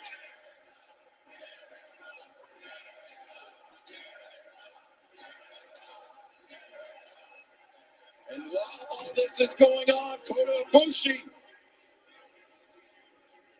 The Golden Star rises. He's got a bad look in his eyes, Ibushi. Ooh.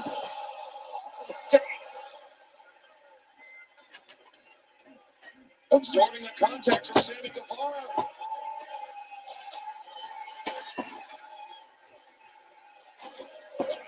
Palm strike to the chest.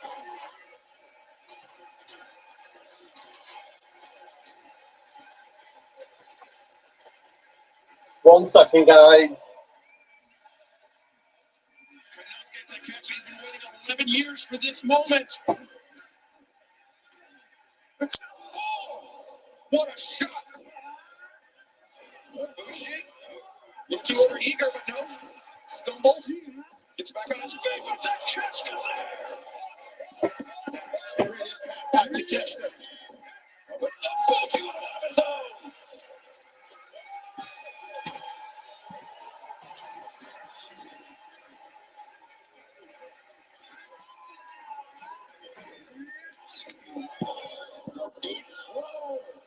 Ospreay. Oh! Ospreay prevented calamity, but then finding some of its own. Guevara getting off these ropes. Golden trigger blocked by Guevara coming on with a crossbody. Wow, this one is breaking down. Dexter takes Jericho off his feet. Roundhouse kick. Welts all over the back of Ospreay. Super kick. When we're getting go from no, Ospreay reversed it through Omega out of the ring.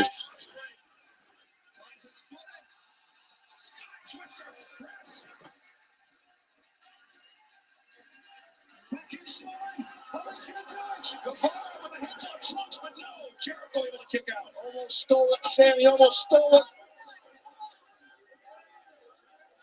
Sammy.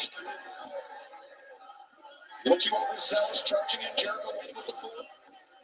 Ospreay pushing Guevara out the way. The Judas effect connects. Super kick now from Guevara. Kick. A second one.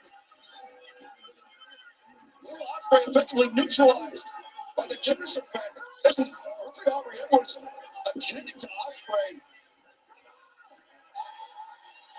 Ospreay saying it's his neck, I believe. It looks like he's kind of looking off the model. I'm like, screaming, oh! Job by Jericho. Come on. Yeah, Ospreay, he's holding it out. That's what I was about to say.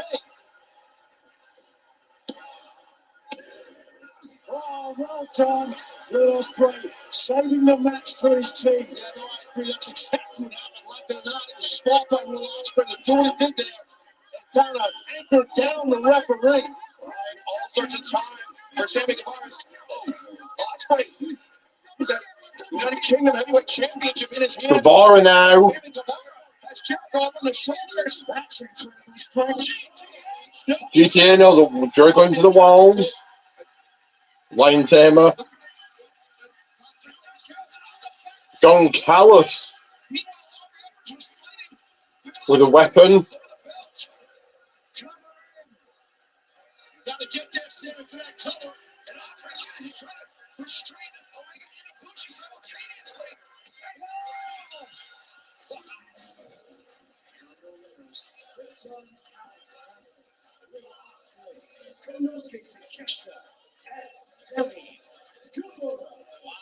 He's impressive, man. Like it or not, talk about highway robbery. He has done it again. Don Callis has orchestrated a masterpiece. Omega, Ibushi, Jericho. When they watch this back, they are going to be furious.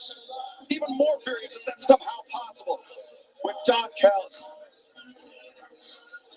With fans. That's the voice of Sammy Guevara, unfortunately. Congratulations. Gotta get Sammy a headset. Fans, coming up next, the AEW World Tag Team Champions. And the unthinkable happened. The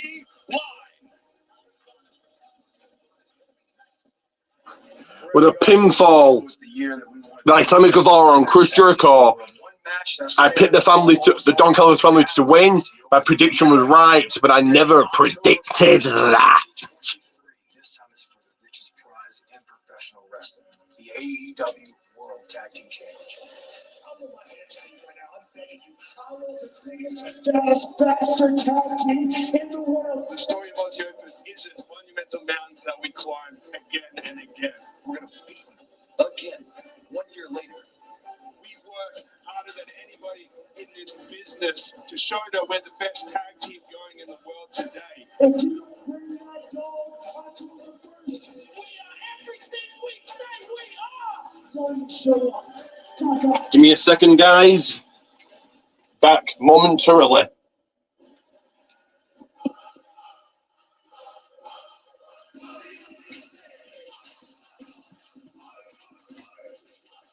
This next match that will unfold with a 60-minute time limit is for the AEW World Tag Team Championship. In terms of the challengers, at a combined weight of 462 pounds, Mike Fletcher, Mark Davis, Aussie Open. We found out earlier tonight, whoever leaves Seattle as AEW World Tag Team Champions will have Matt and Nick Jackson, the Young Bucks, waiting in the wings. Whether you're champions or challengers, you can't be thinking of any match in the future. You've got to focus on the two men standing opposite you in the ring. As Aussie Open are coming in with a ton of momentum. Can they do it tonight? Well, that's the question, right? I mean, I think they got an awesome shot against an awesome team. Aussie Open knows what it's like to be champions, and they got an opportunity right now as the champs, the top guys.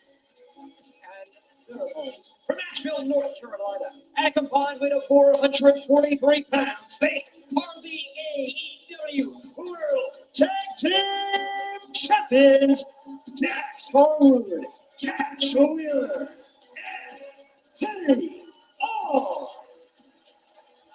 Just over a month ago, all in London, Wembley Stadium, FTR proved that they are, without a doubt, the best tag team of their generation, perhaps the best tag team of all time, with their win, that third match in the trilogy with the Young Bucks. But tonight, a completely different type of challenge. Aussie Open, out for revenge, 1 year to the day, to their loss to FTR, also in London, New Japan World Quest event. FTR, though, they're on a mission to prove that there is no slowing. And next They are the team that up, tag team wrestling. They love being challenged. title being defended time. They love to be challenged. They want the best competition. They look for that now. The tag team titles of the world on the AEW side of things, side of the matter. Not one, but two tag teams in this. One tag team of the titles, one with the titles. A year can make in a career. And that's FTR. The others are the challengers, and that's Aussie The FTR faced 365 Open. That's an excellent point. I think you're 100% correct. Davis and Fletcher are not the same athletes, the same tag team, the same unit they faced, meaning FTR. But you can say the same thing about FTR. You hear that, Nigel? Positive reinforcement attached. Not one for Matt, is he? I'm sure you understand how percentages work. Yeah, the percentages. I know about fighting on. I also know about collar and elbow tie-ups, and that's a good one by these two guys. Two very aggressive competitors jockeying for position. A clean break from Fletcher. But a little bit of a mouse underneath his eye from last night. We saw that incredible 8-man tag. She saw Dax being pinned in the center of the ring. Good switch on that hammerlock right now, and after Dax, yeah, that's good. Lower your level, get yourself a little ankle kick, and that'll work. Dax sits out, takes the ankle, as you said, now into the side headlock with Fletcher, very wisely getting back up to a vertical position. Fletcher broke the grip, right? He broke that grip on that headlock. Fletcher did, he got his own headlock. Kyle Fletcher deceptive. Aussie Open in control after the bell does a ring-a-ding. Cruiserweight, rangy, sudden and drastic. He's the Ferrari to Mark Davis's tank. And we've said that on many occasions that Davis, he's the power of Aussie Open, but Fletcher, no shortage of power in that department for him either.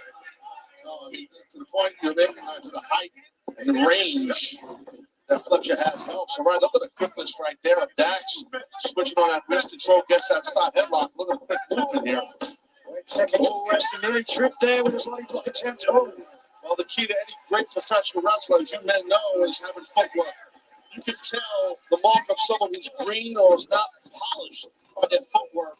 You're not going to find that around these parts, but, you know, that's the key. You saw great footwork by Dax. Fletcher didn't want any part of a double team from the champions, and now taking all that momentum away. Oi, oi, oi. They do that in England, or just, it's a whole Commonwealth thing. It's all from the boroughs. Should get out there sometimes. I was there, you know, in London. I was there, but I'm not that good to go. Fletcher, Australia, not England. Oh, my minute. Fletcher, a shot for Dax. And again, Dax in this time. to proceedings now. Fletcher thought he had the advantage on Dax, but no. Manhattan drop. And uppercut. And that one came from deep down under.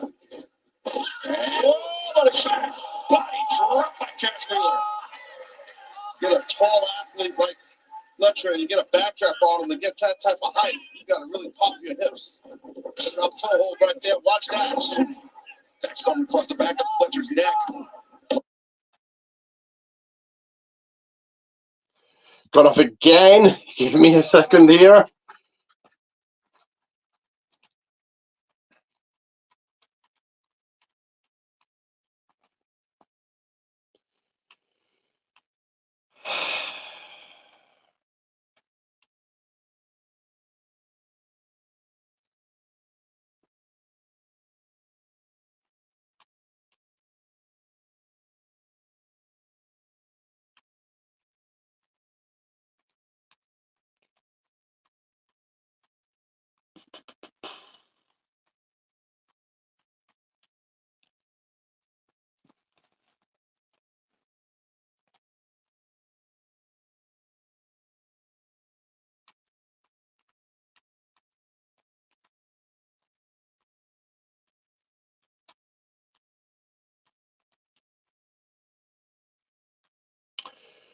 1 second.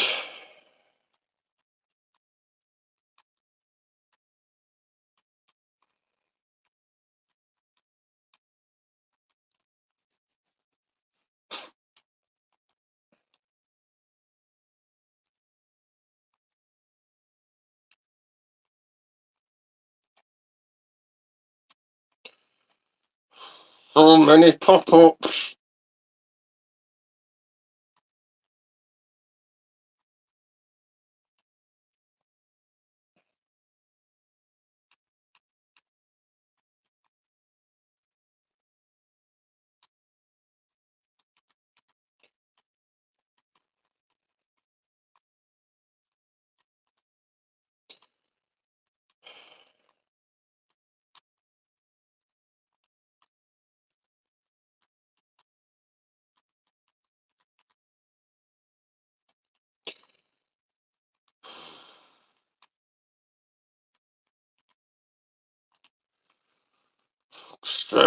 Go large screen.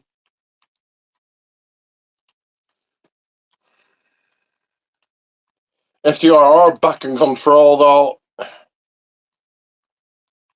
Champions was going to be. Yeah, both Here we are, but with this one didn't go off. This match is everybody in swoon, looking on. Oh, center of the ring. Spine to spine. That will numb your body up.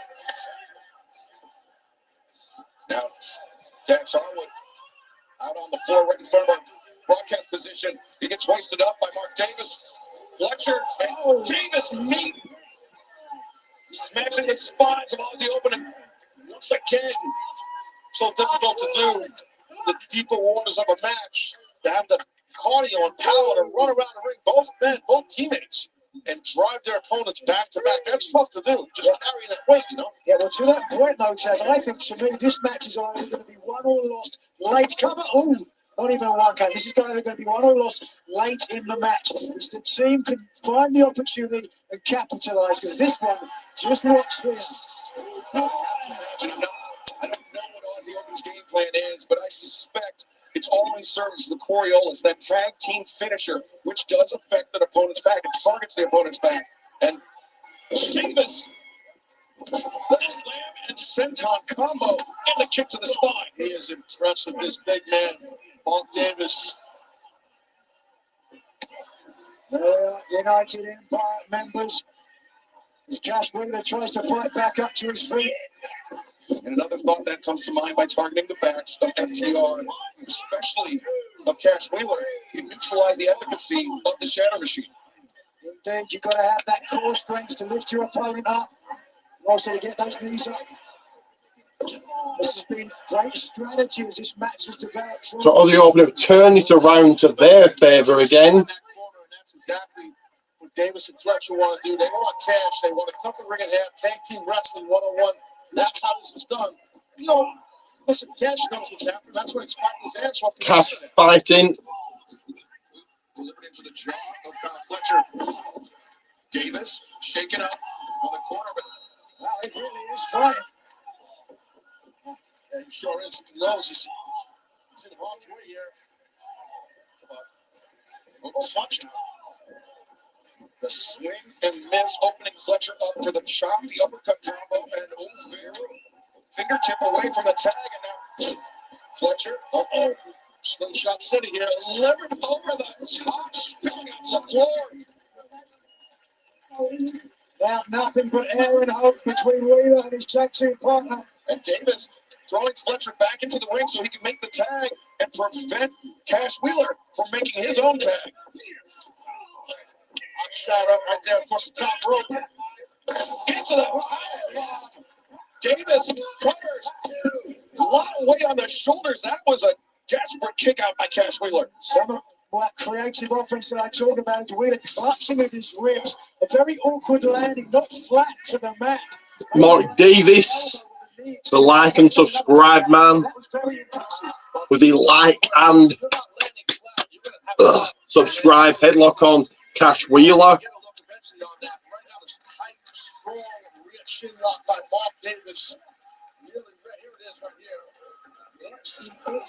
Into the rib cage, and then just watch the knee to the rib cage. Yeah. For sure, that will definitely probably be a back. Oh, third time. Yes, that time missed. Cash fighting on, trying to get to the corner, trying to get to Dax Harwood. Set back to the corner via the opportunity. And Fletcher taking Dax off the apron just before Cash made the tag. Was there. Swinging and a miss by Fletcher again, and oh man, in that corner. Yeah, right now I'm betting Cash was to get Dax, and Dax got popped off that apron by Fletcher. You can see Cash is having serious trouble. The back, the ribs, but dangerous here, guys. To the top rope. Back suplex from the very top. Fletcher crashing down, but Cash is in agony. Both men landed hard. Obviously, Fletcher aimed it heavy. Yeah, Fletcher got the worst landing, but Cash Wheeler, with all that damage done to the spine, the ribs, like you saw how he tried to try to take some of the pressure off, but he ended up putting his elbow down as well. That definitely was a versus second elbow. And Dax once again taken off the apron. Carl Fletcher now. Fletcher, sheer drop, brainbuster. He flips over lateral press. Close three there for the kick out. Cash is really just taking a ton of horrible offense, just taking a helping out of here. When was the last time you saw the AW Tag Team Champions dominated like this? Now, Aussie Open, I mean, they have clearly made their game plan to single out Cash Wheeler. You know, the Young Bucks are watching on right now. They want to see what the hell's going to happen here. Of course, the Young Bucks face to win this match, be it Aussie Open or FTR retain. Cash Wheeler continuing to fight on. Multiple tags from the opposing team, multiple tags from Aussie Open, in and out they come. Surely Wheeler's going to get over there. He's trying to still a little far. Maybe not. Fletcher, hopefully work this time. That body drop, Dax forward, finally tagged in.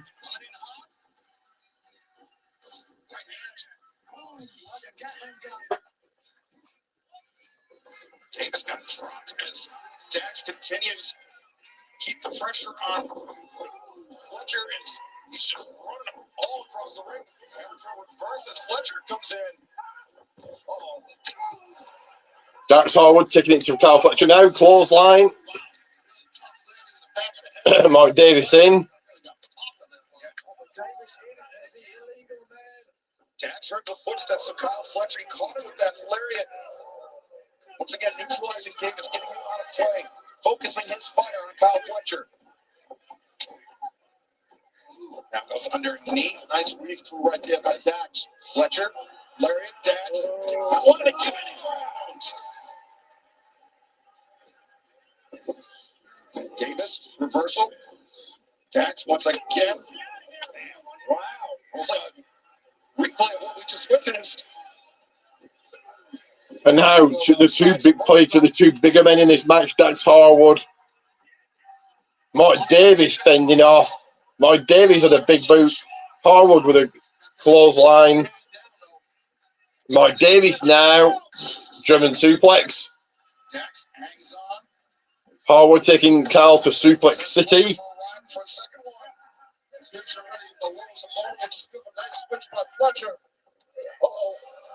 Davis elevated and the German suplex. Fletcher landing high on the shoulders and the back of the neck, Nigel.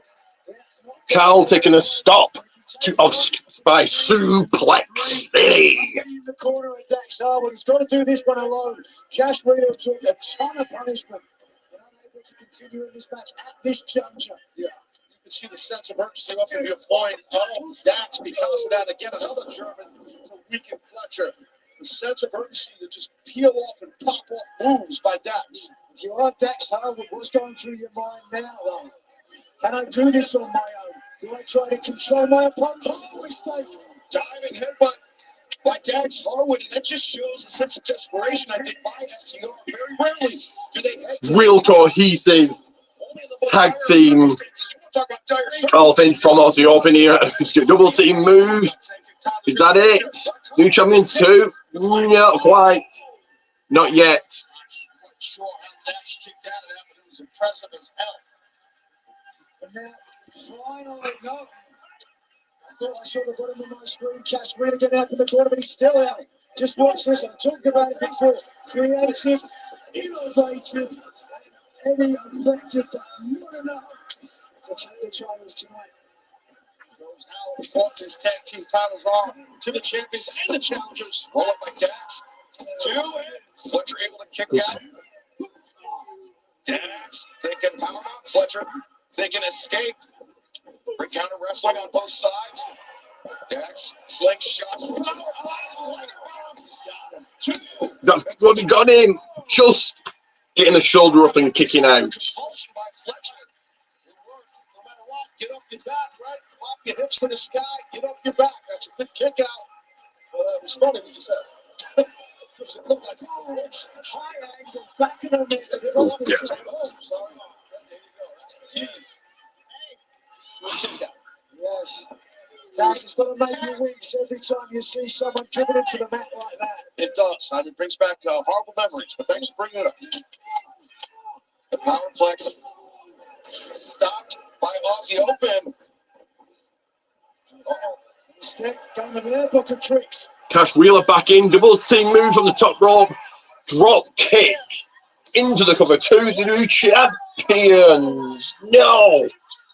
2 kick out. Awkward landing for Davis as well, who's grabbing at his left hand. This match taking a big toll on both champions and challengers. Physical as we expected. As now Fletcher tags out to Davis. Davis is legal. And well, I mentioned before that Wheelers have talked a lot of punishment. Well, I'm not going to take that out of the other papers. He's coming back in the ring though. Dax cutting off Mark Davis. Dax cut off Mark Davis. We're going to see a Fletcher and Wheeler. The headbutt sends Fletcher. what we're going to see here. The power, perhaps. I don't like Mark Davis's chances right about now. Mark Davis going for the rhyme. Mark Davis going for a superplex. Splash from Harwood. Something from Wheeler. 2. Splatter.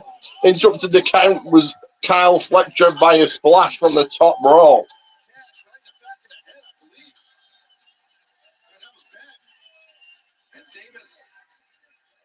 Let's take a look here. Watch the wrist of Mark Davis. Yeah, right there. Grabs the wrist right away. They're watching the same. Hopefully, we can put this replay, guys. Again, open and soft in the knees of Fletcher and hit Cash in the back of the head. That was very reminiscent to what we saw at Forbidden Door. Kazuchika Okada breaking the arm of Bryan Danielson, almost similar fashion. It was an elbow drop, but still, it was coming off the top. But look at Davis, the heart of Davis. They keep fighting through this. He's using his right arm now. It's the left arm, I think, that was damaged. He lost the left. On the open. Sandwiching FTR with the lariats. Howard's on the outside now. Wheeler's stuck in the middle. Singled out. Wheeler singled out. On the open. With Cash Wheeler. Aussie Open now singling out Cash Wheeler. They collide. Now the arms hooked. Here it comes. No. Blocked by Dax Harwood. That's Howard breaking it up. 1, 2. No. He was able to kick out. Fletcher sends Harwood packing. Cash Wheeler sent in the trip. The trip avoided. Shadow Machine from Aussie Open pulling out FTR's playbook.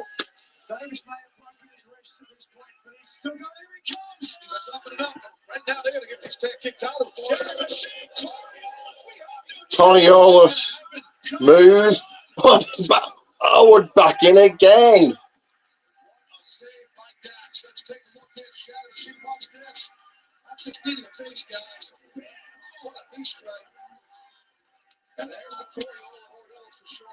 Just clearly, you can see the left hand of Travis was unable to hold Wheeler like he normally would. No congratulate.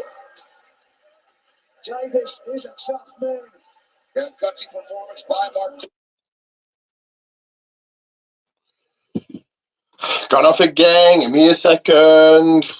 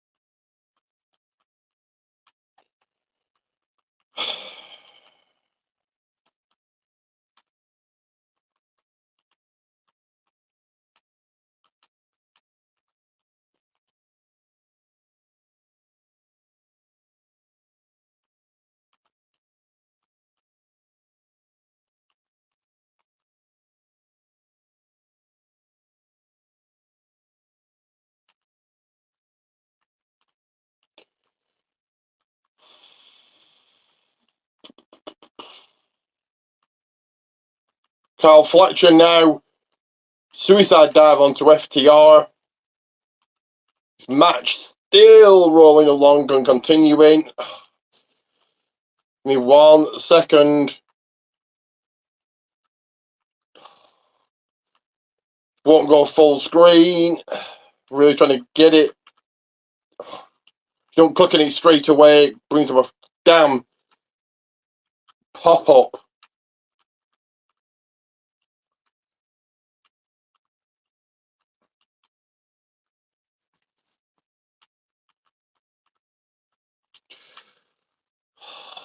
Really?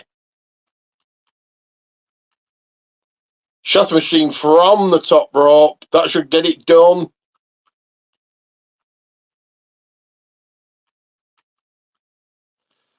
Oh, God.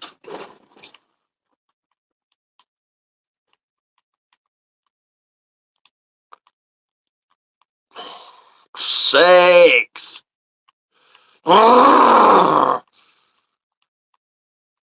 She's shit. Fucking worst.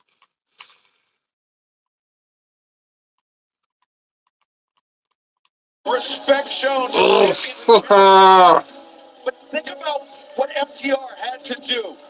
The Avalanche, the Super Shatter Machine, they had to employ that to fend off the challenge by Aussie Open. There it was, all the way from the top rope, these to the midsection. Another look, driving the air out of the lungs. You could see Fletcher out to the count. And that was just a tremendous tag team bout. Unbelievable. And Taz, you know what this means. FTR, Young Bucks, Part 4. Cannot wait for that. not again. These links are horrible.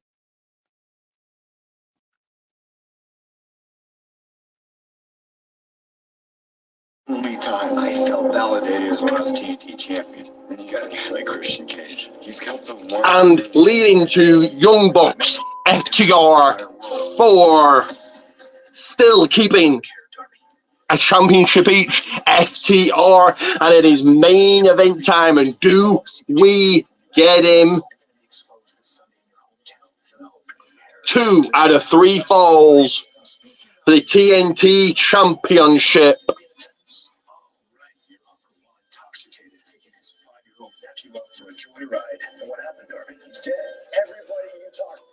New champion, Kitten Cage, and multi-time former champion, his challenger, Darby Allin.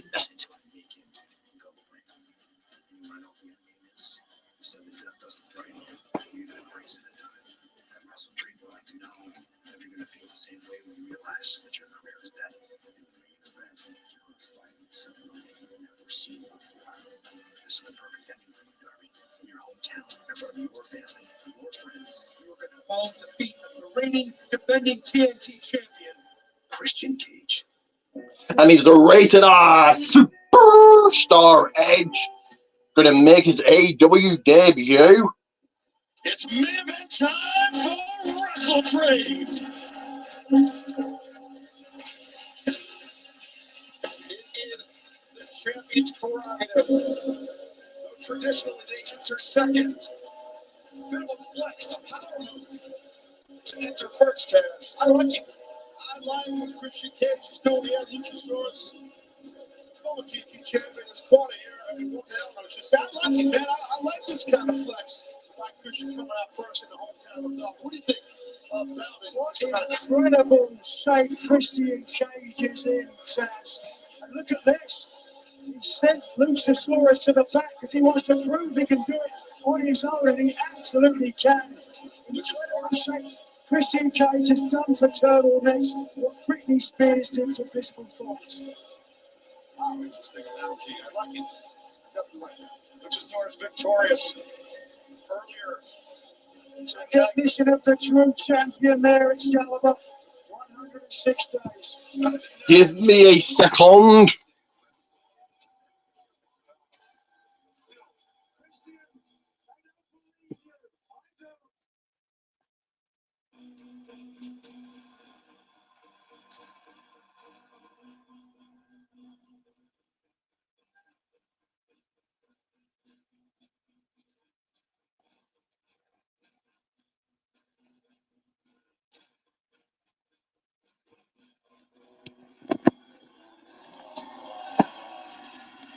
Darby Allin has already won the TNT championship once. We see a heel turn from Nick Wayne as well here. But in order to do so, he doesn't have to beat Christian Cage once tonight. He has to beat him twice. That's 2 out of 3 falls.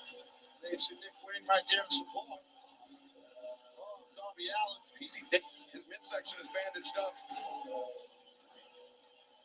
And Nick Wayne returning to the back. We will have Darby Allin, Christian Cage, 1-on-1 for the TNT championship. Ominous look on the face of Darby Allin, 2-time TNT champion. Said when he was the champion, it meant the world to him. He feels as though Christian Cage has disgraced the title. To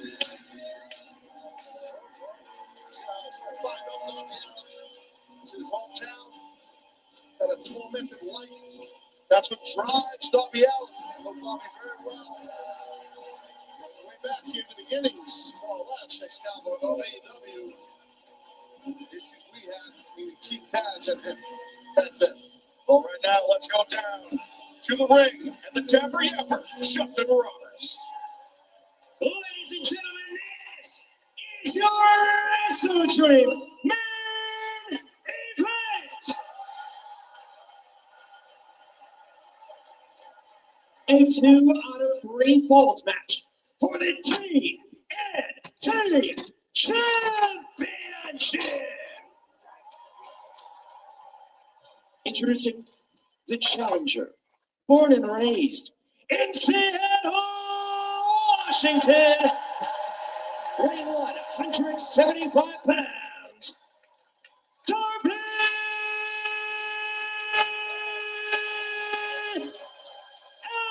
Allin.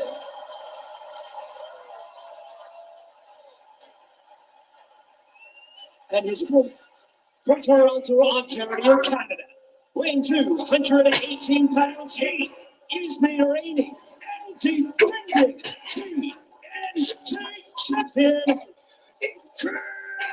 Christian Cage.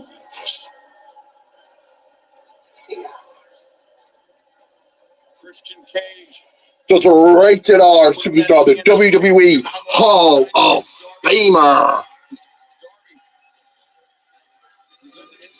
Edge debut.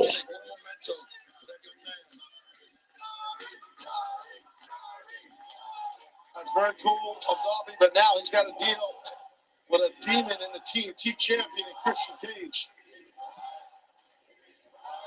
Cage. Decisive. Nigel, that's the number 2, Darby Allin, 2-time former TNT champion. But also, Darby Allin has pinned Christian Cage twice in recent weeks. But never for the TNT title. And that's the important statistic there. Christian Cage, one thing Justin Ross failed to mention was his incredible parenting ability. Father of the year. In a way, he sees Darby Allin perhaps as a son.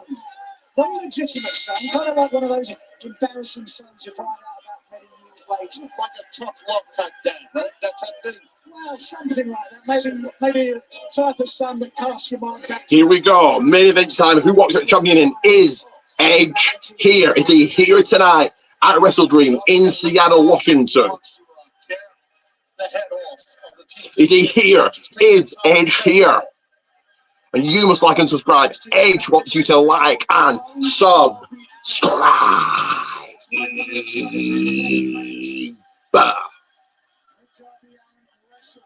So he was going to have to rely. He was going to have to rely on shortcuts, on weapons. We've heard Christian Cage call Darby Allin a glorified stuntman. He doesn't actually know how to wrestle. But Taz, you mentioned it. Your history with Darby Allin. Darby is an incredible professional wrestler. He really is. I think Christian's making a little bit of And Darby already bleeding on his cheek. That's an excellent youth wrestler in this area here in Washington State, in the Seattle region. So, you know what? I'm not sure if Christian knows that, or maybe he does, and is just trying to rent some space in the head of Darby. But I do know this much. Both been tying up. Both men are ready. He's as advertised. He's as good as it gets. He is a ring general. Ooh, Christian Cage covering up. Flinching. Nothing wrong with that. Protecting his head at all times. The nails, though, too. Darby's got nails like, kind of like Cher. Cher? I couldn't figure out what that was. There we go. I'm laughing at it right now. No. There's some great technical wrestling from Darby. Nice back heel trip there, and again, controlling the hand. We be on this day. I see clearly. As fearless, dare I say, reckless as Darby Allin. One of the most resilient wrestlers I've ever seen. It's incredible. Darby Allin controlling the action here. Remember, 2 out of 3 falls here. Darby counters. They get no more. All the technically sound wrestling in that beautiful arm drag by Darby. I promise you that. And the patriarch there trying to get inside the head of Darby Allin. But thus far, Darby not taking the bait, Nigel. No. Composure. Good job at controlling his mental ability, certainly. Now, most people, if you in the middle of a match spit in their face, they will just pull up their fist and start punching the face. He didn't do that, Darby. He went right back to controlling the head, got that arm drag and wrestle. Darby rolls through, wrist lock, applying pressure.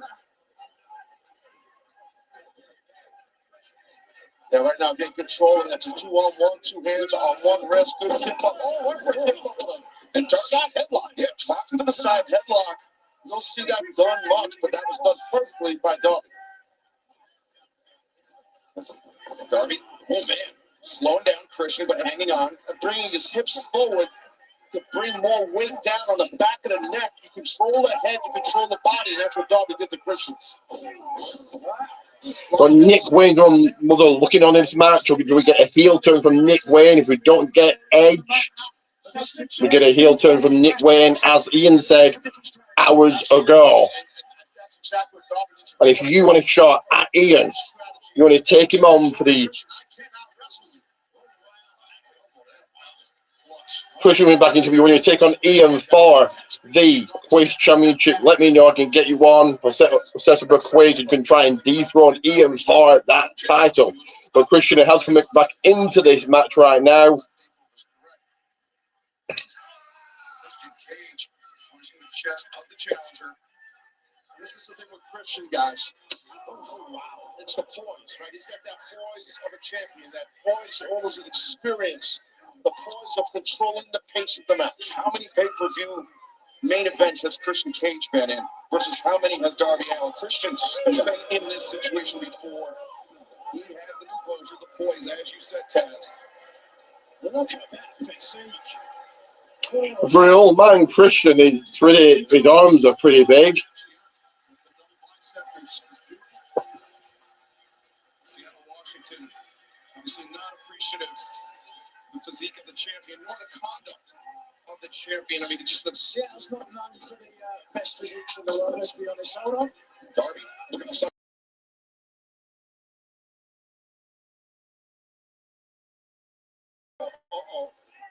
No. Oh, look at that.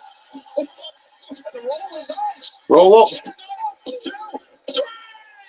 Done it. Oh my God, Darby Allin. One fall up. One fall to nothing. Putting the t-shirt over Christian. Unique pin. 1, 2, 3. One fall up.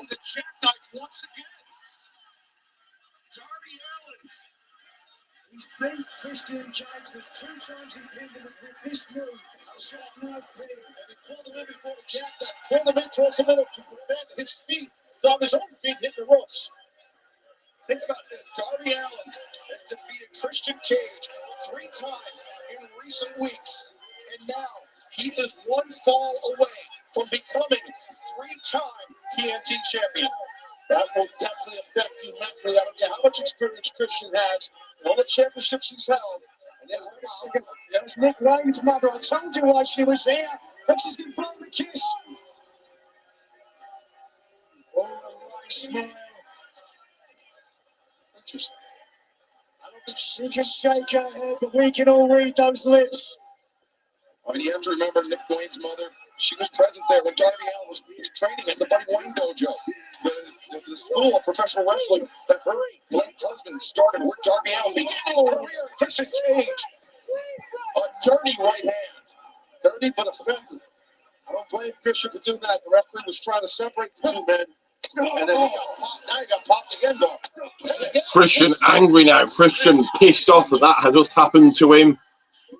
Fix this.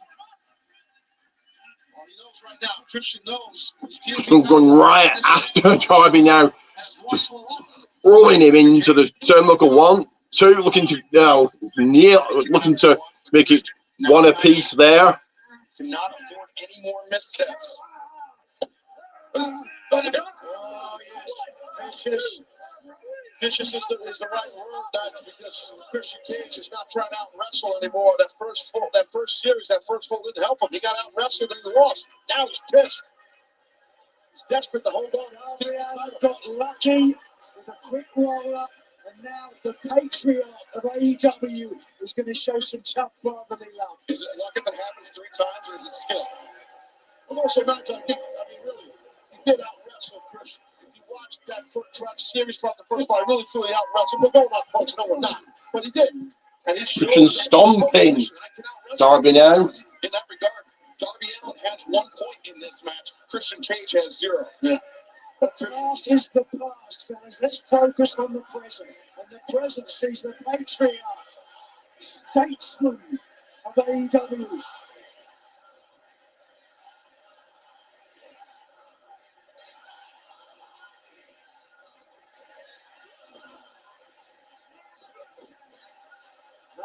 Christian Cage there.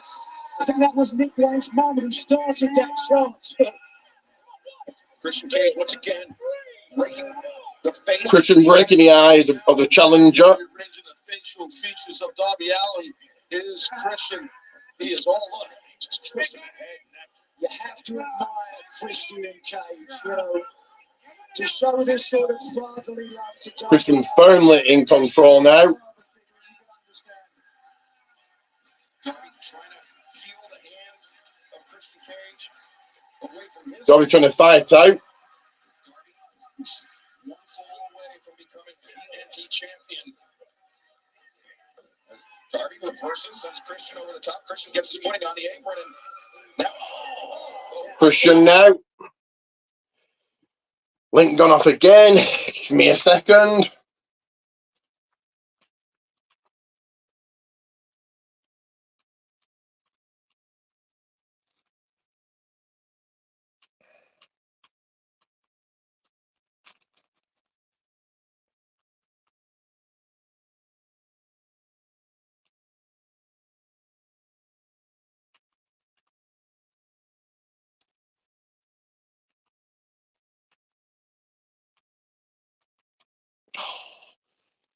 One second.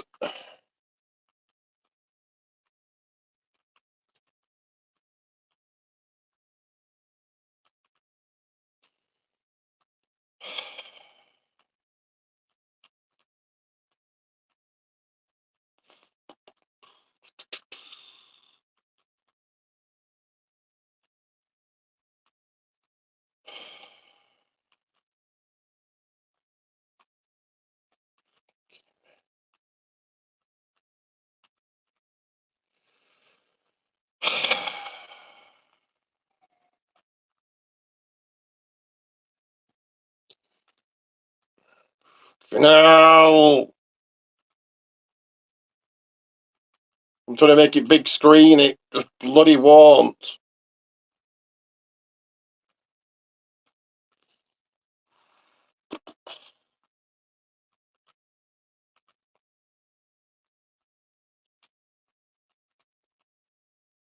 Oh, fucking hell.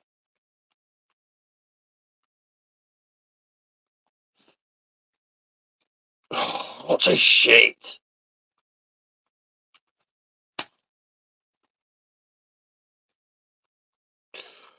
Fucking hell.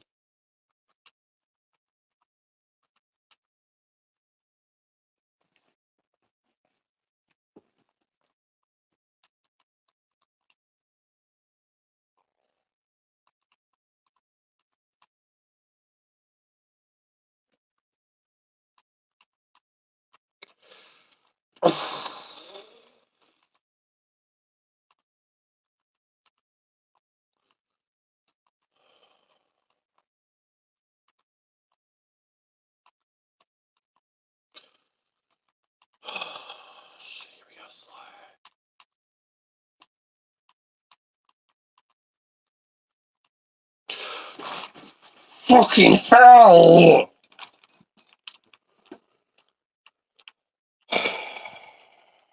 Shit.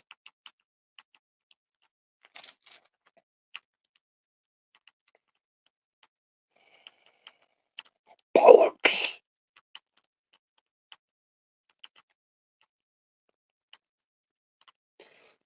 Fucking hell.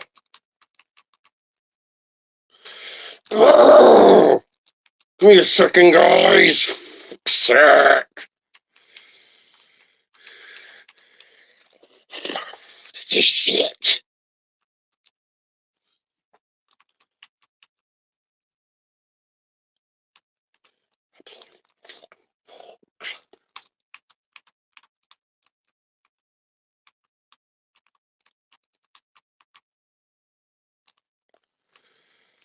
Fucking hell.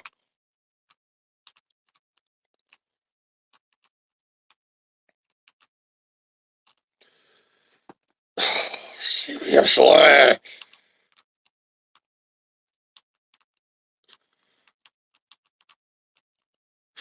Ah!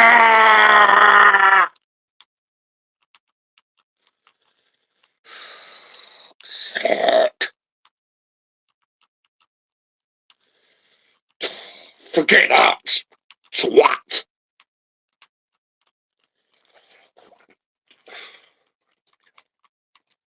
Hang on, guys, for fuck's sake.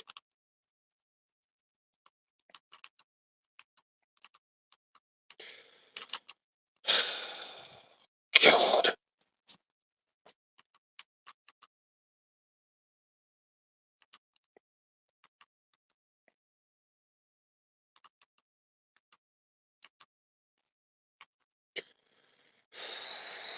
Fucking hell! Oh my god!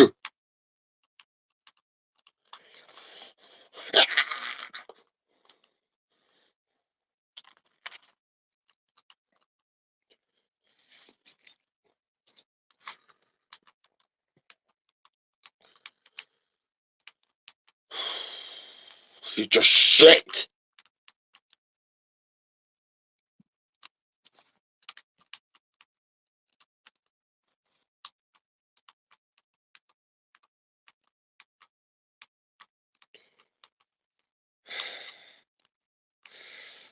Fucking hell! So hang on. Jesus.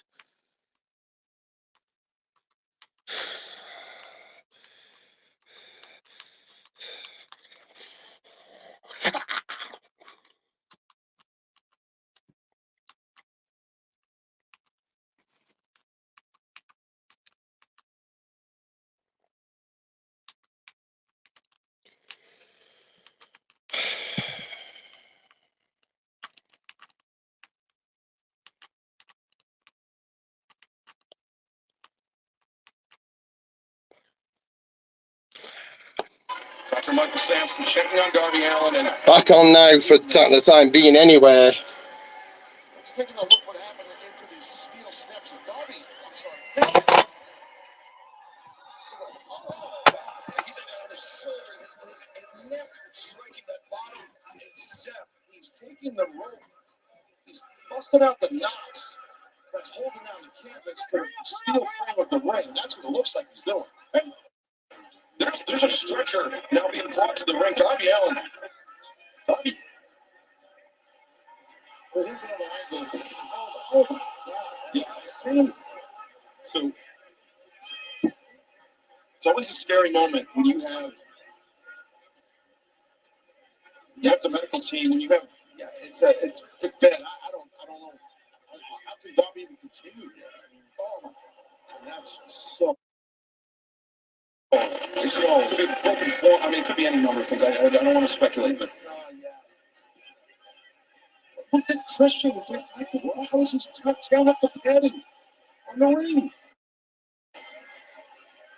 The intentions on Christian Cage right now is a little bit over the top. This is beyond defending a title. This is Now Christian ripping up the ring as EMTs will come out and brought a stretcher out for Darby Allin. Darby's got thrown into steel steps that Christian pulled out from ringside.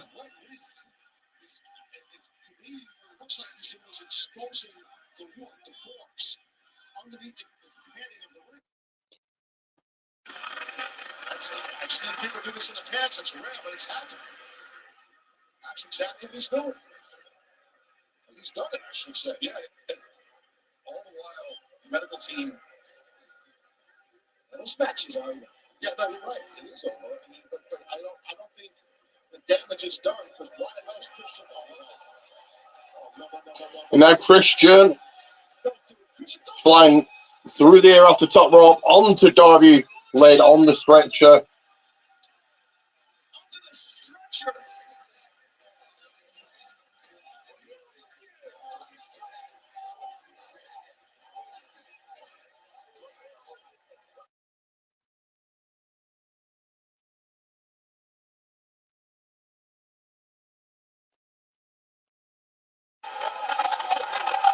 This is beyond professional wrestling. This is Christian Cage is trying to permanently incapacitate Darby Allin. Christian Cage is trying to end Darby Allin's career. Sick, man. Christian is sick, and you see Nick Wayne's mom looking on. Cage said he was going to do this. They also said he's going to out-wrestle Darby Allin. We know that was bullshit.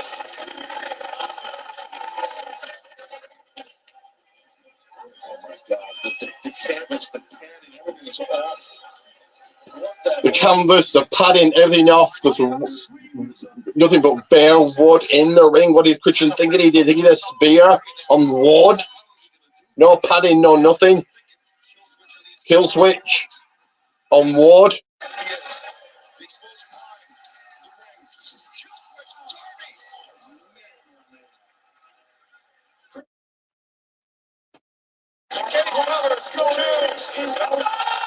Darby kicking out.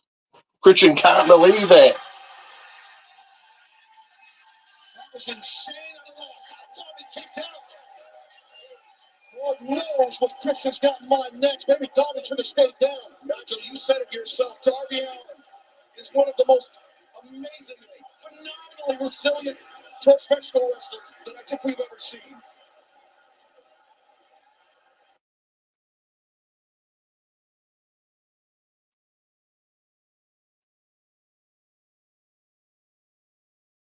Darby lined up there, guys. Looking for the spear. Spear. Oh, missed. Showing some signs of life. And, oh, wait. No. Christian Cage. He's taking Scorpion Deathlock. Scorpion Deathlock. Going for it. He wants to rub this on Darby Allin's face. Darby Allin's mentor, who saw so much in this young man.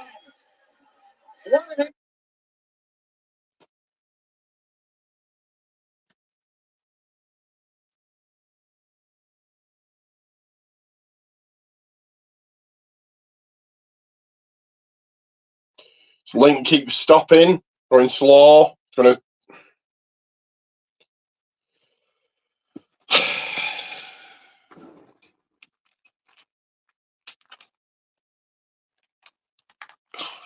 Shit.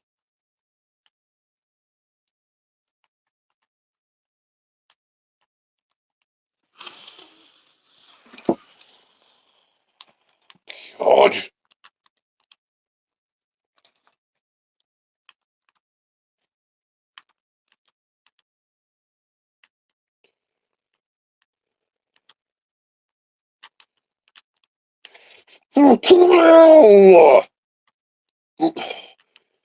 Give me a second, guys. I'm gonna find another. Oh, these links keep stopping and stopping and stopping and fucking hell.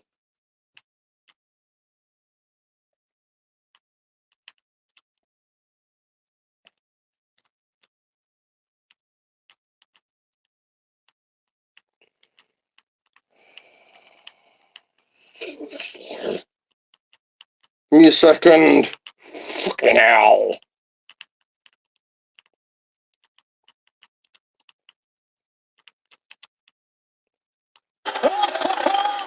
What the hell?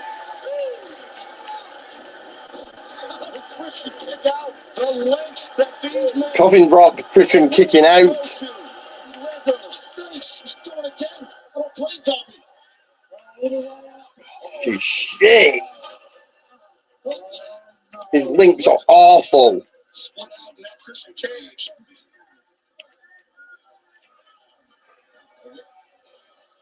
Walking himself to the outside. He just waved, I guess, at the camera. No, it's the steps. He's not waving at the steps. And you can blame Christian Cage all you want, but you gotta blame Darby Allin, who refuses to quit. Christian over the side.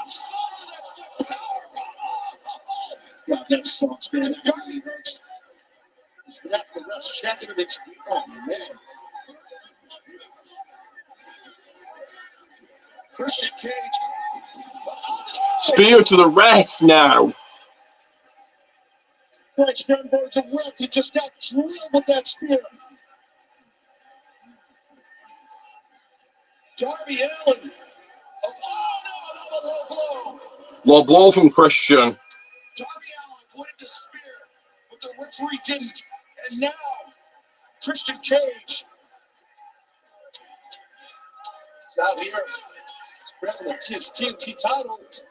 Referee is down. There's nothing to stop Christian Cage at this point.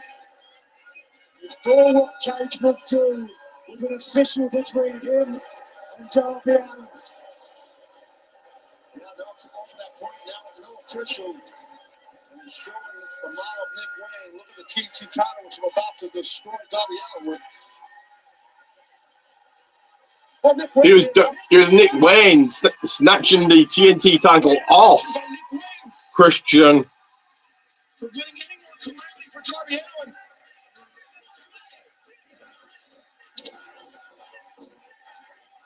Heel turn coming. And Christian Cage has just stepped in it. He's outnumbered here. And he's a weapon in the hand of Nick Wayne.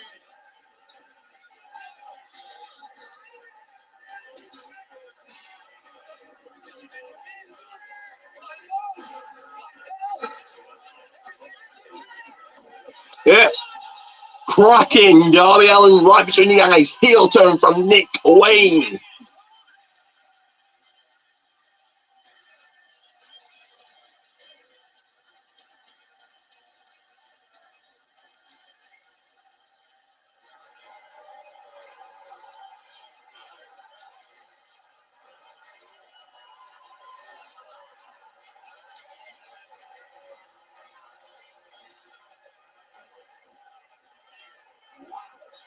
What a shocker.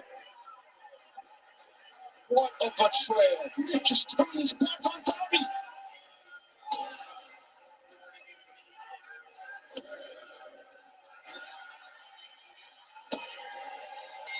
Wow. Holy hell. This match.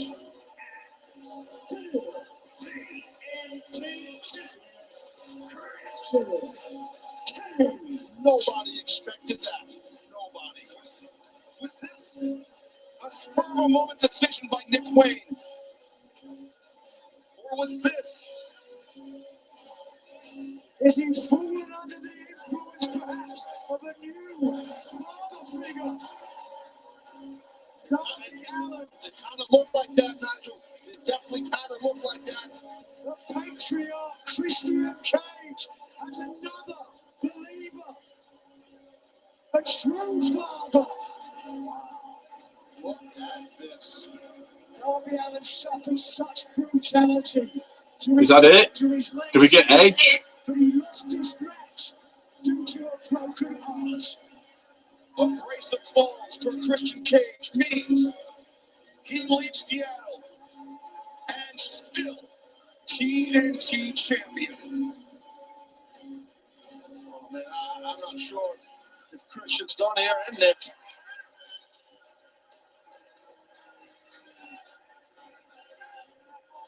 Music has stopped. What did talk? Seemingly now Darby. Are we getting Edge? Is he here? Beating up Darby now. This is just like it.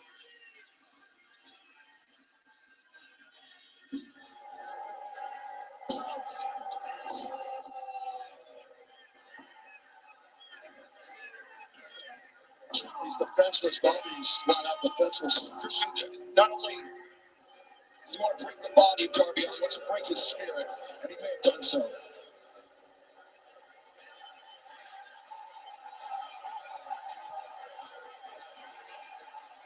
Oh, Sting is here. The icon Sting.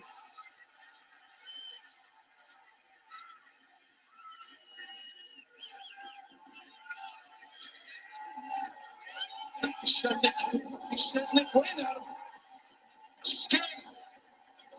It's going to be fury coursing through his body to see what just happened to Darby Allin.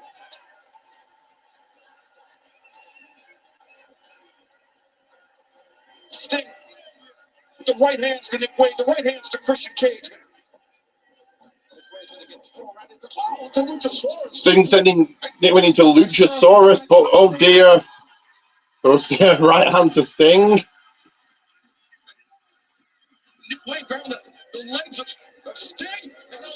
Sting now outnumbered. This is going to be bringing him out. Do you think you know me? Distracted Sting enough to get popped by Luchasaurus. Nick Wayne's story plays with his new father figure. I love it. The chair is completely unnecessary. They're just beginning. This is going to be total destruction of Darby Allin and Sting. Christian now with the second chair. I was going to say the Sting, it was a little too late. But no, we've got plenty more to come. And we know, unfortunately, what these two chairs mean, Taz. Yeah. Definitely, it's Shadow probably. I mean, this is strike up the orchestra. Here it comes. You think you know me? Not to Sting.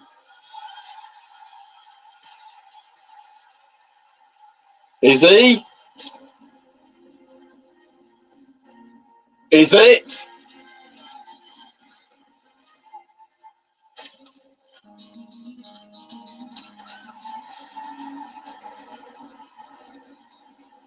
Is it Edge?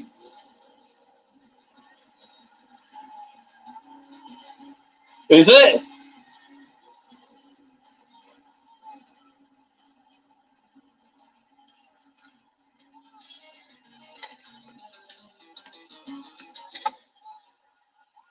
Is it?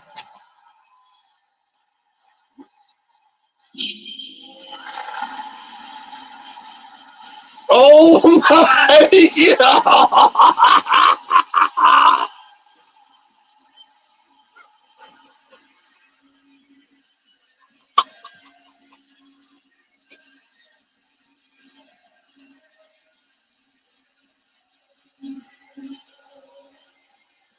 The rated R superstar Edge in here.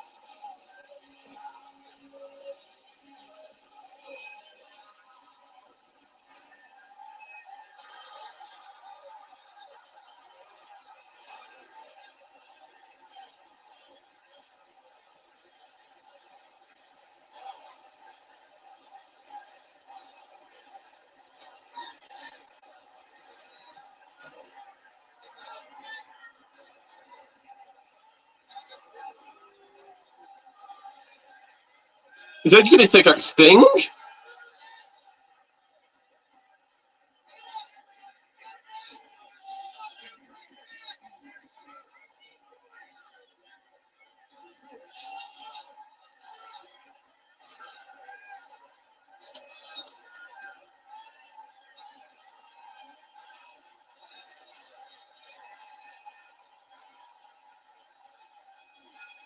Yeah. Taking out Nick Wayne and Luchasaurus. Spear!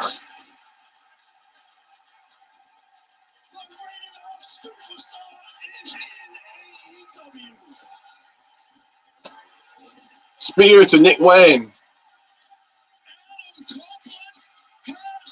Adam Copeland, obviously they can't call him Edge.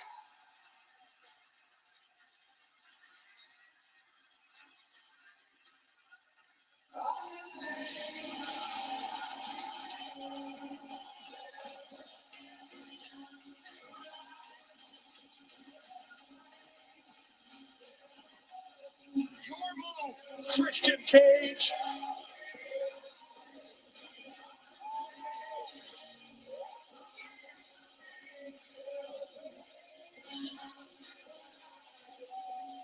This is nuts.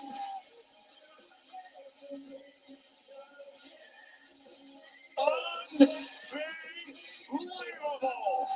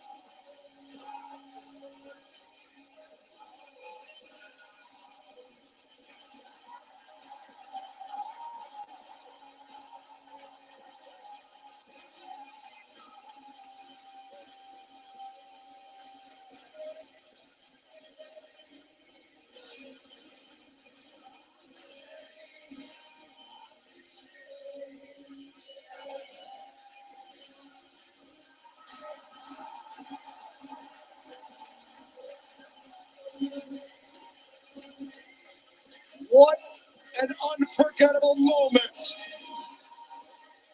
Thank you for joining us tonight for Wrestledream. We will see you Wednesday when we celebrate 4 years of Dynamite.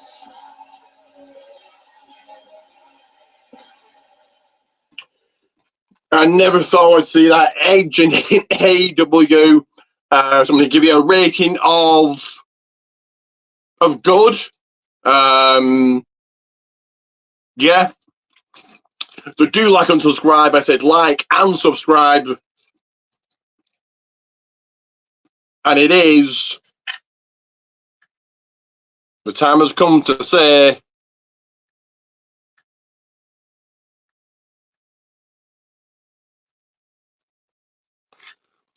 Ricky Goldman out.